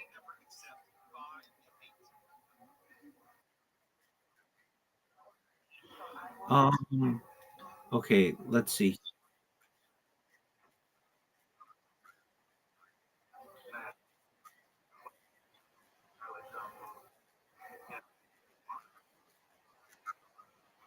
Yeah, but then you just have to do it again. It's not that big a deal. Yeah, I see the lines. That's not. Yeah, but no, this is actually the whole road. Um, and they did it somewhere just as a trial. And okay, go on the dark street. That's fine. I mean, that works. Um, we have these little. We have these. We have these little reflectors that work pretty well. Um, yeah. Okay, so I see it. Glow in the dark roads. Glow gravel. That works, I guess. But this was a thing, so you didn't need street lights. It was really bright. Go on the dark streets, entire road. Let me just Google. Let me just like AI that.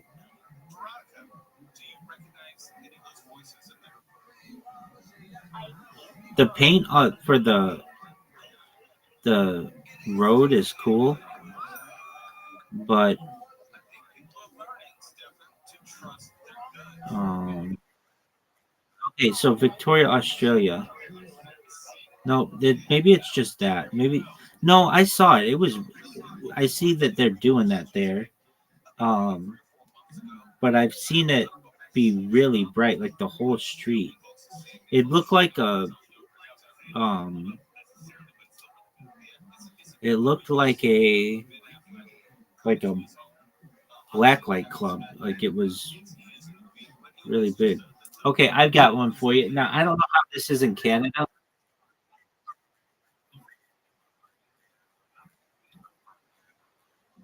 Yeah, but you could always get that price down.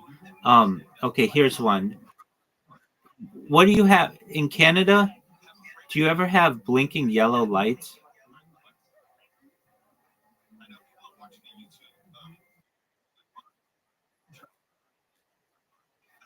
What's advanced green?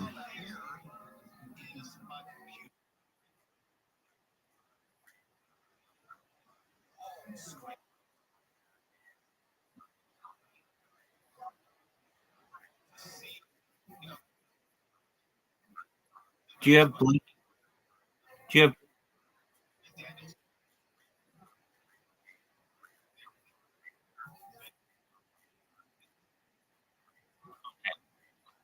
okay?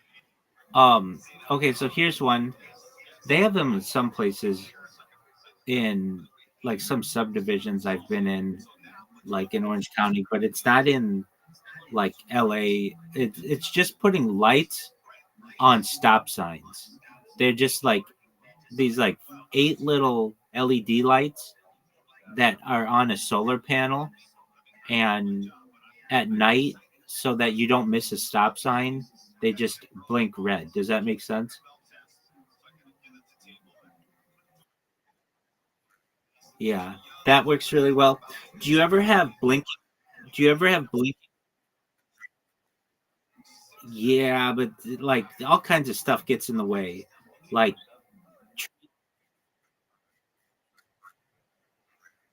right, exactly. Do you have blinking red lights? Do you know what a blinking red light is?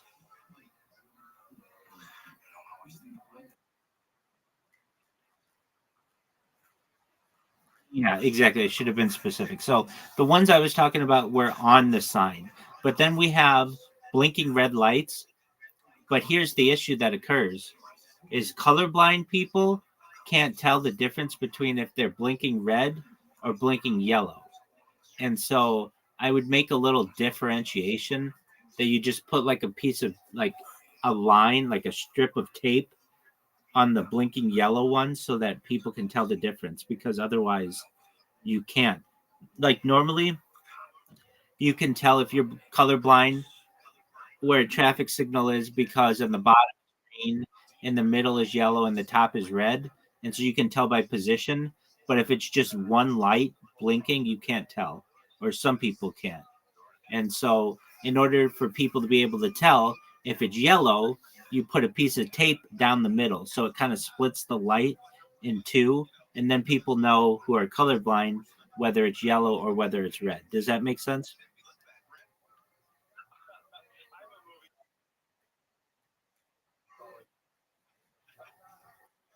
Yeah, they do. They're rare. I've seen them in like some rural areas of, yeah, I was gonna say like rural areas of Riverside County and like Ventura County. Not really in the more populated areas, but you do get them. And if you do, like the reason why I say this, I knew a guy who was colorblind, and we used to drive a lot together, and he would have to ask me, is this a red light or is this a yellow light? And I'd be like, you can't tell, and he could not. It's pretty funny. He and I lived together for like 3 years, and um, he would go to like these interviews, and um, for like a he was in business school, and he came to me and he was like, how do I look? I go, you look good. Like after like living with him for 3 years, he's like, how do I look? I'm like, you look good. um but may I ask you a question? He's like, yeah. I'm like, why are you wearing a pink shirt? He's like, what do you mean I'm wearing a pink shirt? This is white. I'm like, no, that's not a white shirt. That's a pink shirt. He's like, no way. For like 3 years, I've been wearing what I thought was a white shirt, and it's been pink this whole time. And it was just very, like, slightly pink. But anyway, so I'd like there to be some kind of surgery for people who are colorblind in the future to be able to get that fixed. And if anything, they make like not goggles, but like glasses that help people who are colorblind. So that's that's a benefit. As to your thing,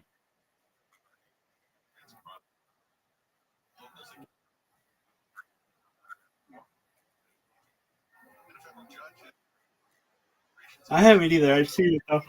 I've seen that he's advertised it. Did you see that he paid Mr. Beast paid? I think it was $1 million to shut down Disneyland for like, or no, Six Flags for like 8 hours or something to go on a date with his fiance. Oh, it was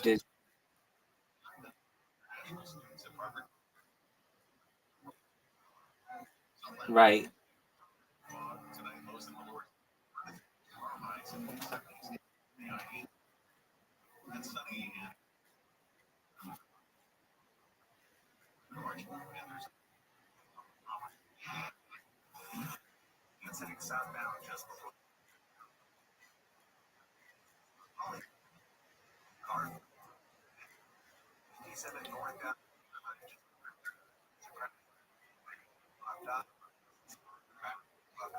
You know, for as much as I've been online and been on YouTube specifically, I don't think I've ever watched a single Mr. Beast video.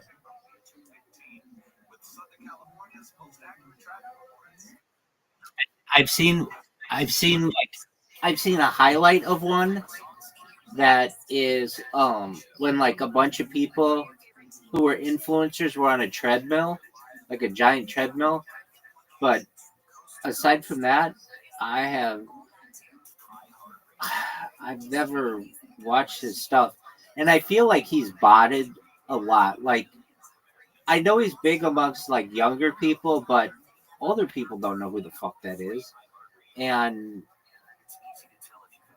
I don't know. I just feel like, and maybe this is just I'm biased, but like someone like Joe Rogan who gets like millions of views, to me, I don't feel like Joe Rogan bots that. Like that's organic.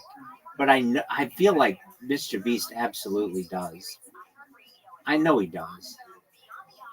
So he's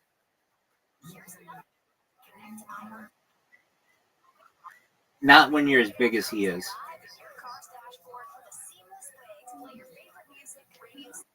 Yeah. Oh, dude, I didn't tell you. So I had this friend of mine from Kick. His name is Straight Savage. He came in here this morning and was like, "Hey, Rabbi, why don't you stream on Kick anymore?" And I explained to him that, I spammed them for 8 months straight. That's how I met him and a bunch of other Kick people. And I decided January 1st, 2025, I was going to stop spamming them. And because I want to stream on Kick again someday. And so I was going to take an entire year off, and then hopefully they would let me back after a year. And he was like, I get what you're saying, but what you did wasn't that bad. I mean, yeah, you spammed people, but like big deal. Like people spam all the time. And there are those of us on Kick who want you to stream on there again. Why don't you try streaming again? And so after talking with him a little bit, I was like, yeah, you know what? I'm going to recreate a Kick account and go on there and I'll start streaming. And so I started to, and I got banned. So I went in and I emailed them and I appealed the ban, and I was like, look, is there any way you'll let me come back and stream on Kick? Like it's been 6 months. It hasn't been exactly 6 months. It's been like 6 months and 21 days, or like 5 months and 21 days or whatever. Like very close to 6 months. And I'm like, I know like this was a self-imposed ban, but I haven't spammed on there in a long time. Is there any way you'll let me back? They're like, email us from the original account that you used. And it's like, I have so many accounts. I don't even know what one that was, but I just got into one of my other ones and it was like, okay. So I emailed them and I'm like, look, here's what happened. I got on Kick and I created like 10 Kick accounts. So they were like Rabbi Rothschild 1, 2, 3, 4, 5, 6, 7, 8, 9, 10. That's not exactly what they were, but let's just say.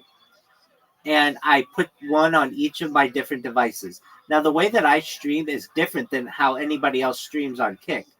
I stream 10 different accounts simultaneously. And there's nothing against that in their policies. Okay. So then I realized that like nobody was using Kick and I wasn't getting any traction. So I started spamming then. and they went in, and so like let's say with accounts number Rabbi Rothschild 11, 12, 13, 14, 15, 16, 17, 18, all the way to 100, I spammed with those. So the first 10 I did not spam, and I created before I started spamming. The next 100 or whatever, 90, I spammed. So then they banned my 90 accounts of Rabbi Rothschild. And whenever I would create a new account, they would call it ban evasion. But keep in mind, my original 10 were not banned evasion. I created those before I was ever banned. So then they went in after I kept spamming and they went and deleted my original 10, which made me mad because those ones did not ban evade. They were like grandfathered in. They were like older than when I got the ban. So I explained to them the reason why I spammed was because you basically told me that I band evaded with my original accounts that I never did. Is that why I didn't know? I spammed them because I just wanted attention. So I said to them, is there any way that you would give me the ability to stream on Kick again? And they got back to me right away. And they said, unfortunately, you've been banned indefinitely. And I said, look, I've taken 6 months off. I've been banned indefinitely. Does indefinitely mean a lifetime ban? They come back to me and they say, hey, thank you for reaching out. You've been banned indefinitely. I get that. I get that I've been banned indefinitely. Does indefinitely mean a lifetime ban? They go back and they say, you've been banned indefinitely. I said, I know that. I know I've been banned indefinitely. Welcome, Miss Aquarius. How are you? Kicking ass, taking names. This is my friend Riser. Riser, this is Miss Aquarius. Riser, you want to play 2 games with us? It won't take long.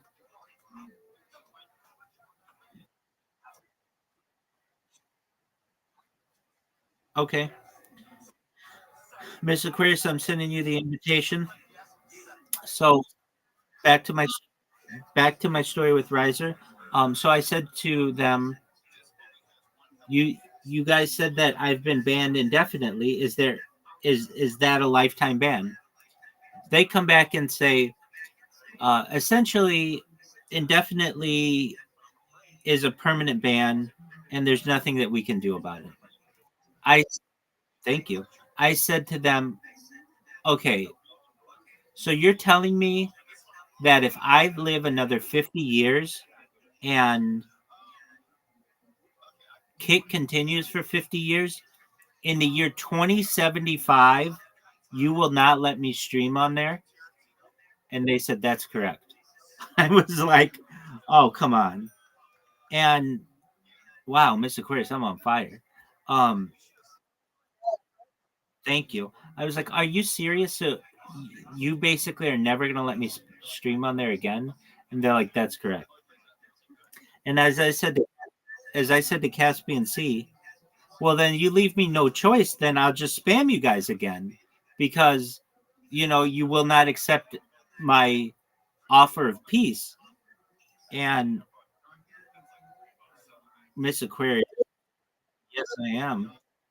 And so I then sent them another email and said, look, will you accept if I just won't stream on there for 1 year? And they did not get back to me yet. Good job, Miss Aquarius. And oh man, that was almost really good. And so I'm awaiting their decision on that. But I've never heard of a platform saying that somebody's indefinitely banned, indefinitely banned, indefinitely banned, and then indefinite does mean lifetime, and then 50 years from now I won't be able to stream on there, which I just know is not true. But whatever. I found that to be interesting.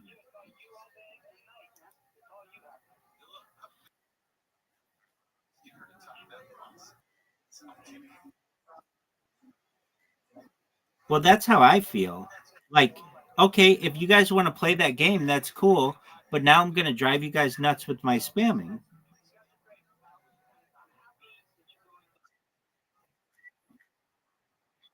Exactly.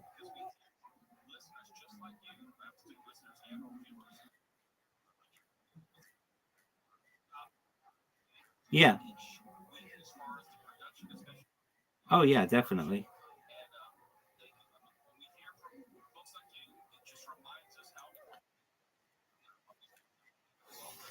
Yeah, Twitch is just filled with bots. So they do. I get people who talk to me every day, but many times they're just bots. And the thing is, there are so many people on Twitch that very few people chat with you. I'm in like 6 different categories. So I'm in just chatting. I'm in IRL. I'm in some like I think I'm in like Fortnite, even though I don't play Fortnite. I'm in WWE Superstream or something. Like I just picked a random one, and I've just been in that one for like 2 years. And then what else am I in? Um, I think I'm in. I was in like multiverses or something. Then I'm in Fortnite, maybe Minecraft. I don't know. And then I mean, I'm in like 6 total ones, and it's like if you, I don't really pay attention to it, but at the end of the stream, I'll look, and I'll get somebody, one or two people chatting in there at least over the course of 12 hours or so. But there's just there's just very little interaction there. Um, the one where I get the most interaction is YouTube, probably.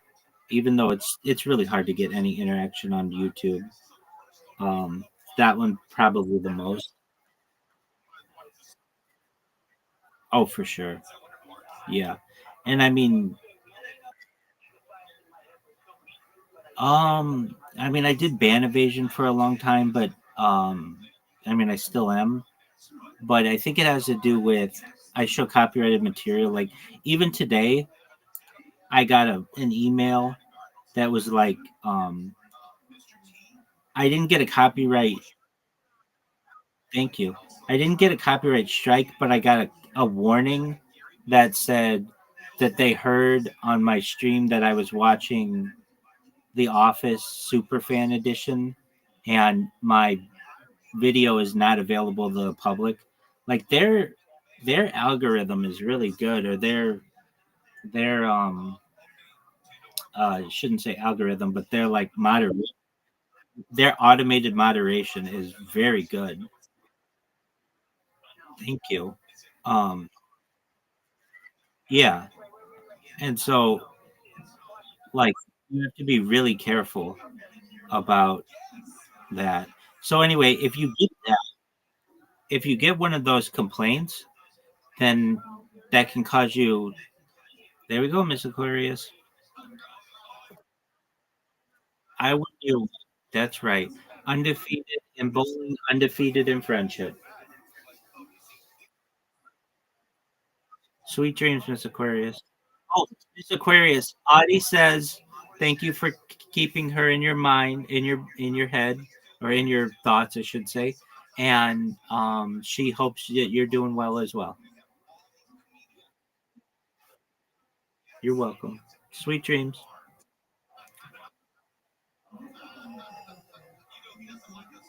Um, in terms of shadow banning, though, yeah. So if you get a bunch of those warnings, which I get all the time, they don't. They're not like they just don't promote you. And the reason why they don't promote you is because they can't monetize your stream, and that means they can't show advertising on it. And what they want to do is show advertising. YouTube loses a lot of money. It doesn't make money. It loses money overall. It's the number 2 visited site in the world, but it loses money because of all of the cost of running it. So they try to get that back with advertising. But my content, because I show copyrighted content, isn't eligible for monetization. And because of that, they don't promote it. So do you want to consider that shadow banning? Yeah, I mean, if they're not promoting my stuff, then that's essentially de facto shadow banning. Now, I've been shadow banned in other ways too, um, but that's the big one. And like, I've been shadow banned or whatever you want to call it for so many years that doesn't bother me. That's why I've had to go to these guerrilla advertising tactics. Like, if everything were equal, I would have been viral a long time ago. But you've you've got to recognize that, like, the name of the game is buying viewers. Have you ever been to botted.wtf? All right. Well, if you go to it, it's shocking to see what percentage of people are botting. Like, just on Kick, um, yeah, but YouTube's the same way. YouTube's the same way, and so is Twitch. So right now,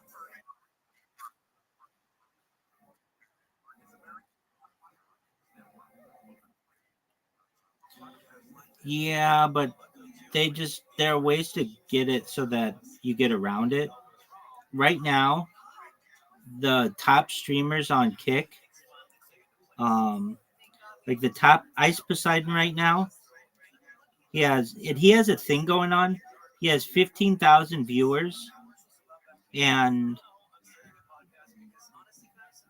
um, let's see here, 0 messages per minute. I don't know if their stuff is accurate right now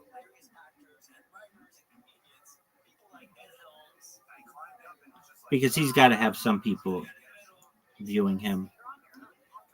Um, but like, look, I can tell you this: the guy who um, Aiden Ross pays, and Fusi pays, and Neon pays. He comes in here and gambles a lot, so he gives me behind the scenes of what they do and the prices they pay, and the prices they pay are about um, depending on how many people you want to watch you, but for like a month, it's like $4,000 to have like 100 people watch you a month, which is pretty expensive. And so when these guys do bigger streams, that's just going to add up to $10,000, $15,000 a stream or so. And if you don't have the money to do that, then you're not going to be in the top 10 streamers on a platform. As the saying goes, it takes money to make money. And so you have to put an investment in sometimes, pardon me, to be able to make your money. Anyway, I heard you say that you wanted to get to bed. I'll let you get to bed. You take care, big dog. Come back soon. I appreciate you coming here. Appreciate your time. Don't be a stranger. There are more wheels than doors, if you count gears.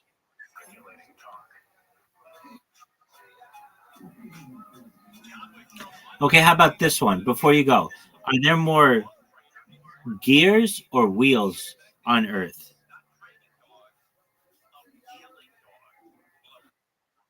Are there more gears or wheels on Earth, and approximately how many of there are there?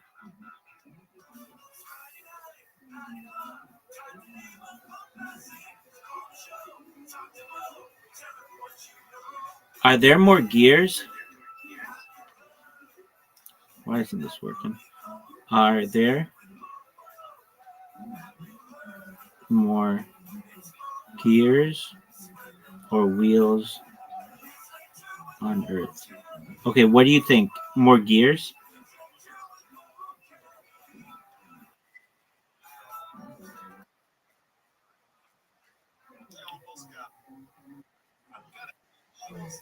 They say that there are more wheels. They say there are more wheels. What are the numbers?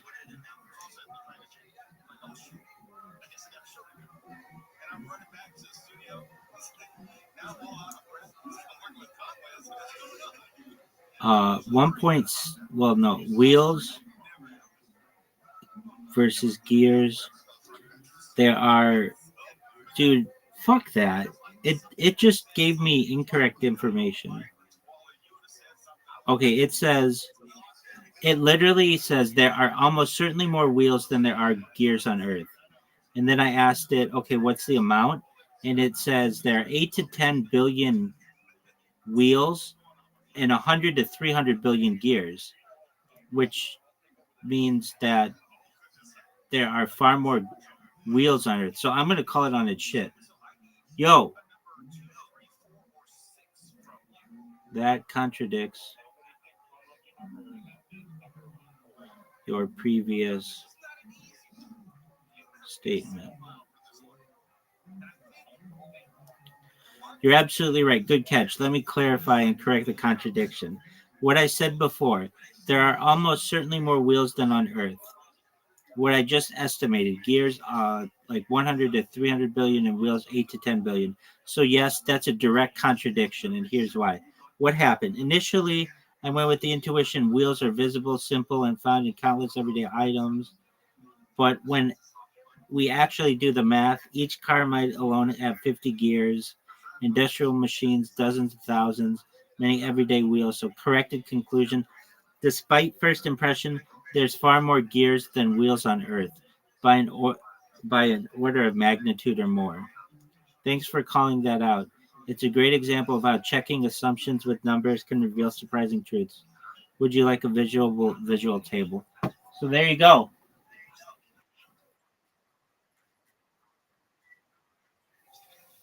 It's a great example of how AI is still in its infancy and does not know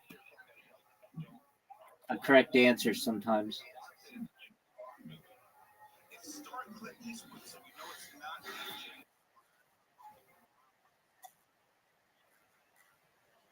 Okay, let's figure that one out. I'll say that if there are 8 to 10 million or 8 to 10 billion wheels, I'll say that there are a billion doors? Is that? I'll say there are 8 billion doors. There's one door for every person.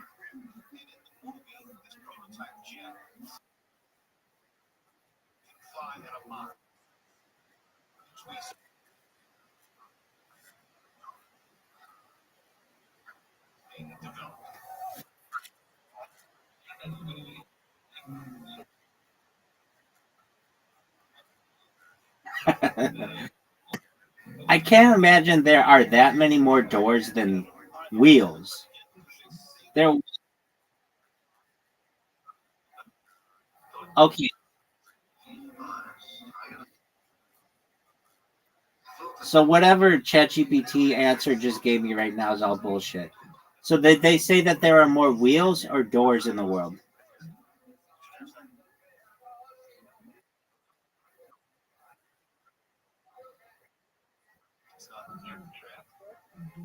But if you include gears,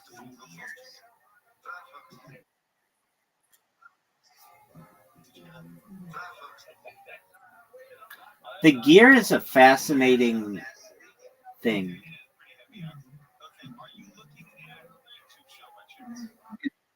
It's changed our lives. Like it allows for tight movement that is predictable, and organized, and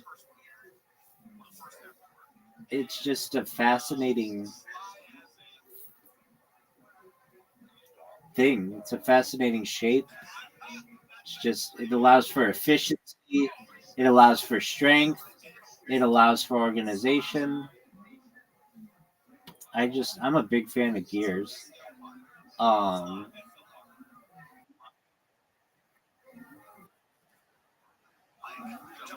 I don't know about that. They were definitely of the past. I think I would say like transistors are the way of the future more than gears, but perhaps they're related. Anyway, I could talk to you all night. Go to bed, big dog. We'll see you soon. Oh yeah, tell me. Stay as long as you want. I don't want to take up your sleep time though. Go ahead.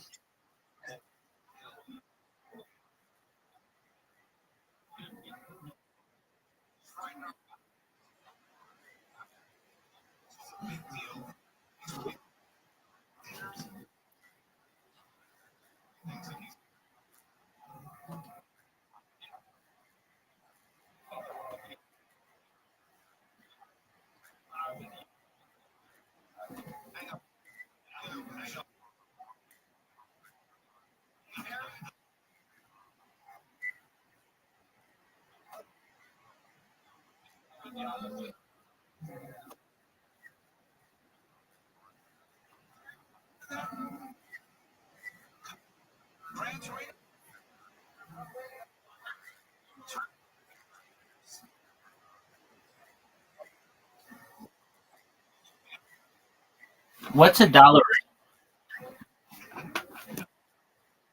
Okay.